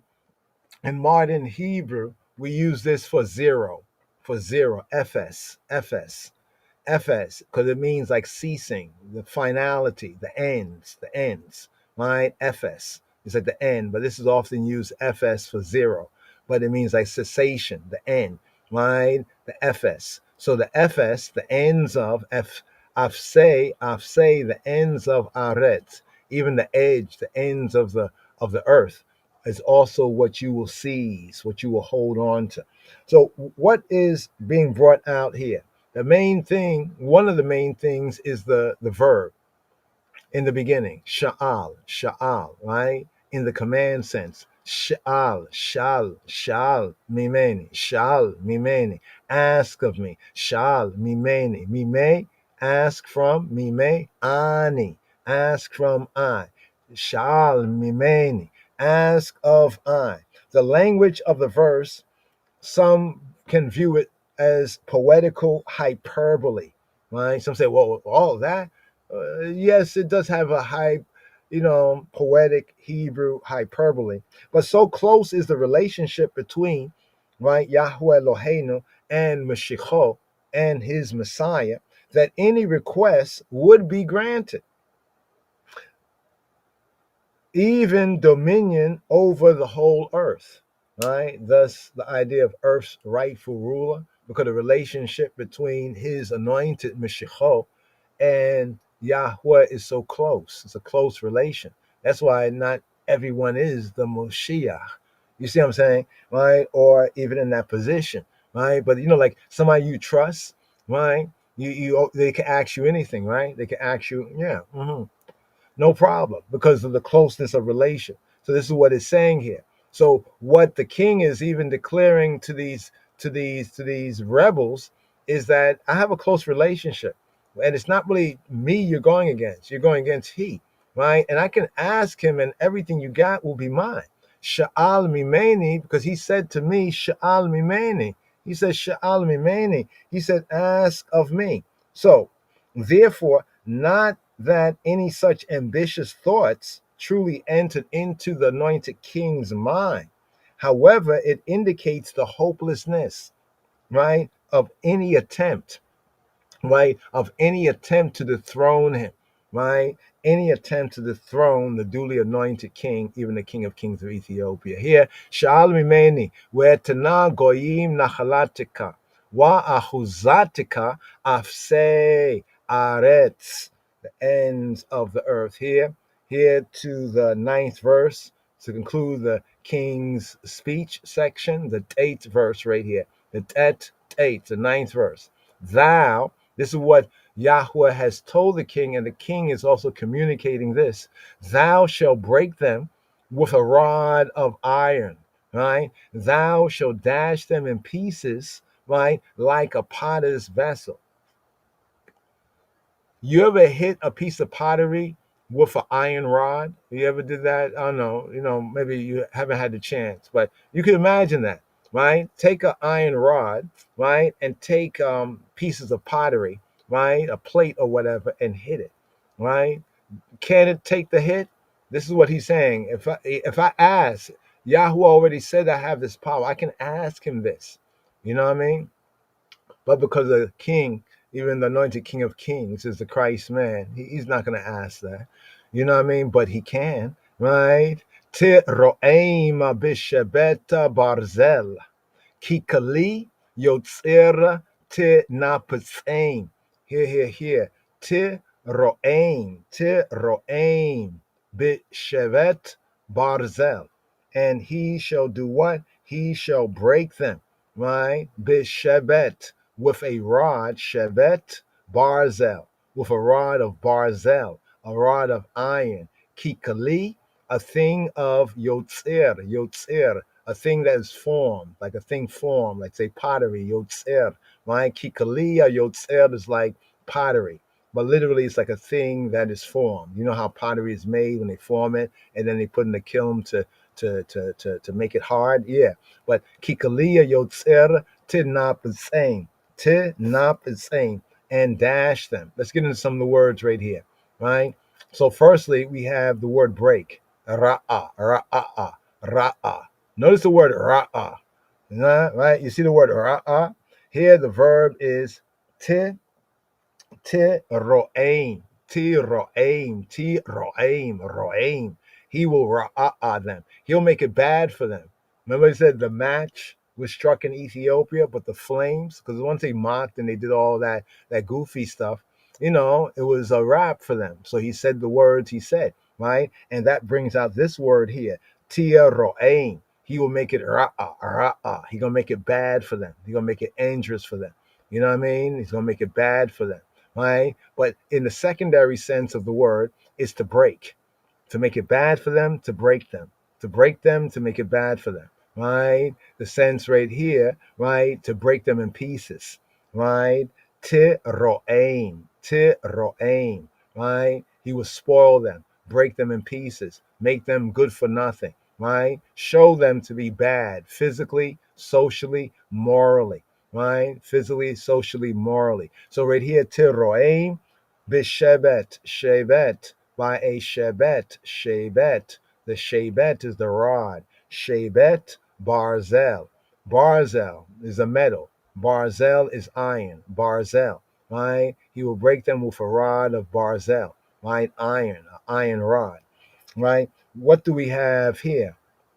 We have a judgment. If the plotters, right, who gather together the nations, the League of Nations, the United Nations, whatever nations, if the plotters venture to proceed, right? If they venture to proceed, right, with their scheme, their conspiracy against Yahweh and against Mashiach, against his anointed king, well, their fate will be utter destruction.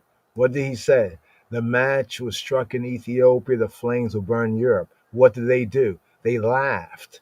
What happened? Right? Europe burnt, right? In a way they never imagined. World War II came about. They never imagined that. Things was it was devastated, right? Like the shattering of earthen vessel, like the shattering of an earthen vessel. Just like when pottery, you ever break a dish, you ever break a plate or something, and it just breaks up. Can you put that together again, right?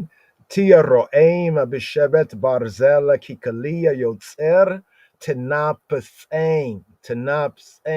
So here, nafats, he will shatter them, break them to pieces, shatter them, right? Pulverize. And what happened to the League of Nations? It was shattered. It was shattered, scattered, and flattered, right? It was scattered, right? It was dashed to pieces, right? Dashed in pieces like what? Yotzer. Yotzer come from Yatzar. Yotzer is the one who forms it, right? So Kikali is a thing of the Yotzer, a thing of the potter, or the thing of the former, right? One who forms, Yotzer. Yotzer from Yatzar. Yatzar right here. To squeeze, the sense of the verb is to squeeze into shape, right? To mold, right? To mold a form as a potter. The word for potter is yotzer. In a figurative sense, it's to determine. So basically what he's saying is that he's going to break their determination, right? Because afterward they said they should have listened to his majesty. They should listen to Kadamah Haile Selassie. They should have listened, right? He broke their determination. He broke their resolution. They should have listened. So if they proceed, right, this is what's going to happen. And they proceeded, and look what happened. So the rod of iron, the Shebet Barzel, is a symbol of stern punishment, right? A potter's vessel, right? A potter's vessel, Kikli, Yotzer, right? It can be easily broken, and then it's beyond repair, right? A potter's vessel is so easily broken. And then after it is broken, it's beyond repair, right? Yeremiah. That's why it says, with that act, the League of Nations was effectively dead. You remember the commentator, because all of this they were witnessing it at the time, but did they know that they were basically giving evidence to prophecy? You know what I'm saying? The League, with that act of the League of Nations, the League was dead. They was deaded on, right? So right here, beyond repair, Jeremiah chapter 19, right? Jeremiah chapter 19, verse 11. Let's go to Jeremiah chapter 19, verse 11, verse 11 right here. Let's get this read in. Let's go here. And shall say to them, thus saith Yahweh Sabaoth, right? The Lord of hosts, which is connected with the Ark of the Covenant, by the way. Even so will I break this people and this city, as one breaketh a potter's vessel, right? And so you look across Europe and all those cities, even England got broken, right? Like a potter's vessel, right? Got shattered. You see these big, strong buildings just fall down, just like when a plate or a pot dashes on the ground. It just scatters, breaks. Whoa, right? Even so will I break this people in this city, right? As one breaketh a potter's vessel. They almost lost London. For real. That cannot be made whole again, right? And you'll notice something interesting too, to how they went against the elect of God, the Rastafari, Kadamah Haile Selassie, that England was also broken down, almost was pushed over into the pit, right? But they were able to recover more than the other nations. The other nations in Europe that really held against His Majesty, against the elect, and went along with the rebels, they were really broken down terribly, miserably. You know what I'm saying? It goes on to say that cannot be made whole again. And they shall bury them in Tophet till there be no place to bury. Now, from this word, this idea here, comes a New Testament sense of Gehenna, the fireplace, or what they would call hell. It was like hell, right? They got a glimpse of hell. You know what I mean? You see, Tophet, what does Tophet mean? Place of fire. The match was struck where, but where were the flames burn? Tophet, right? Tophet right here, right? From Tophet, the act of spitting, right? Spitfire, right? Spitting. Where it says Messiah, he would destroy the enemies with the words of his mouth because he would spit fire, right? You know, he'll smite them with his words, right? The contempt, but the words will manifest the act that Yahweh has in mind for them, their just punishment. But be that as it may, right there, right, from Tophet here to 10 to 12, last verses here, the last 3 verses of today's daily psalm right here to the Yod verse. And now this section, what is this section called? This section is called the exhortation, like the build, the exhortation, the admonishment, right, to the schemers. You know, giving good advice, you know what I mean? And only a righteous person, you try to give good advice to those who wanted to hurt you, because you know that they continue how hurt they're going to be. You know, here is the exhortation to the schemers.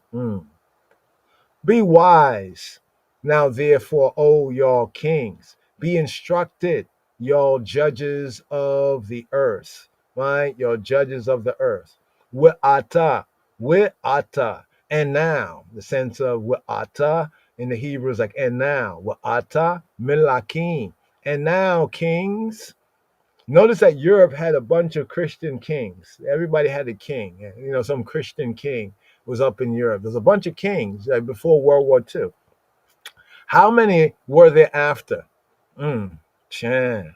I guess the kings didn't listen to this. Wa'ata melakim haskilu. Wa'ata melakim haskilu. Haskilu. Be sakal, sekel.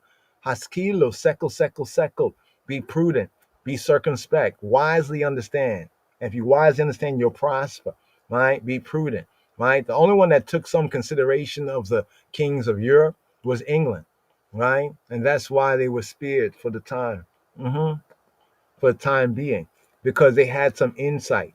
You know, they said, Chan, we didn't give any help. We thought you were siding with the Nazis and the fascists and shite. You know what I mean? We had that guy that made appeasement, made a fool of himself. You know what I'm saying? And we notice what he said and notice what happened. Should we continue to oppose this man? Right? They had insight. They had comprehension. Right? You know, they were wise. They began to act circumspectly. Right? And consequently, they had a bit of prosperity, right? To make circumspect, to be intelligent. Haskilu. Be wise now, O kings. He was to do, right? Right? Shofte aretz. And be instructed. He was ru. Again, wa'ata melakim haskilu. He was shofet, shoftei aretz. He was ru. That's from this word. Remember the word earlier? They want to cast away the mosorotemo.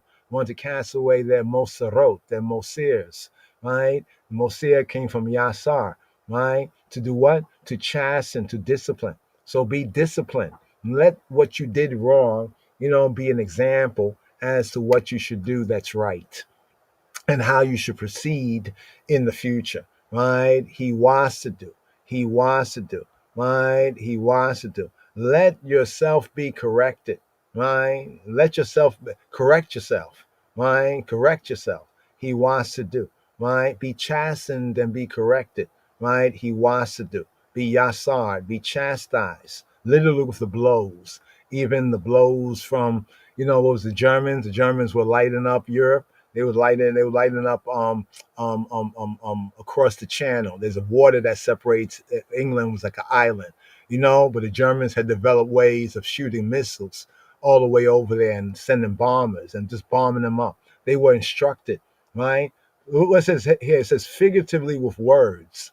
You say words, right? Messiah will get the victory by what? Word, right? God will do the act. You know what I mean? The anointed speak the word, right? Figuratively with words, be instructed, right? So here, the exhortation to the schemers, right? And the would-be conspirators. So here in the Yod verse, Pasuk Yod, two ways confront them. They have a choice. Here in these last three verses, they have a choice. Two ways confront them, right? One is to continue to rebel, right, against Yahweh's anointed, right, against the anointed, against the elect of God. Continue, right? And that will bring upon them, right, severe retribution. Now, the other way, on the other hand, right, you can submit to his will, right? And what was his will? Well, we need some guns, ammunition, and men, because our people, we didn't have the weapons, and we need you to come and you to lay down your life and to fight, right? And they answered, since when has Europeans done this for any African? I don't know. And what did they get out of it? They didn't get anything out of it. Some say, oh, he was a puppet. Oh, they colonized, didn't colonize nothing. They did attempt. The British did attempt something, but go see that video when the British had to leave Addis and had to leave other places. It's a beautiful scene, right? Because they rarely did that. They rarely do that, right? Where the British had to march out, right?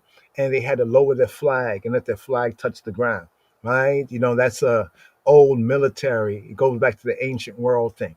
You know what I mean? Where basically you have to bow out. You know what I mean? But they did attempt. Yes, the British did attempt to try to hijack, Ethiopia after they gave assistance, right? But what the word here says, be wise, therefore, O you kings, and be instructed, you judges of the earth, and they were instructed, and they had to lower their flags and let their flags touch the ground. Their fringes had to touch the ground, right? Wa'ata melakim haskilu, he wasaru shoftei aretz, right? So submit to his will, right? Submit to his will with happiness, right? Acharei, right? What's the psalm? Acharei, happiness, the beatitude, right? Will be its sequel. They are exhorted here, they are exhorted to adopt the second alternative, not to continue in their rebellion, right? The rebel lion, right? England has lions on its coat of arms, but lions are not indigenous to that land. Go figure. Wa'ata melakim haskilu, right? He wasaru shoftei aretz. So here it says the judges, shoftei, the judges of the land, the judges of the earth, the rulers whose function, right? The rulers, presidents, prime ministers, the king. There was a king. Some people say, oh, His Majesty went to beg of the Queen of England. He went to ask her for help against the fascists. How stupid can you be, right? The Queen of England wasn't crowned until what? What was it, 12 years after? No, it was about 19 years after. She wasn't crowned between 19 to 12 years after, something like that, 1950s. In fact, the king that was there, he had to die. Wa'ata melakim haskilu, he wasaru shoftei aretz. So the rulers, presidents, prime ministers, whatever they want to call them, their function, right, was to administer justice, right? Their function was to administer justice.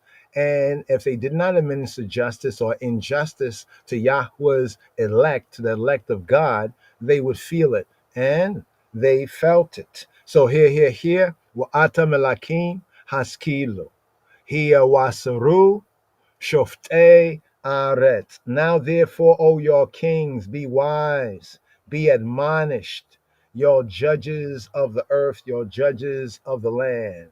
Exhortation here, Yod Aleph. The Yod Aleph, it says serve Yahweh, right? with fear, with reverence, with respect, the one to be respected, right? The Tafari. Serve Yahweh with fear and rejoice with trembling. Ibdu et Yahweh be yirah, we gilu, be re'ada, and gilu, and be happy, gilu, be happy, be re'ada, in re'ada, with trembling. Ra'ad and re'ada. So here we have re'ada. Re'ada is trembling fear. It's an interesting word, shuddering, right? And shudder. But notice this phrase here. It's an interesting phrase right here. The phrase right here, wigilu, to have joy, be ra'ada. Gilu birada, gilu birada, brada, gilu brada. How you on gilu? Gilu is to exalt, to be glad, right?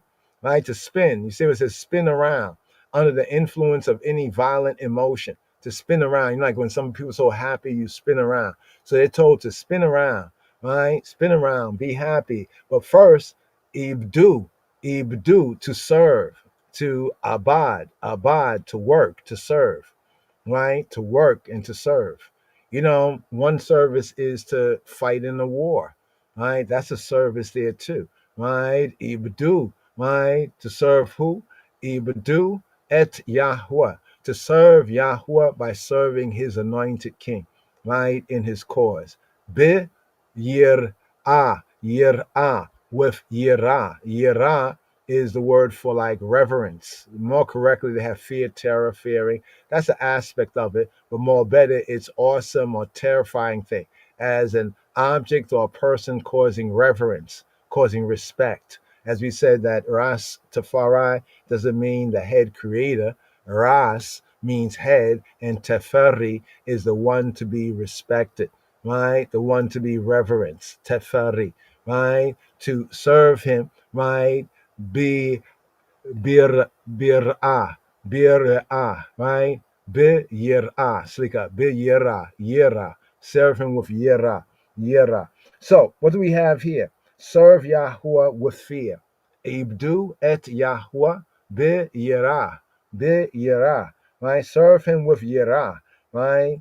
Serve him humbly yielding to his decree, right? Yielding to his will, respecting the kingship, right? The kingship, right? Fearing the consequences, right? Of his anger, or as we say, of getting on his bad side, so to speak. Ibdu et Yahweh be yirah, right?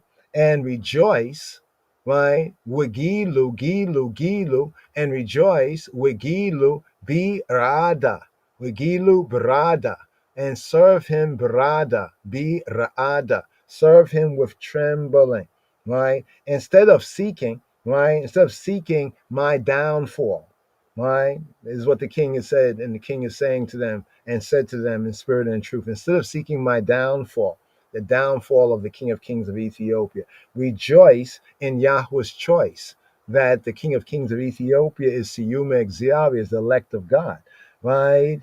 In his choice of a king, and stand in awe of his infinite majesty, right? His infinite majesty. So right here, Ibdu et Yahweh be yirah, wigilu birada.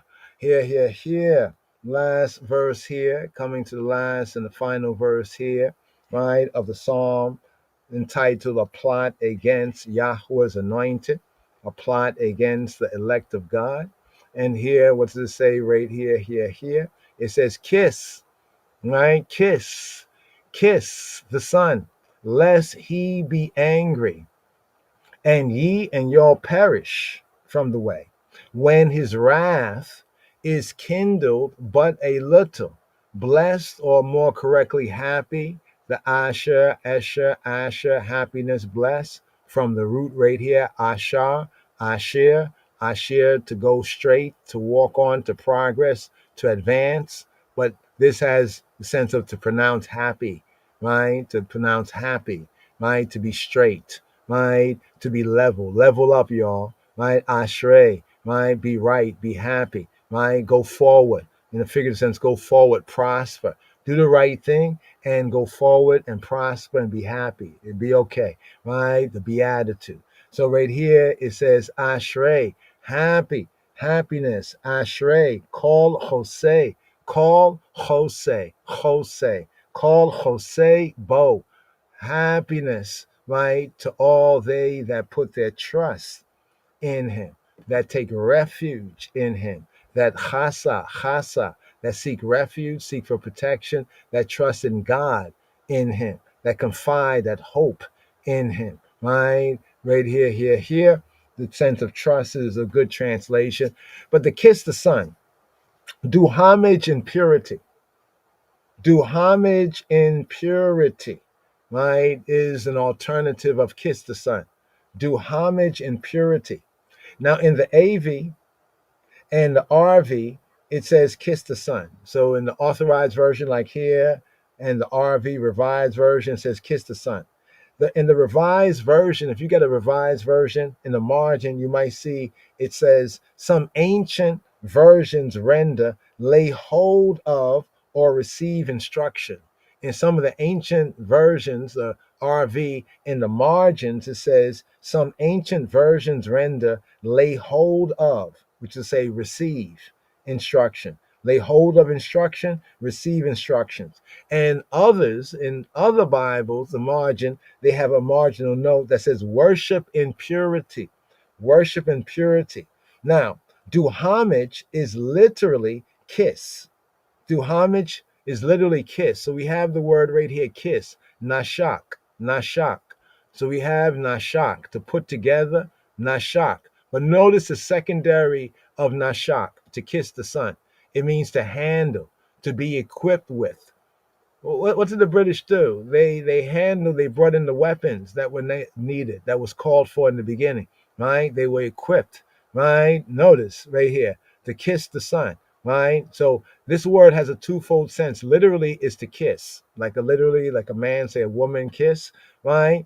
But in the act of kissing, what goes on in kissing, in the figure of speech in Hebrew, in the idiomatic sense, is to fasten up.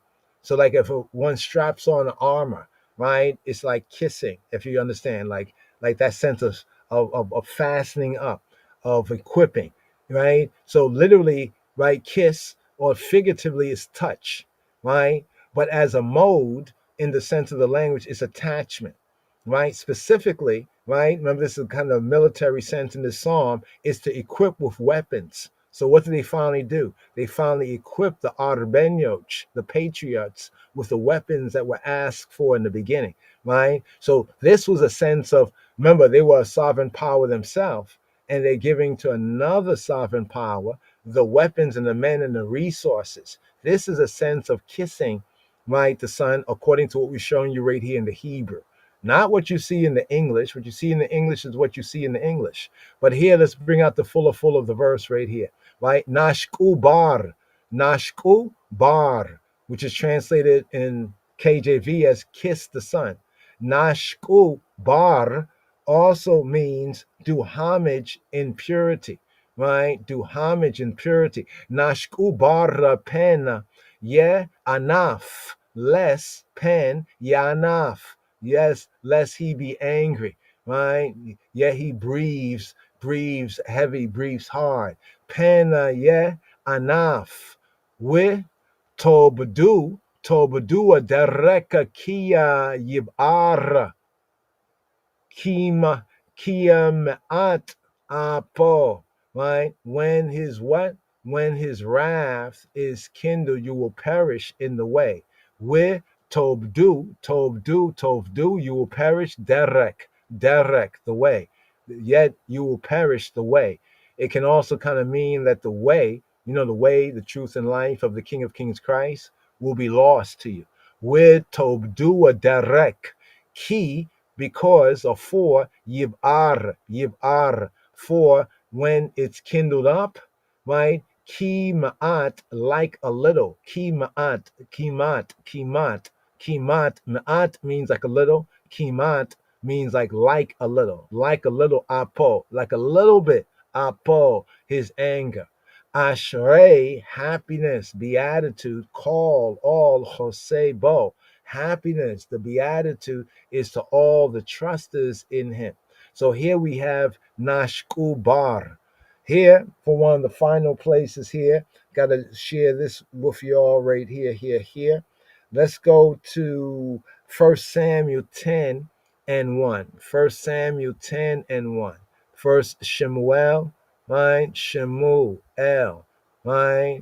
Shemuel, right? His name, El, right? The Almighty, his name, Shemuel. So here in Samuel says what right here? Let's bring it out here. Then Samuel took a vial of oil and poured upon his head and kissed him and said, not because Yahweh hath anointed thee captain over his inheritance, is it not? In other words, when Shemuel kissed him here, Shemuel did homage, right? This is like a sense of doing homage. And to kiss the hand or the foot, to kiss the hand or the foot is still, right, and has been a symbolic, right, symbolic of an act of homage, So right here, what Shemuel does right here. Let's go down here to just to bring out the verse here. It says, Wayikach Shemuel, and Samuel took Wayikach Shemuel etapak, right? And Samuel, right? And Samuel he took, right, the vial, right, Hashemen of the Shemen, Wayitzok, and he poured al Rosho, and he poured over his head. Why Yishkehu, he nashaked him, Yishkehu, right? And he kissed who? He kissed him.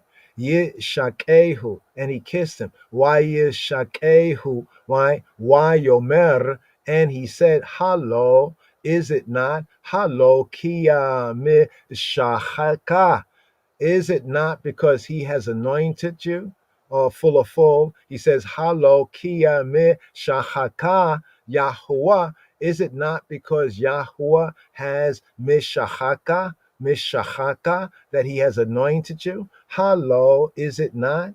Halo kia mishachaka Yahuwah al nachalato le nagid. Is it not because Yahweh has anointed you, right, above his inheritance? Al Nahalato, Le Nagid, to be a Nagid, to be a king, right? Not a king, actually a ruler, Nagid, right? Remember we brought it out before in the Ge'ez, conquering line of the tribe of Judah is Moa Anbesa Ze'im Negeda, from that Nagad, Neged, right? Nagid, right? Ze'im Negeda Yehuda, conquering lion from in the tribe of Judah. So the word Negeda in the Ge'ez is tribe, but is etymologically Afro-Semitically related, right, to this root idea, right, here in the Hebrew, Nagid. Nagid is a leader, a ruler, a captain, a prince overseer, a ruler in other capacities or in princely things, right? A commander, like a commander, in civil sense, a commander in military sense, really just sense, a commander as occupying the front, right? And we all know that the elect of God was on the front line. So much so, they had to say, like the Israelites said to David, you're the light of Israel. Like you're all out there on the front line, right there in the fray of things, and we're worried about you, and we, we are open to attack. When anything happened to you, there go the light of Yisrael. So here the Nagid sense. Just want to bring this out. So here, this sense of homage, of kiss, right here, and he kissed him. So kissing, right, the sense of kissing is also the sense of doing homage, right? So why we're bringing that out is because the usual sense here is kiss the son. Most of these might say kiss. Oh wow, well, excuse me. NET says give sincere homage. There we go, right? Because looking at the two truths of the Hebrew word, literally kiss can mean to equip, but the sense of kissing, the sense of homage. Otherwise, he will be angry and you will die because of your behavior. When his anger quickly ignites, how blessed or happy are all those who take shelter, right, in him. And then over here, NHEB, do homage in purity, right? So here, for the Hebrew bar. So here in this verse it says Nashku bar. Now bar, like we say bar mitzvah, right? Bar is an Aramaic word that often means son, right? So here they break this down from the Hebrew word bar. Bar means to refine. Let's bring it out right here. Bar, right? So you see bar right here. Here in the sense of son, ear, it's a borrowed, right, as a title, right? From this sense, bar right here. Now, bar, right, is Aramaic, right? But bar in the secondary sense, they don't have it there. Hold on for a moment. Let's see if we can go back. Let's close that right there. Let's bring this up. Bar, right? The word for pure, right? There we go. You see, I had to go the other way. Bar. You look at bar. You see bar? Bar in the Hebrew sense is to be pure, clean, sincere. There's a Psalm 24, clean hands and a pure heart. Clean hands, right? Bar lebav, right? Clean hands, pure heart. Kapai. How'd that go right there? Hold on for a moment. Getting a little moment of brain freeze. It's Psalm 24. He that have clean hands. Niki kapayim, clean palms. Niki kapayim, ubar lebab. So in Psalm 24, round about verse 4, it has Niki kapayim, clean, Niki, clean, kapayim, clean palms, U and bar, and purified lebab, and a pure heart. So here we have bar. So bar is in both verses, but the usual translations kiss the son. But from a Hebrew perspective, it would be do homage in purity, do pure homage, right? Pure homage. So you see the word right here, clean, choice, pure, right? Right there. It comes from this verb here, barar. Barar means to purify, to select, to polish, right? To purge, right? To prove, purify. You can see the sense here connected with pure, right? To clarify, to examine, to select, right? So here we have a kind of a duality here, right?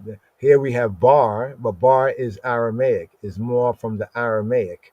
But bar also signifies Hebraically an ear, like the ear apparent to the throne, like the ear, right? In the rase, right? Alga warash in the Amharic. So here, to bring out this sense here as we just seal up on this last verse, but we don't want to like ignore this right here, because it's a true sense, because some have asked, kiss the son. Like even myself and others, there was more to this. So in studying, and hallelujah, Baruch Hashem, we see that this kiss the son, right, also has the sense of, right, do homage in purity, pure homage, right, do pure homage, right, lest he be angry. So in bringing out the fuller sense of this right here, as we mentioned, doing homage, the kiss, as in 1 Samuel 10:1, to kiss the hand or foot is still symbolic of an act of homage. Now, the word for purity, right? The word for purity, or the bar, as we just brought out, in one sense is son and ear apparent. The other sense, son. Oh, that's what I was going to go to. Pray the eye. There's a note here. The note here is going to bring out what we have in mind.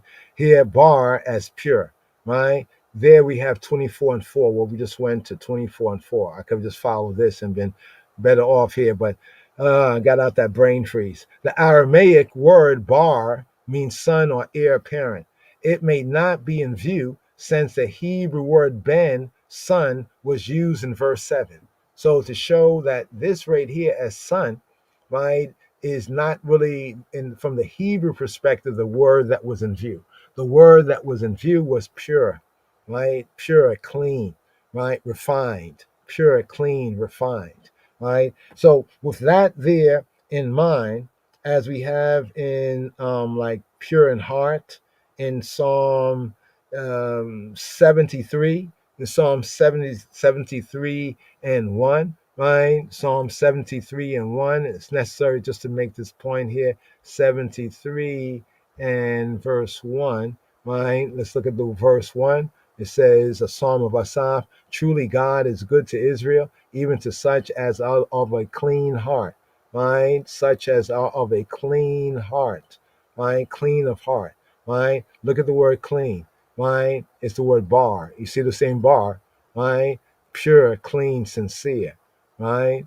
So they chose the Aramaic word for son, even though in the same psalm it has the Hebrew word for son, instead of choosing the Hebrew form of the word, which would be pure and clean, as we're showing you right here, Chavarim, right? So pure, clean, beloved, like the sense of beloved. Mizmor la'asaf, tov le'Yisrael Elohim, le'barei, le'ba, barei, of clean of, barei, le'ba. Those of a clean heart, of a purified, right? A purged heart. So right here, that is the intention here.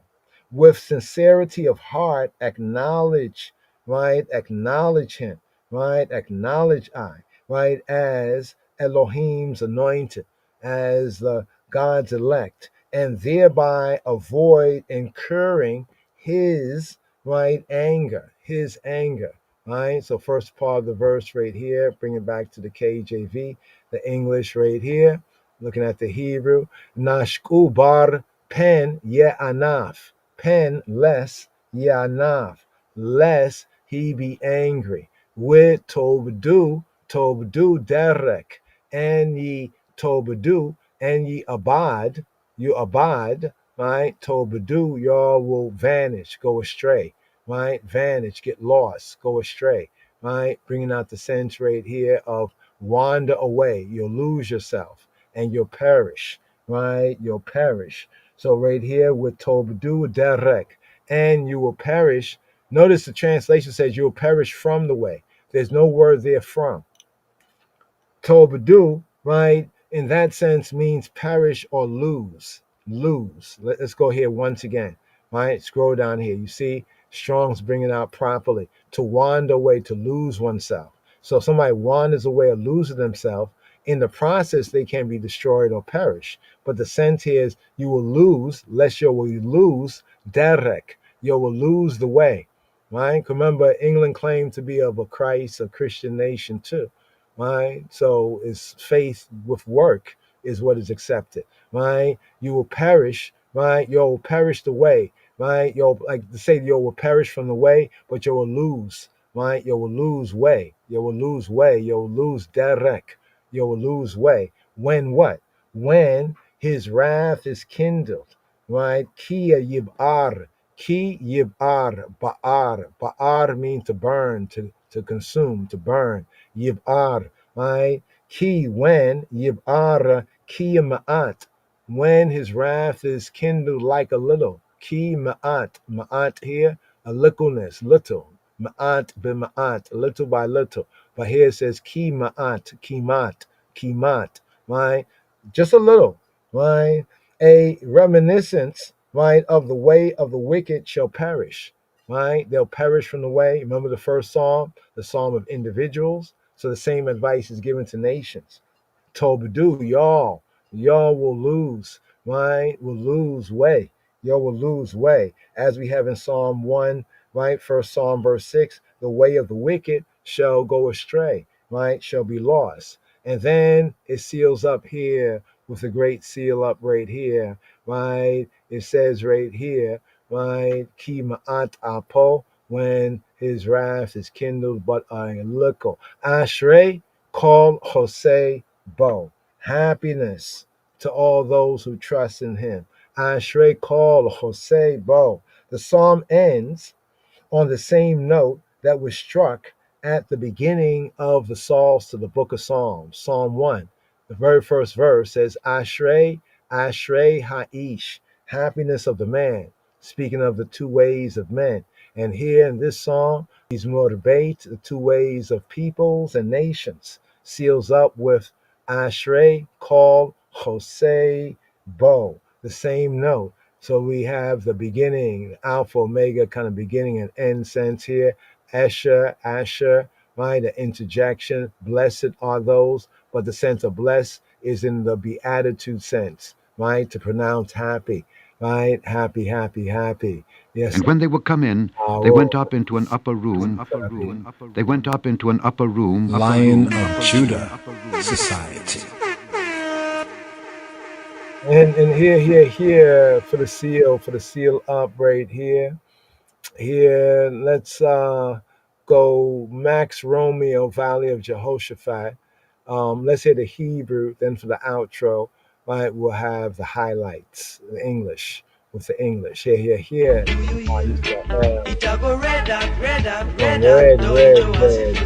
The Valley of Jehoshaphat. When I say more, you say fire! More fire!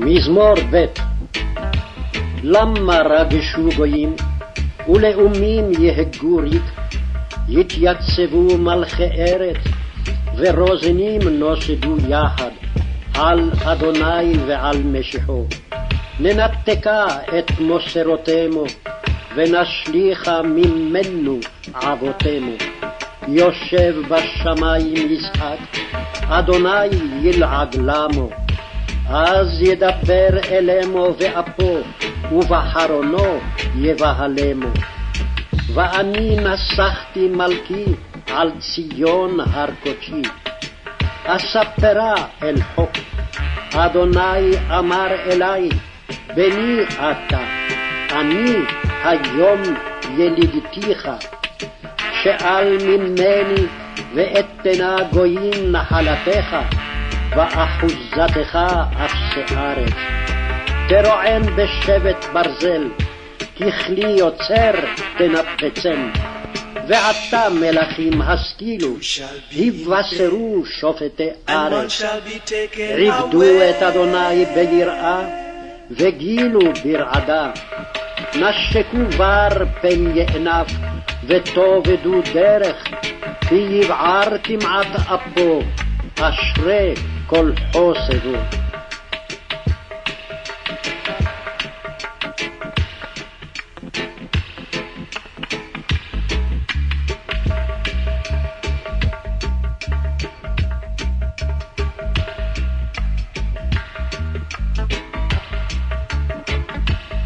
And when they were come in, they went up into an upper room. And when they were come in, they went up into an upper room. They went up into an upper room.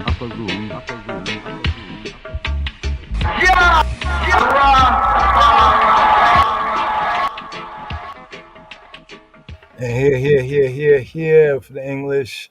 Here, the English version, the Hebrew highlights, Max Romeo, Valley of Jehoshaphat, Jehoshaphat, Yahweh, Shaft, Judges, Shaphat.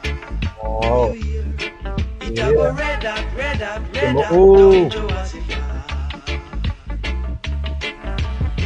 When Jah come from Bozrah with his garment dipped in blood. When I say more, you say fire! More fire! Why do the heathen rage? למה רגשו גויים And the people imagine a vain thing. ולאומים יהגו ריק The kings of the earth set themselves. יתייצבו מלכי ארץ And the rulers take counsel together. ורוזנים נוסדו יחד Against the Lord and against his anointed. על אדוני ועל משיחו Saying, let us break their bands asunder and cast away their cords from us. He that sitteth in the heavens shall laugh. The Lord shall have them in derision. Then shall he speak unto them in his wrath and vex them in his sore displeasure. Yet have I set my king upon my holy hill of Zion. I will declare the decree. The Lord hath said unto me, Thou art my son, this day have I begotten thee. Ask of me, and I shall give thee the heathen for thine inheritance, and the uttermost parts of the earth for thy possession. Thou shalt break them with a rod of iron. Thou shalt dash them in pieces like a potter's vessel. Be wise now, therefore, O ye kings. Be instructed, ye judges of the earth. Serve the Lord with fear, and rejoice with trembling. Kiss the Son, lest he be angry, and he perish from the way, when his wrath is kindled but a little. Blessed are all they that put their trust in him.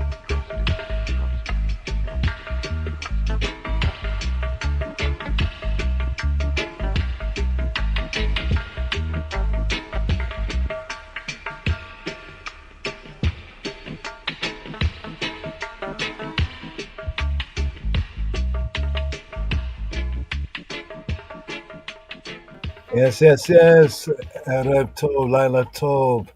And Laila Tov, have a good night. Boker Tov, Hashem Yeshua, Chabarim.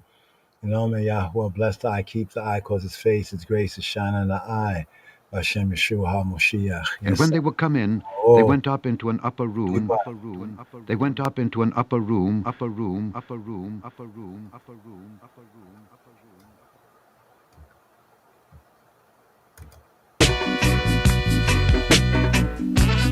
Thank you for whatever you have done.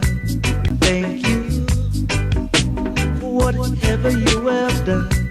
Thank you for whatever you have done. Thank you, my brethren, for all your contributions when I needed help.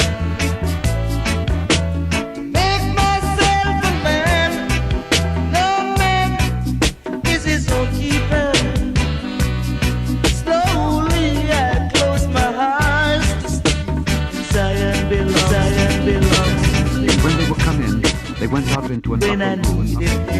They went up into an upper room.